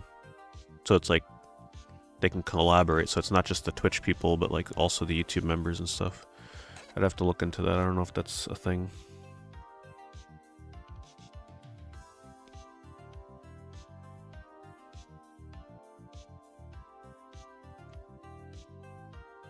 Yeah, because there's still a lot of Final Fantasies that I haven't played since they practically came out. Or it's been a very long time since I tried playing them.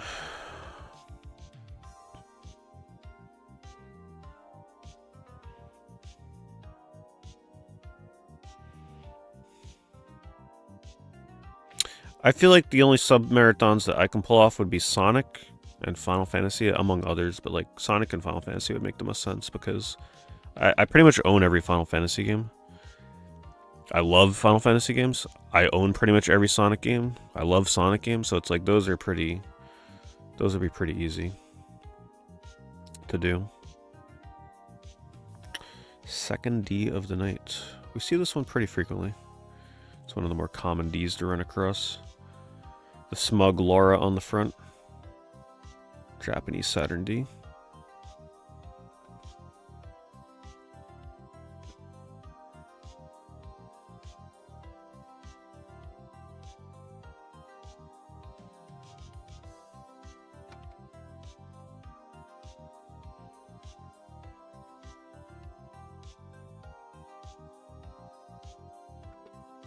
I prefer classic Sonic or modern. I'll be completely honest, these days I prefer modern Sonic. I really prefer 3D Sonic games. I love the jank, I love the music, I just love the vibe that those games have. Even if they're technically the worst, like, there's no denying that there are some pretty bad 3D Sonic games. But I still kind of prefer to play them, as crazy as that sounds. I just love 3D Sonic games.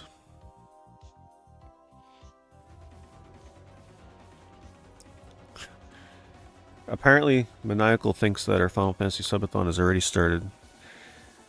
Maniacal gifting out 5 subs, and it's going to some long-time watchers from what I'm seeing here, so thank you very much, Maniacal. I always love it when the algorithm hits up the long-time viewers.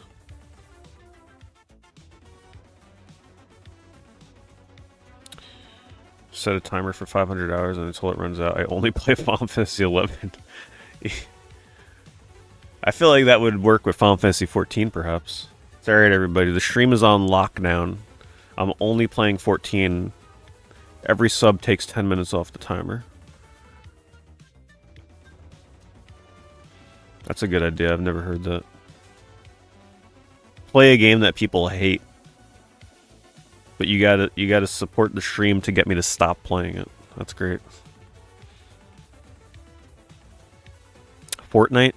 What if I just become a bro streamer and I only play Fortnite, Arc Raiders, Call of Duty. What are the other ones? Rocket League. What else? What else do they play these days?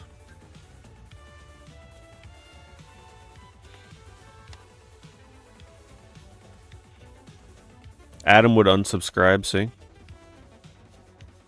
It's part of the plan.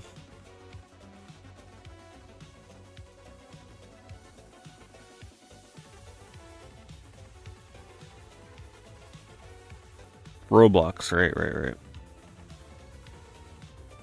Yeah, that's another one. Wait, the older people actually play Roblox? I thought that was just the kids.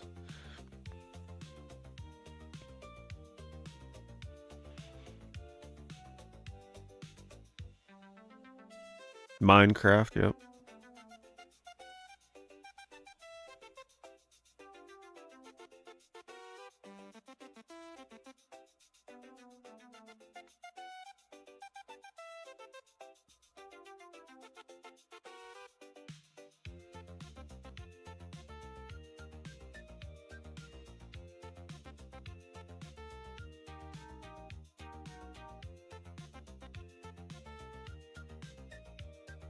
I don't think people really play PUBG anymore. At least not in like a large capacity.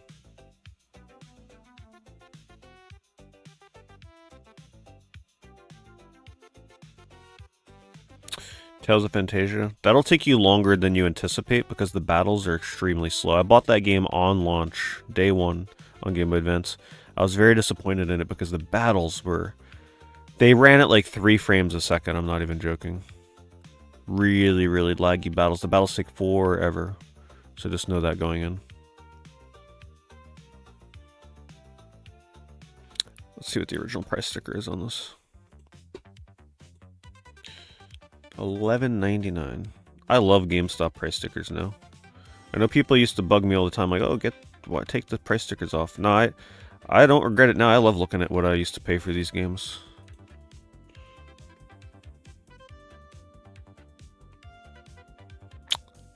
The first Narctis is really good. I haven't played the second one. No, Half-Life 2 is more like 90 to 100 on PS2. This person's just trying to break the mold a little bit there. Asking a little bit more.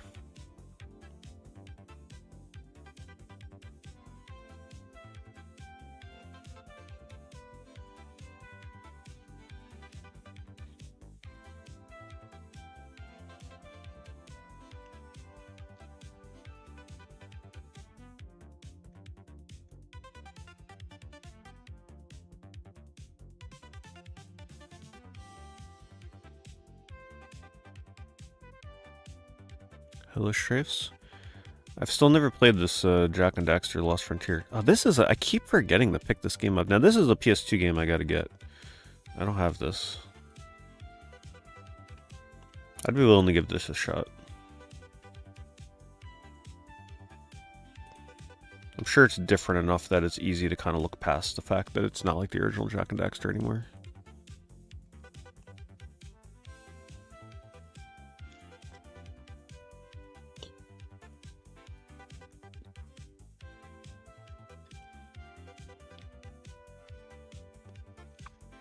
I like every Sonic R song. Every one is a classic.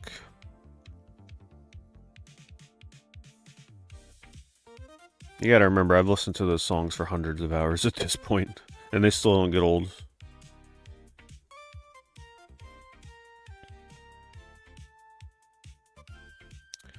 I mean, there's probably some people on YouTube that still are unaware of my history with Sonic R. They probably hear us talk about it a lot. Hype train indeed. Thank you for kicking that off, Maniacal.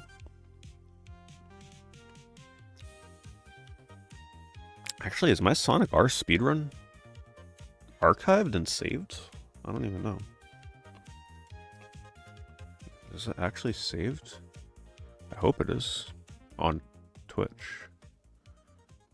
Let's see.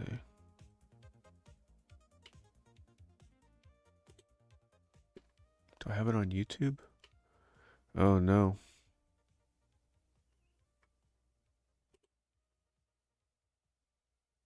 Nope. I'd have to find the archive of that. I don't think I have.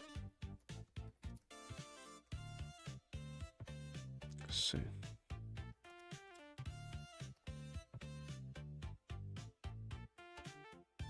Fun fact, my old review of Sonic R from 17 or 18 years ago has 748,000 views.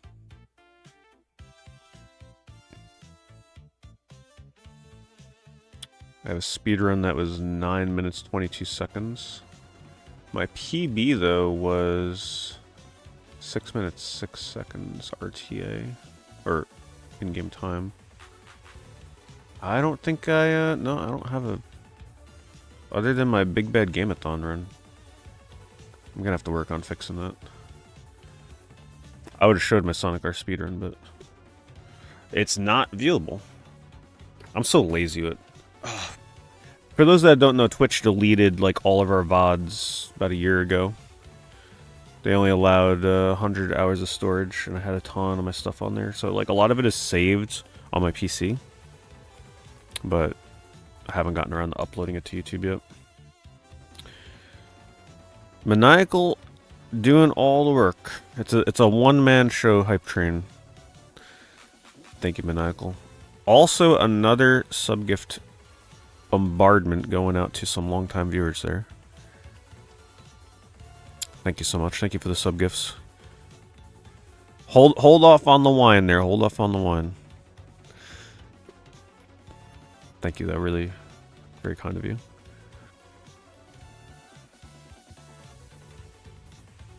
But yeah, for people on YouTube that are unaware, the reason why Sonic R is mentioned a lot is because I used to stream a ton of Sonic R. I did speedruns for it for quite a while. And I was known for like sitting there and just playing Sonic R for 8 to 10 hours straight. No breaks. Pushing for world records. Worth every second. But yeah, I streamed, you know, probably a couple 100 hours at least of that game.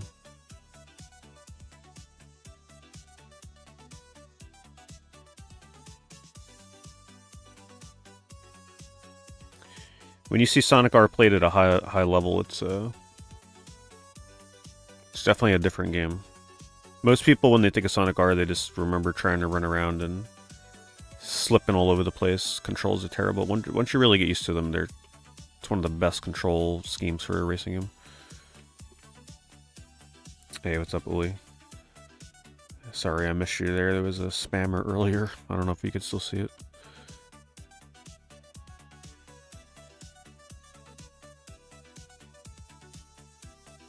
I'm sure one day I'll return to Sonic R, but the problem is there's two things holding me back. That game used to hurt my hands. Very unhealthy to play Sonic R because you do a lot of trigger work with your fingers in that game. And my hands were really hurting me after a while playing that game. Don't want carpal tunnel playing that game. And also they found a new route through the first track, which means that all my muscle memory would have to be relearned, which is not a simple task. And I'm sure some of the other stages have different routes now too, so it's not like I could just pick it up and start doing what I used to do. I'd have to like relearn everything.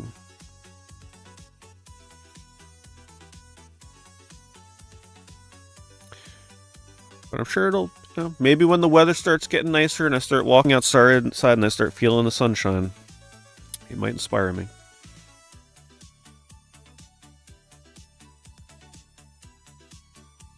Track I got world record on. Well, I don't think I ever achieved. Did I ever? No, I think I did. Did I ever have the top time? I think I did for a brief period on the GameCube version. Yeah, I think I did. It didn't last too long, if I remember right. It's hard to remember. But I always used to fight for like top 3. I was very competitive in Sonic R. All these years later, I'm still ranked 9th in the world. Still number 9. And, there's a lot of people on the leaderboard.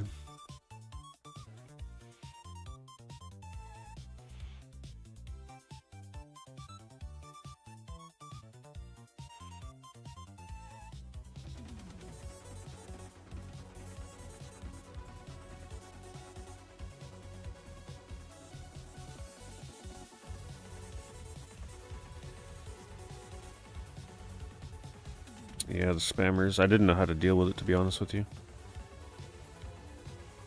Isn't Charlie's Angels on the GameCube one of the worst games ever? Really?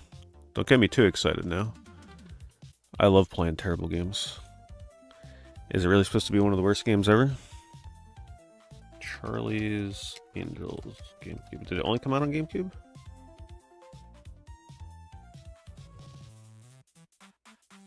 I don't think I've ever looked at gameplay for this. Oh, thanks, Coolio. Thank you for the subscription. Gifting. Appreciate it very much.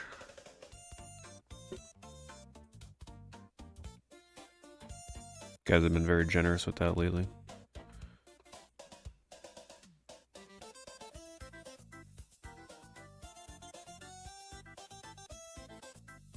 Man, that does look bad. This is a fighting game? What is this?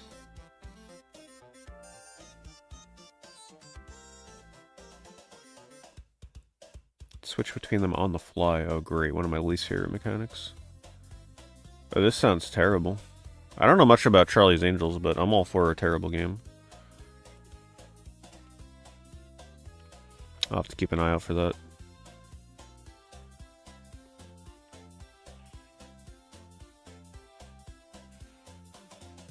It's on PS2. Perfect. We'll buy it on PS2.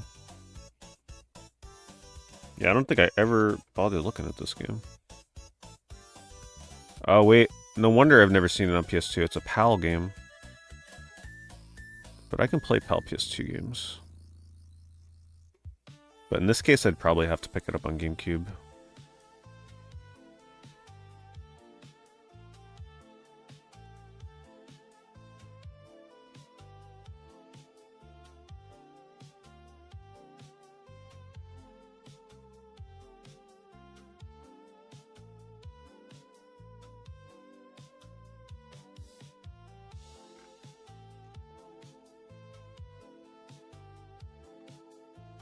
Now you got me intrigued. Curious to see what I got on Metacritic. Charlie's Angels GameCube. Yep, no problem. Take care of that business, Uli. A 23 on Game Rankings and a 23 on Metacritic. Oh boy. Yeah, that sounds wonderful.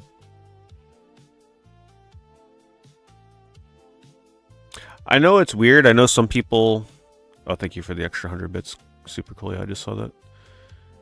I know some people get excited over games that have, like, high ratings, but I'm going to be honest. Sometimes I get more excited to play a game that has some of the lowest reviews of all time than some of the best rated games of all time.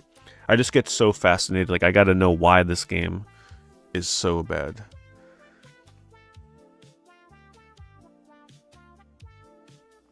It's usually, you know, before I start streaming a game, I usually am the most excited to play the really bad ones.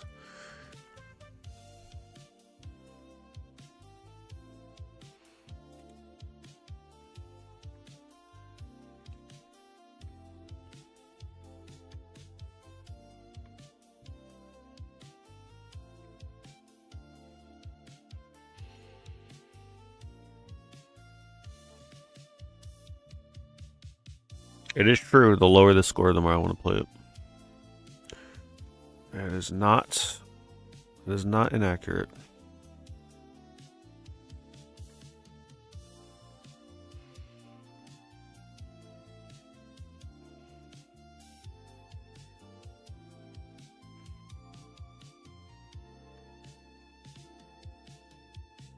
This is a cute little mech game.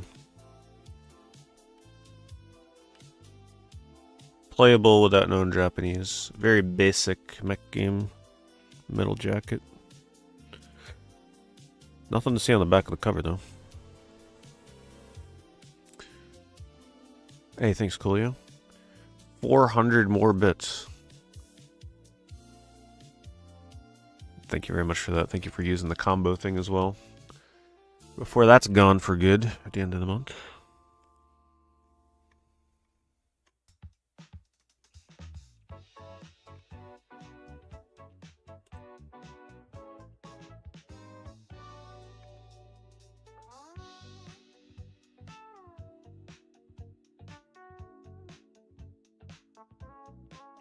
Yeah, the Xbox version of Transformers Devastation is not too expensive. I think it's just the PS4 version that's crazy.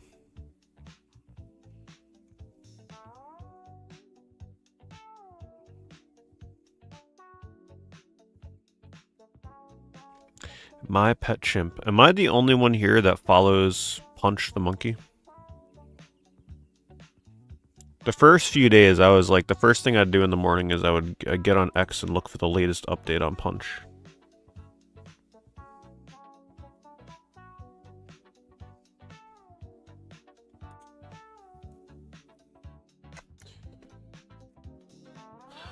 I don't have my freaking phone by me. I'd show you the original Punch the Monkey video.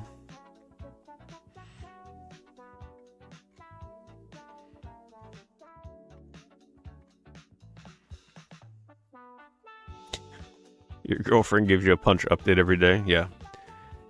Yeah, I mean, I've slowed down a little bit with it, but like, for like a week straight, all I did was just like Punch videos and save all the best ones.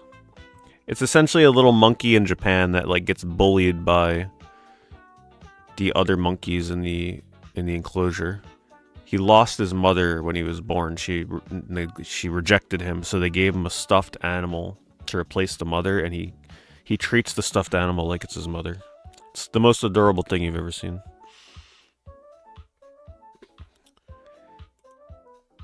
Yeah, and yeah, he got a little girlfriend now.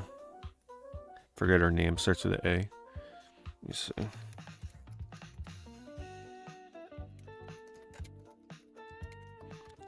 The first video is the best one, but I don't think I'm gonna be able to find the original.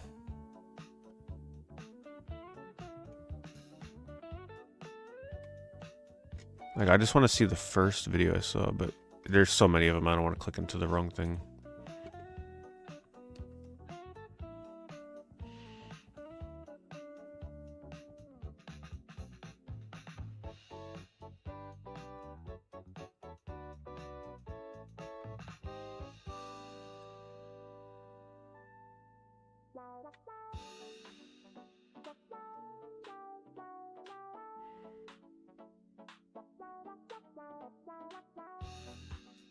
You know, I bought this game when it was on sale like 2 Black Fridays ago.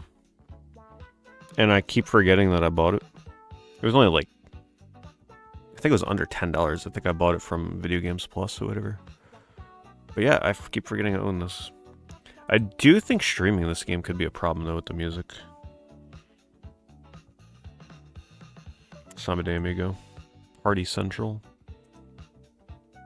Pretty sure that's the last Samba de Amigo game we're ever gonna get. I don't think that sold as well as they thought it would.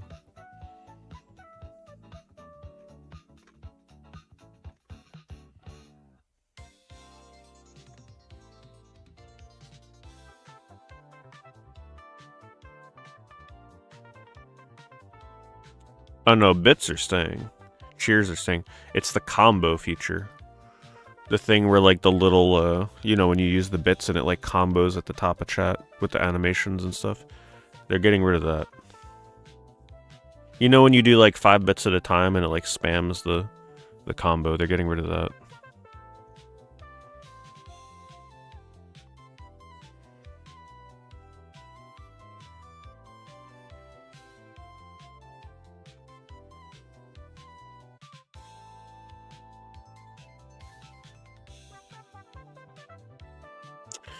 I did do it, yeah. There were no Neo Geo Pocket Color games on there. But if you bought that, it'll hopefully show up for the next affiliate review. Or the one after that.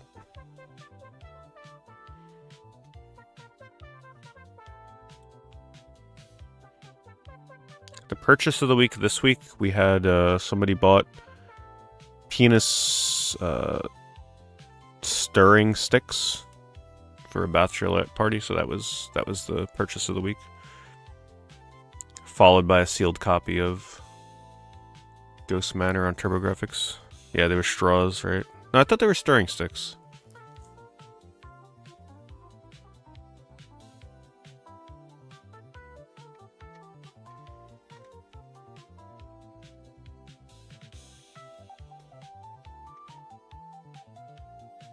Oh wow, price on this has definitely come down a little bit. This used to be pushing $100 for Jewel Summoner. I was always curious about this game. This used to be one of the most expensive PSP games. Before a lot of PSP games got expensive.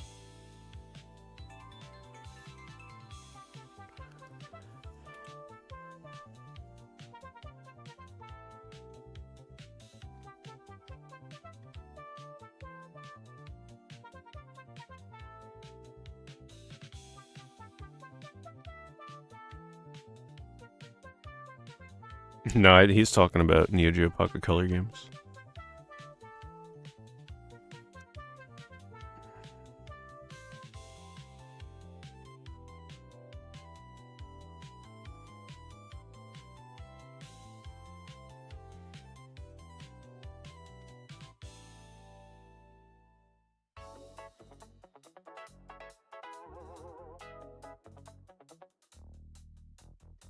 Let's see if anybody else knows. Does anybody else know what console received a port of Ballistic? Let's see who knows their Ballistic. Someone here knows it.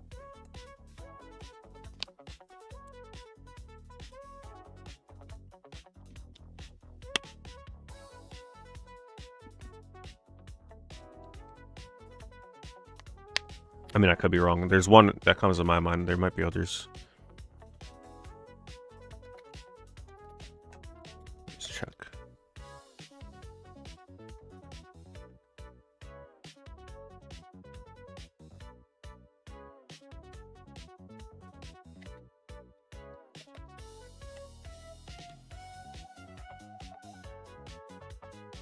But it is way harder to find the answer to this than I would hope. Alright, hold on.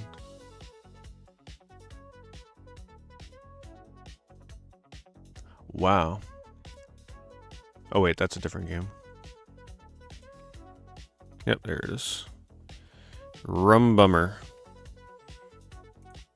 Came out on the new one.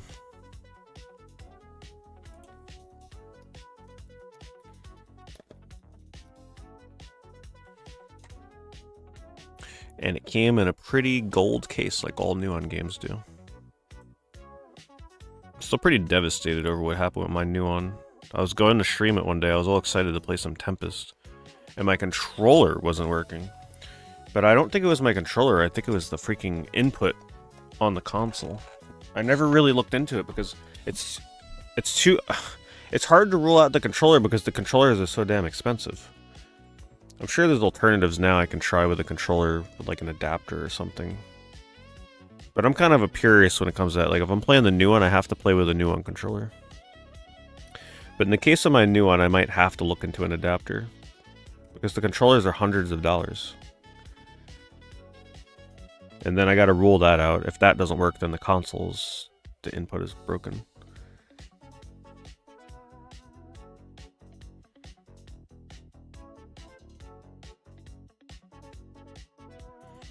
Here is the most expensive 3DS game. And yes, this is a real price. It's apparently like the rarest North American 3DS game. Barbie, Groom, and Glam Pups. This sells for a ton of money.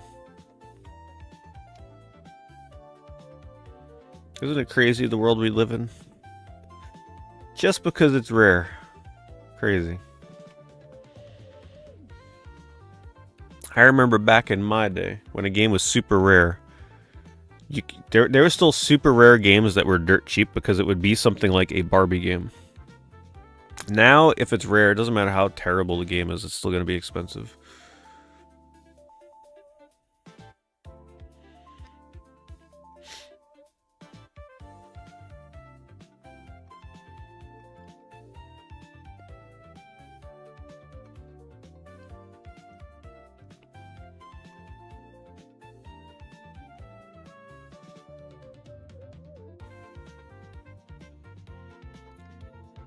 Try a console search.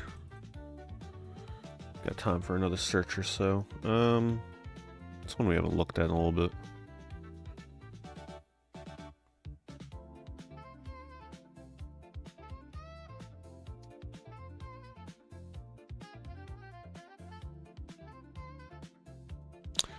You had a Pocket Color purchase on the 18th. If you purchase it on the 18th, it's possible that it would show up in like the next review.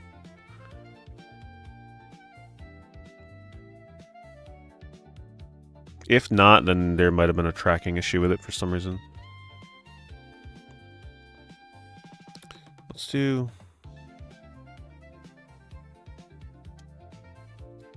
Sega Genesis.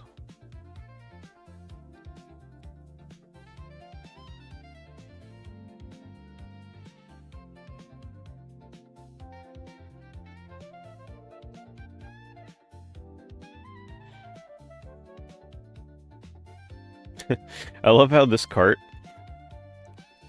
it looks like they scratched off the not for resale. So it looks like it just says for resale. You're not fooling anybody.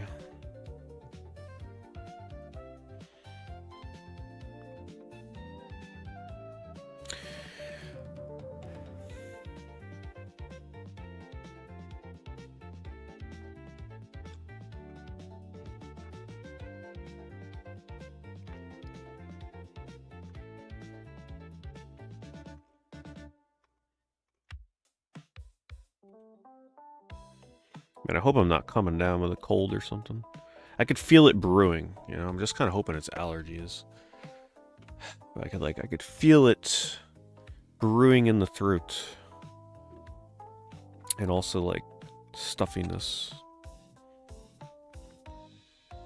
Telling you, it was when I took my freaking jacket off in the woods for that member video that did me in. I said I was gonna get a cold. My hands are freezing in that video, by the way. Hey, thank you, K-Dash.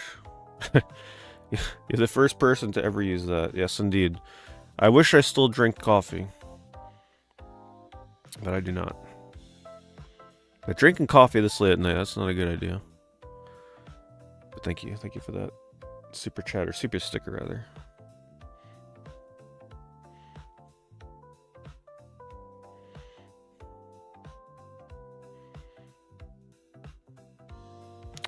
Yeah, go relax that foot, K-Dash. You have a good one.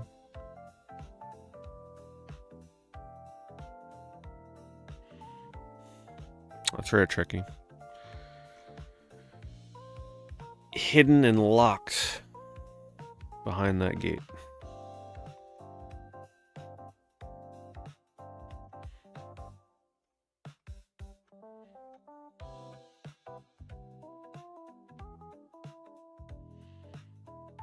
Motorstorm. Now that's a game I need to try playing again.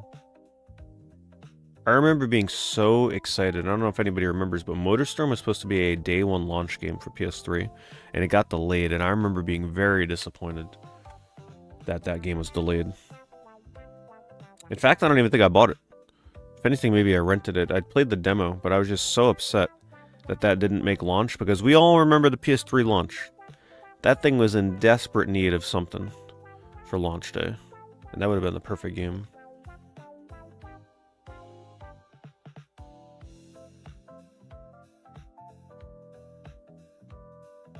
Oh, I'm sure there's a lot of stuff going on at the gym machines. Guess it is what it is. Hopefully I fight it off.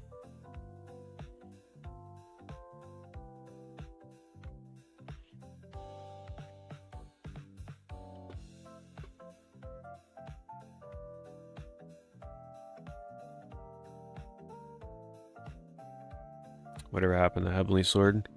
Yeah, tragically it never got a sequel or a follow-up or a port. It was a great game. I think people are finally waking up to how great of a game that was. I think at the time it had some sort of animosity towards it because people just called it a God of War clone, but man, that game was amazing for its time. I think I looked at that a lot earlier.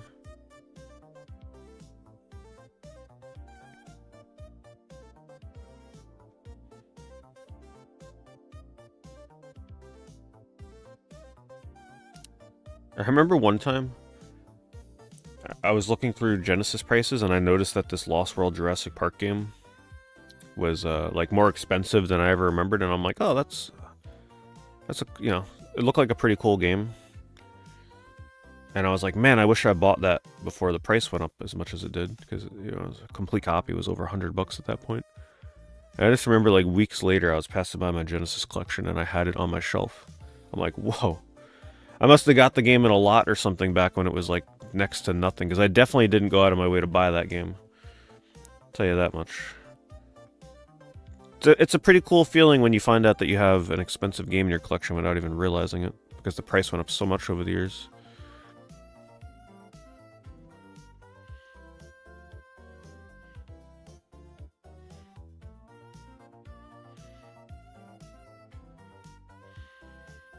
Yeah, I still haven't played Pacific Rim. That game, or Rift, that game looks really good.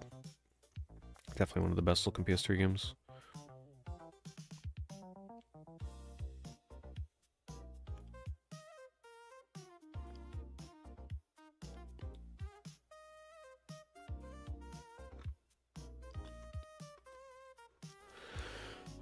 You know what I'm reading? I'm trying to do my best to start reading before I go to sleep, because you know, I try and do the whole thing where like I end the stream and then I try not to look at like a device before bed for like 30 minutes at least. I've been reading The Road. I remember a lot of people recommended me, because I watched the movie years ago and then people were like, oh, the book is so much better. So I've been reading the book. I actually really like the formatting of that book. I don't know if any of you read it. You know what I'm talking about. There's no chapters. It doesn't even say who's speaking. It's literally just like what one character says on one line, what the other character says on the other. They don't even tell you who's saying what. You kind of just have to like keep track. But it's a really punctual writing style, which I like. I gotta find more books with that kind of writing style. Yeah, I really enjoyed the movie. Really good movie. The book is good. There's a lot more detail in it for sure than the film.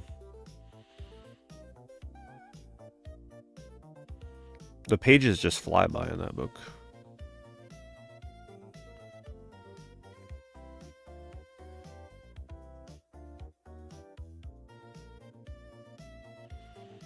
Yeah, I love how depressing The Road is. I love depressing movies, especially if they have sad endings. We need more sad endings. I'm tired of happy-go-lucky endings. I say the same for video games. We need more games where you just feel like utter garbage at the end of it. Because those are the games that stick with you. More games where the main hero dies. And there's no redemption arc.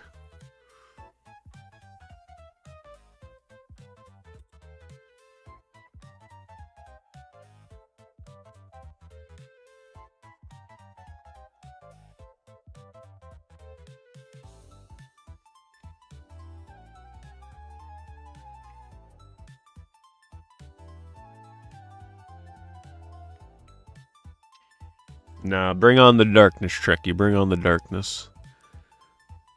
I want to be hitting the feels. Just think of the saddest movie of all time where, like, the dog dies at the end. And amplify that by 100.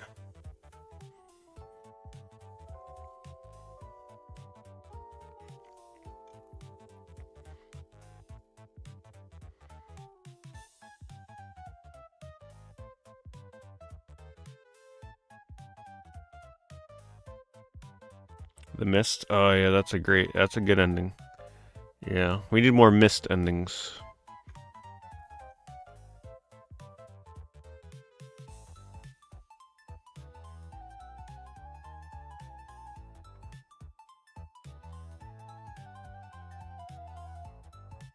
When I was younger, I used to get really sad at the movie Home Alone 2. There was a scene in that movie where parents gift a little puppy to a kid on Christmas, and he, like, takes the puppy and just, like, shoves it off to the side. He didn't want the happy little puppy. And then the next scene is them putting the puppy, like, out in the freaking rain or some shit. I'm like, it always made me cry every time. So I want more of that, just not with animals, right? With people. Throw the freaking kid out in the rain. We need more of those kind of movies.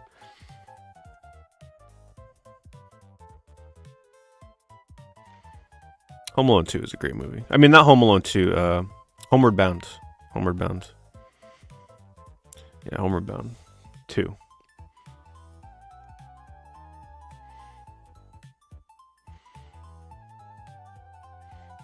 Yeah, you know the scene.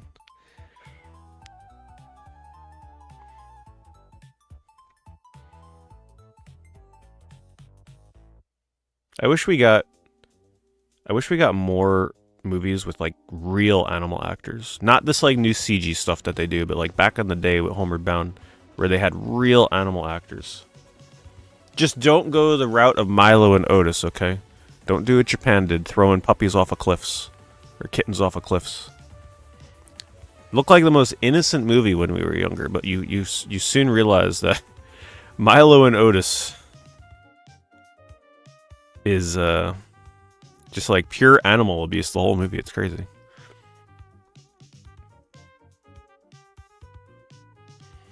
Oh, thank you, Super Coolio. Thanks for hooking up Noah with that sub. Yeah, he saw you without the badge.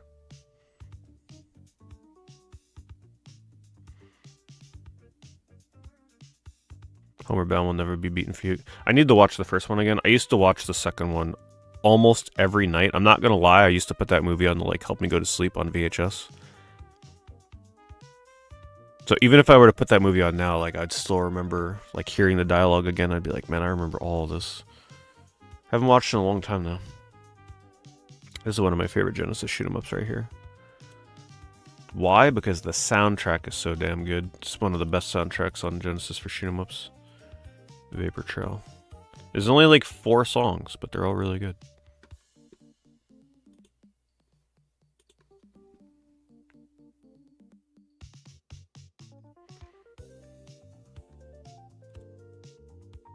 Hello, Nick Rimmer.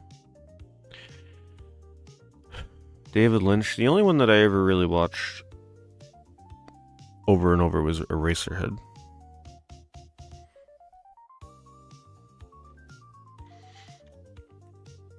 I remember forcing my friends to watch that one time. And they stopped letting me pick movies to watch after I picked that one.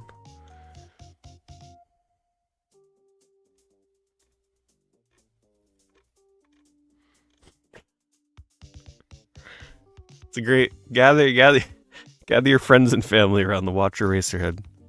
They'll never think of you the same way.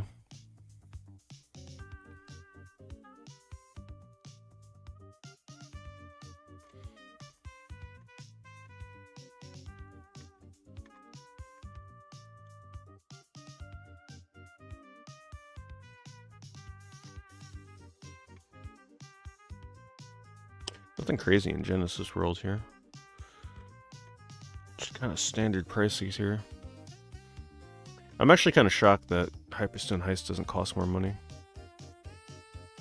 I wonder what it is holding this one at bay. I always preferred this over any other Turtles beat 'em up. Preferred this over Turtles in time a lot. Depends what you grew up with, right?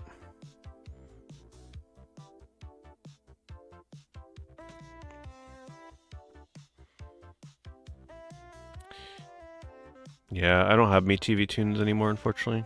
I did it for like that 1 month and then I stopped subscribing for it.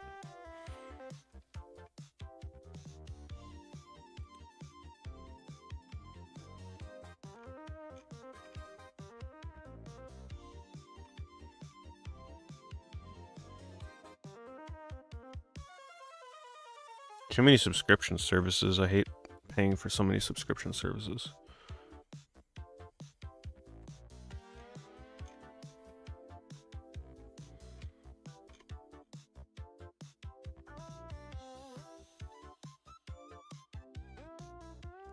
Thanks, Neon Moon. Thanks for the kick follow.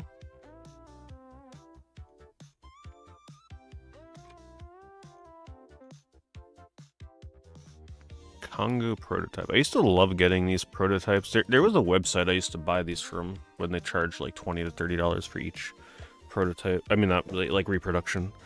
I forget the name of the site, but it was back when not a lot of people made these kind of things. So it was kind of neat at the time. Pretty much if you wanted a reproduction of something like Super Nintendo or Genesis, you had to order from just like a couple of different websites, and that was it. They weren't on eBay, they weren't at conventions. It was just a website where like one person was really making them. So it was kind of a novel thing at the time. Worst PS3 game? Magus is pretty bad. Magus is a pretty bad game. It definitely gets its reputation.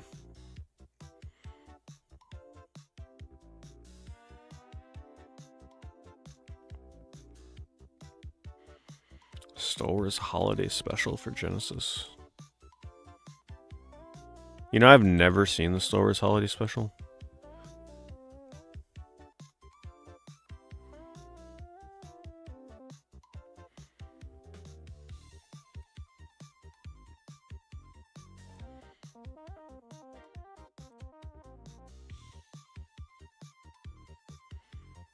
I've seen it featured in like documentaries and stuff, but I don't think I've ever sat down and watched the whole thing.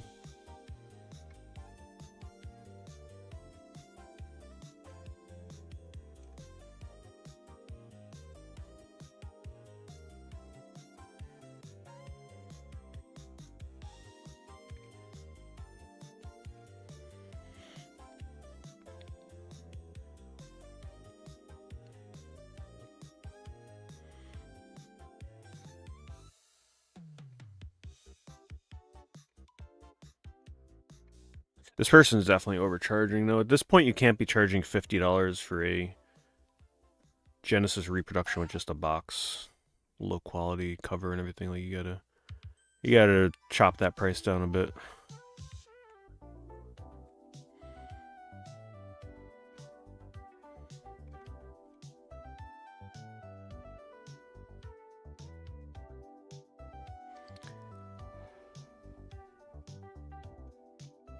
Oh God, they flooded eBay. Some interesting repros, though, but there's too much money. Now, if they were selling these carts for like 15, 20 bucks at a convention, say like buy two for 30 bucks or something, I'd pick up a couple, maybe. As long as they're reasonably priced.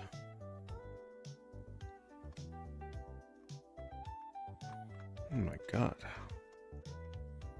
They have quite the collection.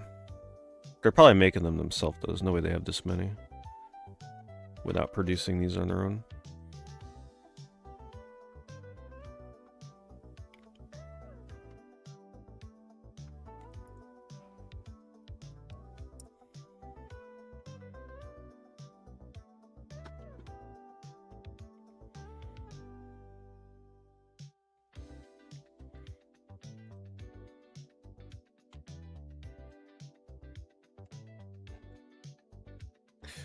Let's end on a high note. A literal high note with the prices of Sega Saturn.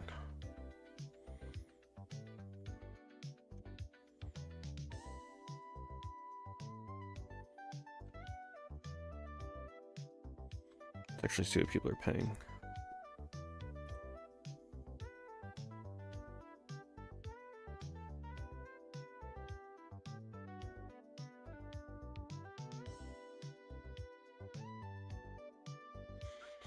You have a good one, Maniacal. Thanks again for the bits and the subs. You have a good rest of your night.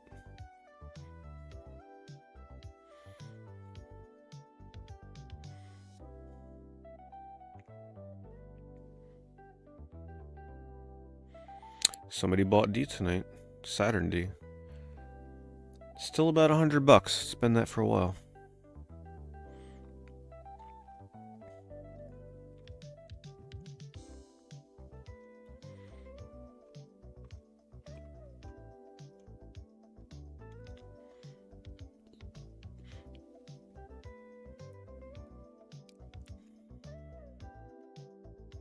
See, it's still affordable to collect for Sega Saturn. You just gotta buy games like NASCAR and Minnesota Fats Pool Legend, which is actually supposed to be a pretty cool game.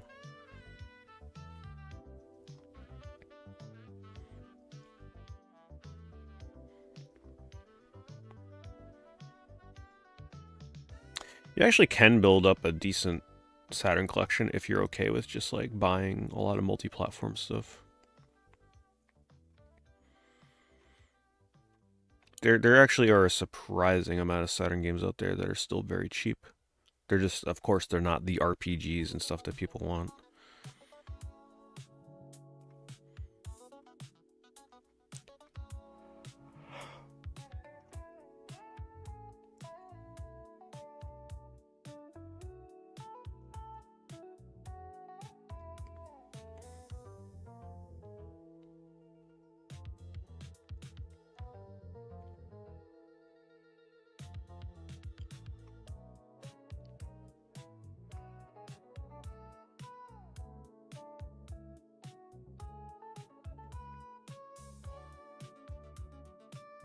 It's probably some of the world's most expensive sports games, though.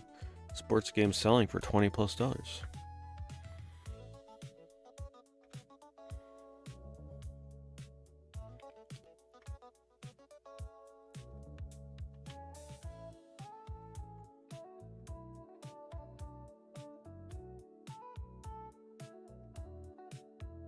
That's a pretty good price for Panzer Dragoon. $70. I still prefer the Saturn version.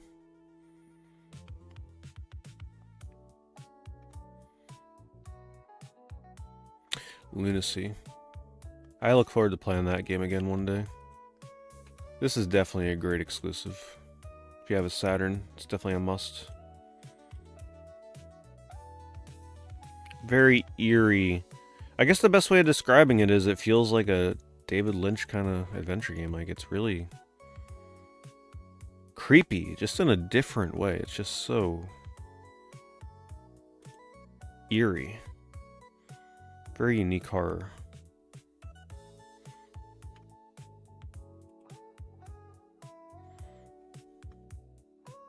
Damn, Resident Evil is getting expensive on Saturn. Ouch.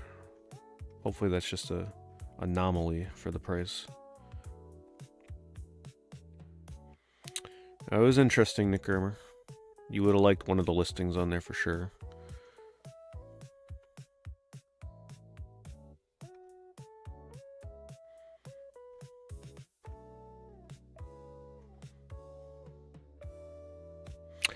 This is still really cheap. I've been meaning to get this game, the Hang On GP game. I just love the cover. It just looks so arcadey. I don't know why it's so cheap still.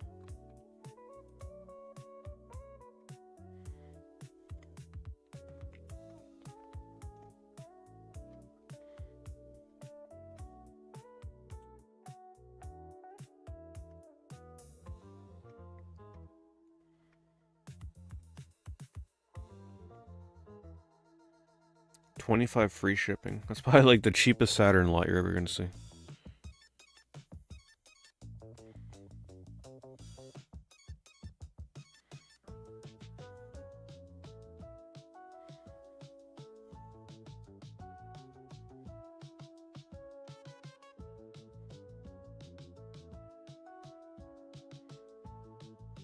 $444. Oh no.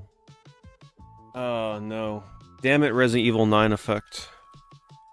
That definitely has. That's like double the price it was like a year ago. It's ridiculous.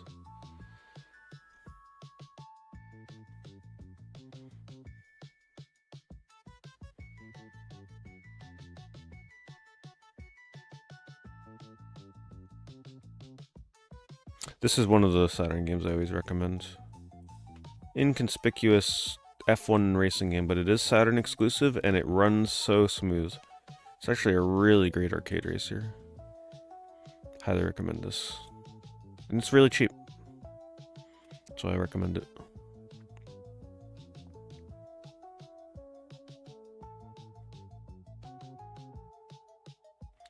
Wait, the Saturn version of the game is an Easter egg in Requiem? Really?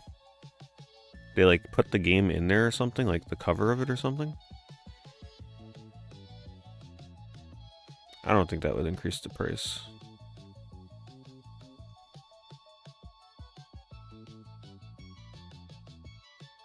Oh, a closet full of Capcom games. That's cute. I don't think that would do it though.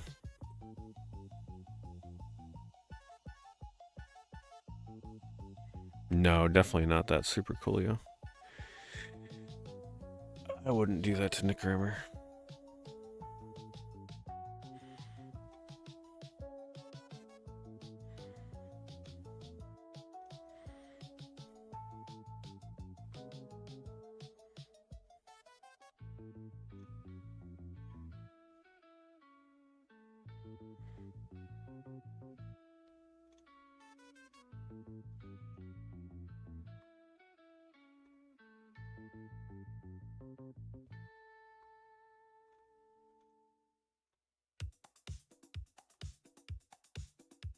I'm surprised Virtual On is still cheap on Saturn.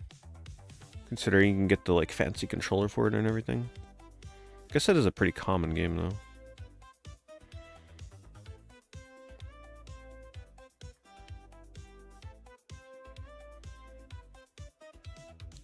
$11 for F1 Challenge. So worth it.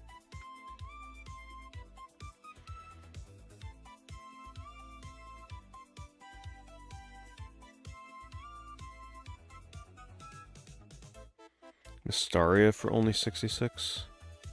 Man, maybe Saturn's not as bad as we thought it was. I'm looking through here and all I'm seeing are cheap ass games.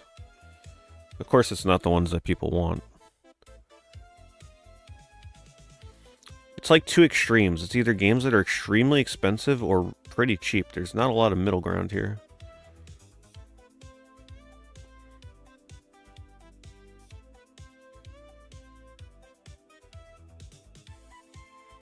I think Nick Rammer was very curious about Metroid at the time.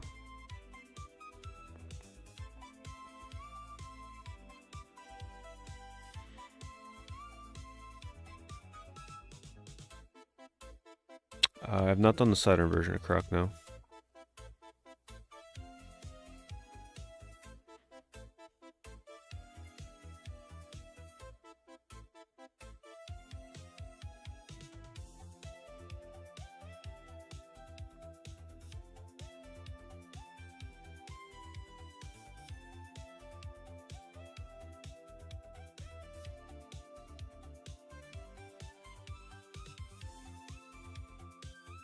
Man, back on the day when we used to get light guns like this.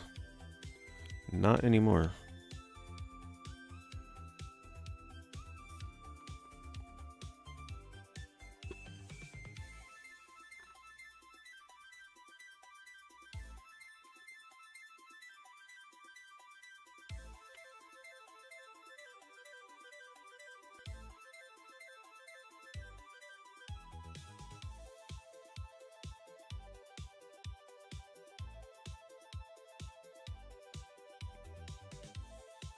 $325. You can see it going up in real time.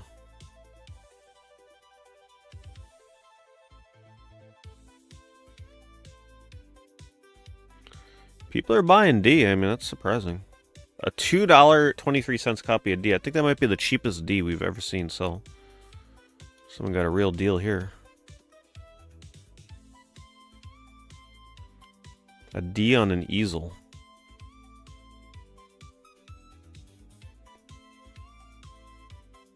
I love what they do with the Japanese copy with the little postcards.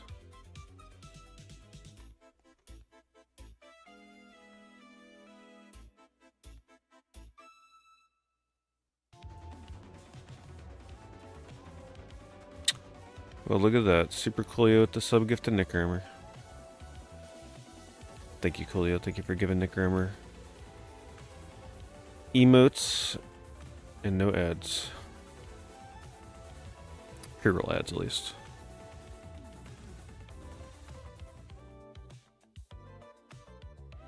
Imagine a Hidden Souls for only $20. You know, I'm starting to change my stance on Saturn collecting. Maybe it's not as bad as we were led to believe. You can really build up a little army of a collection affordably. And there's some decent games. Yeah, you're not getting the best games on the platform, but you can get D for $60.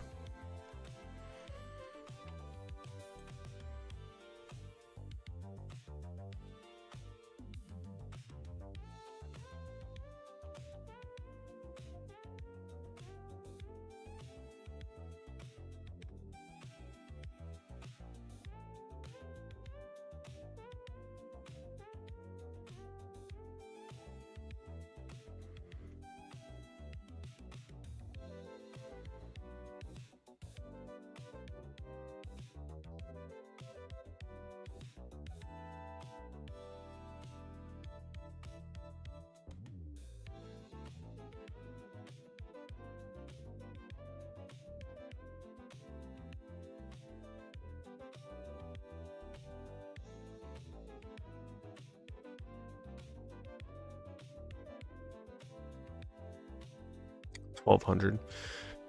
You know, the weird thing with Panzer Dragoon Saga to me, though, has always been Panzer Dragoon Saga was one of the first games to get, like, really expensive in the realm of collecting video games, right? Everybody remembers that.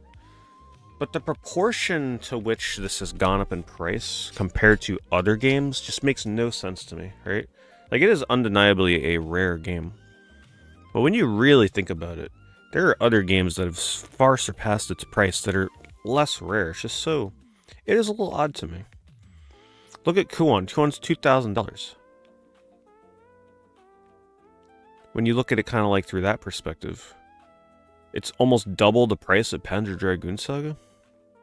The price of Panzer Dragoon has been pretty stable for a long time. It hasn't really gone astronomically high compared to what other games have done.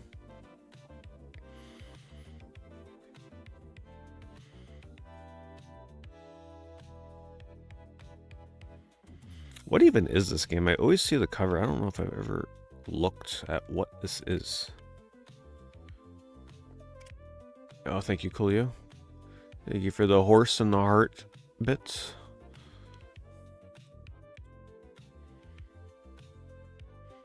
Shoot 'em up action. It's like Aerosmith or something, right? Yeah.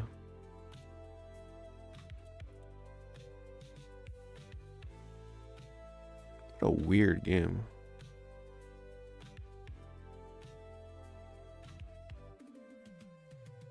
So it's a port of an arcade game. Yeah, I've never really looked into this.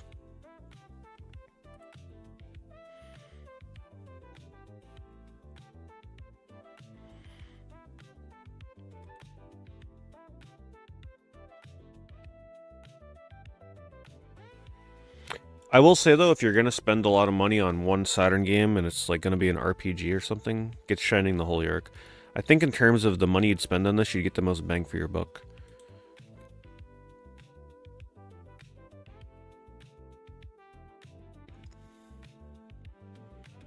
It's also a pretty safe RPG. It's kind of hard to not like this game. if you like dungeon crawl RPGs.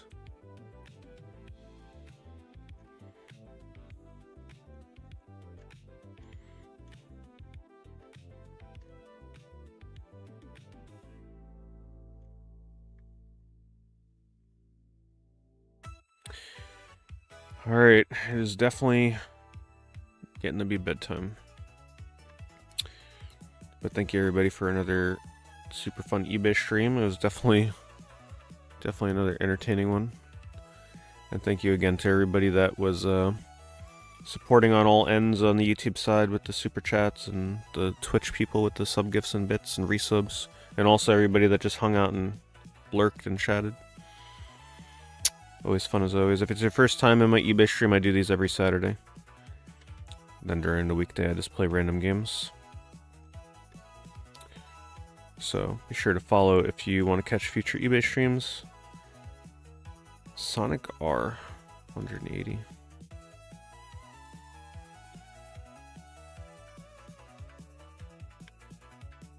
Worth every penny. But I do suggest the GameCube version personally.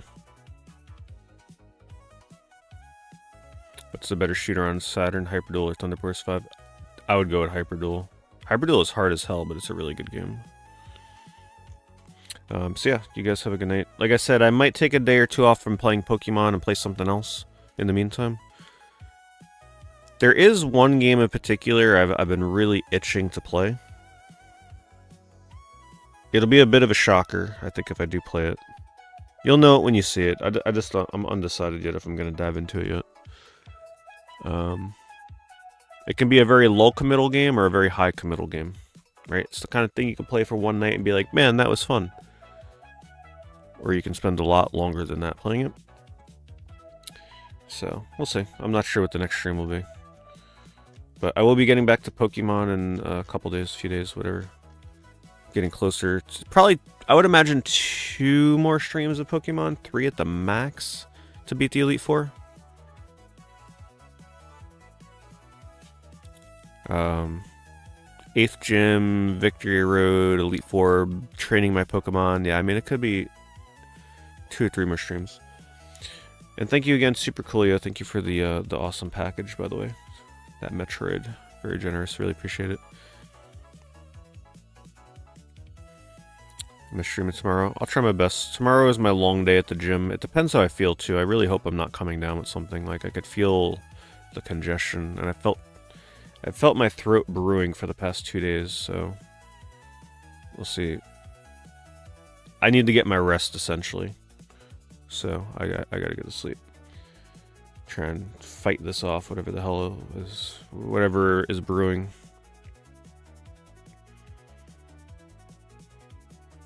What's my end game for Pokemon? You mean the team? Well, my end game is to at least beat the Elite Four, and then from there we'll see if I continue with the post game. Alright. I'll see you all hopefully tomorrow. Have a good night. Thank you very much for watching.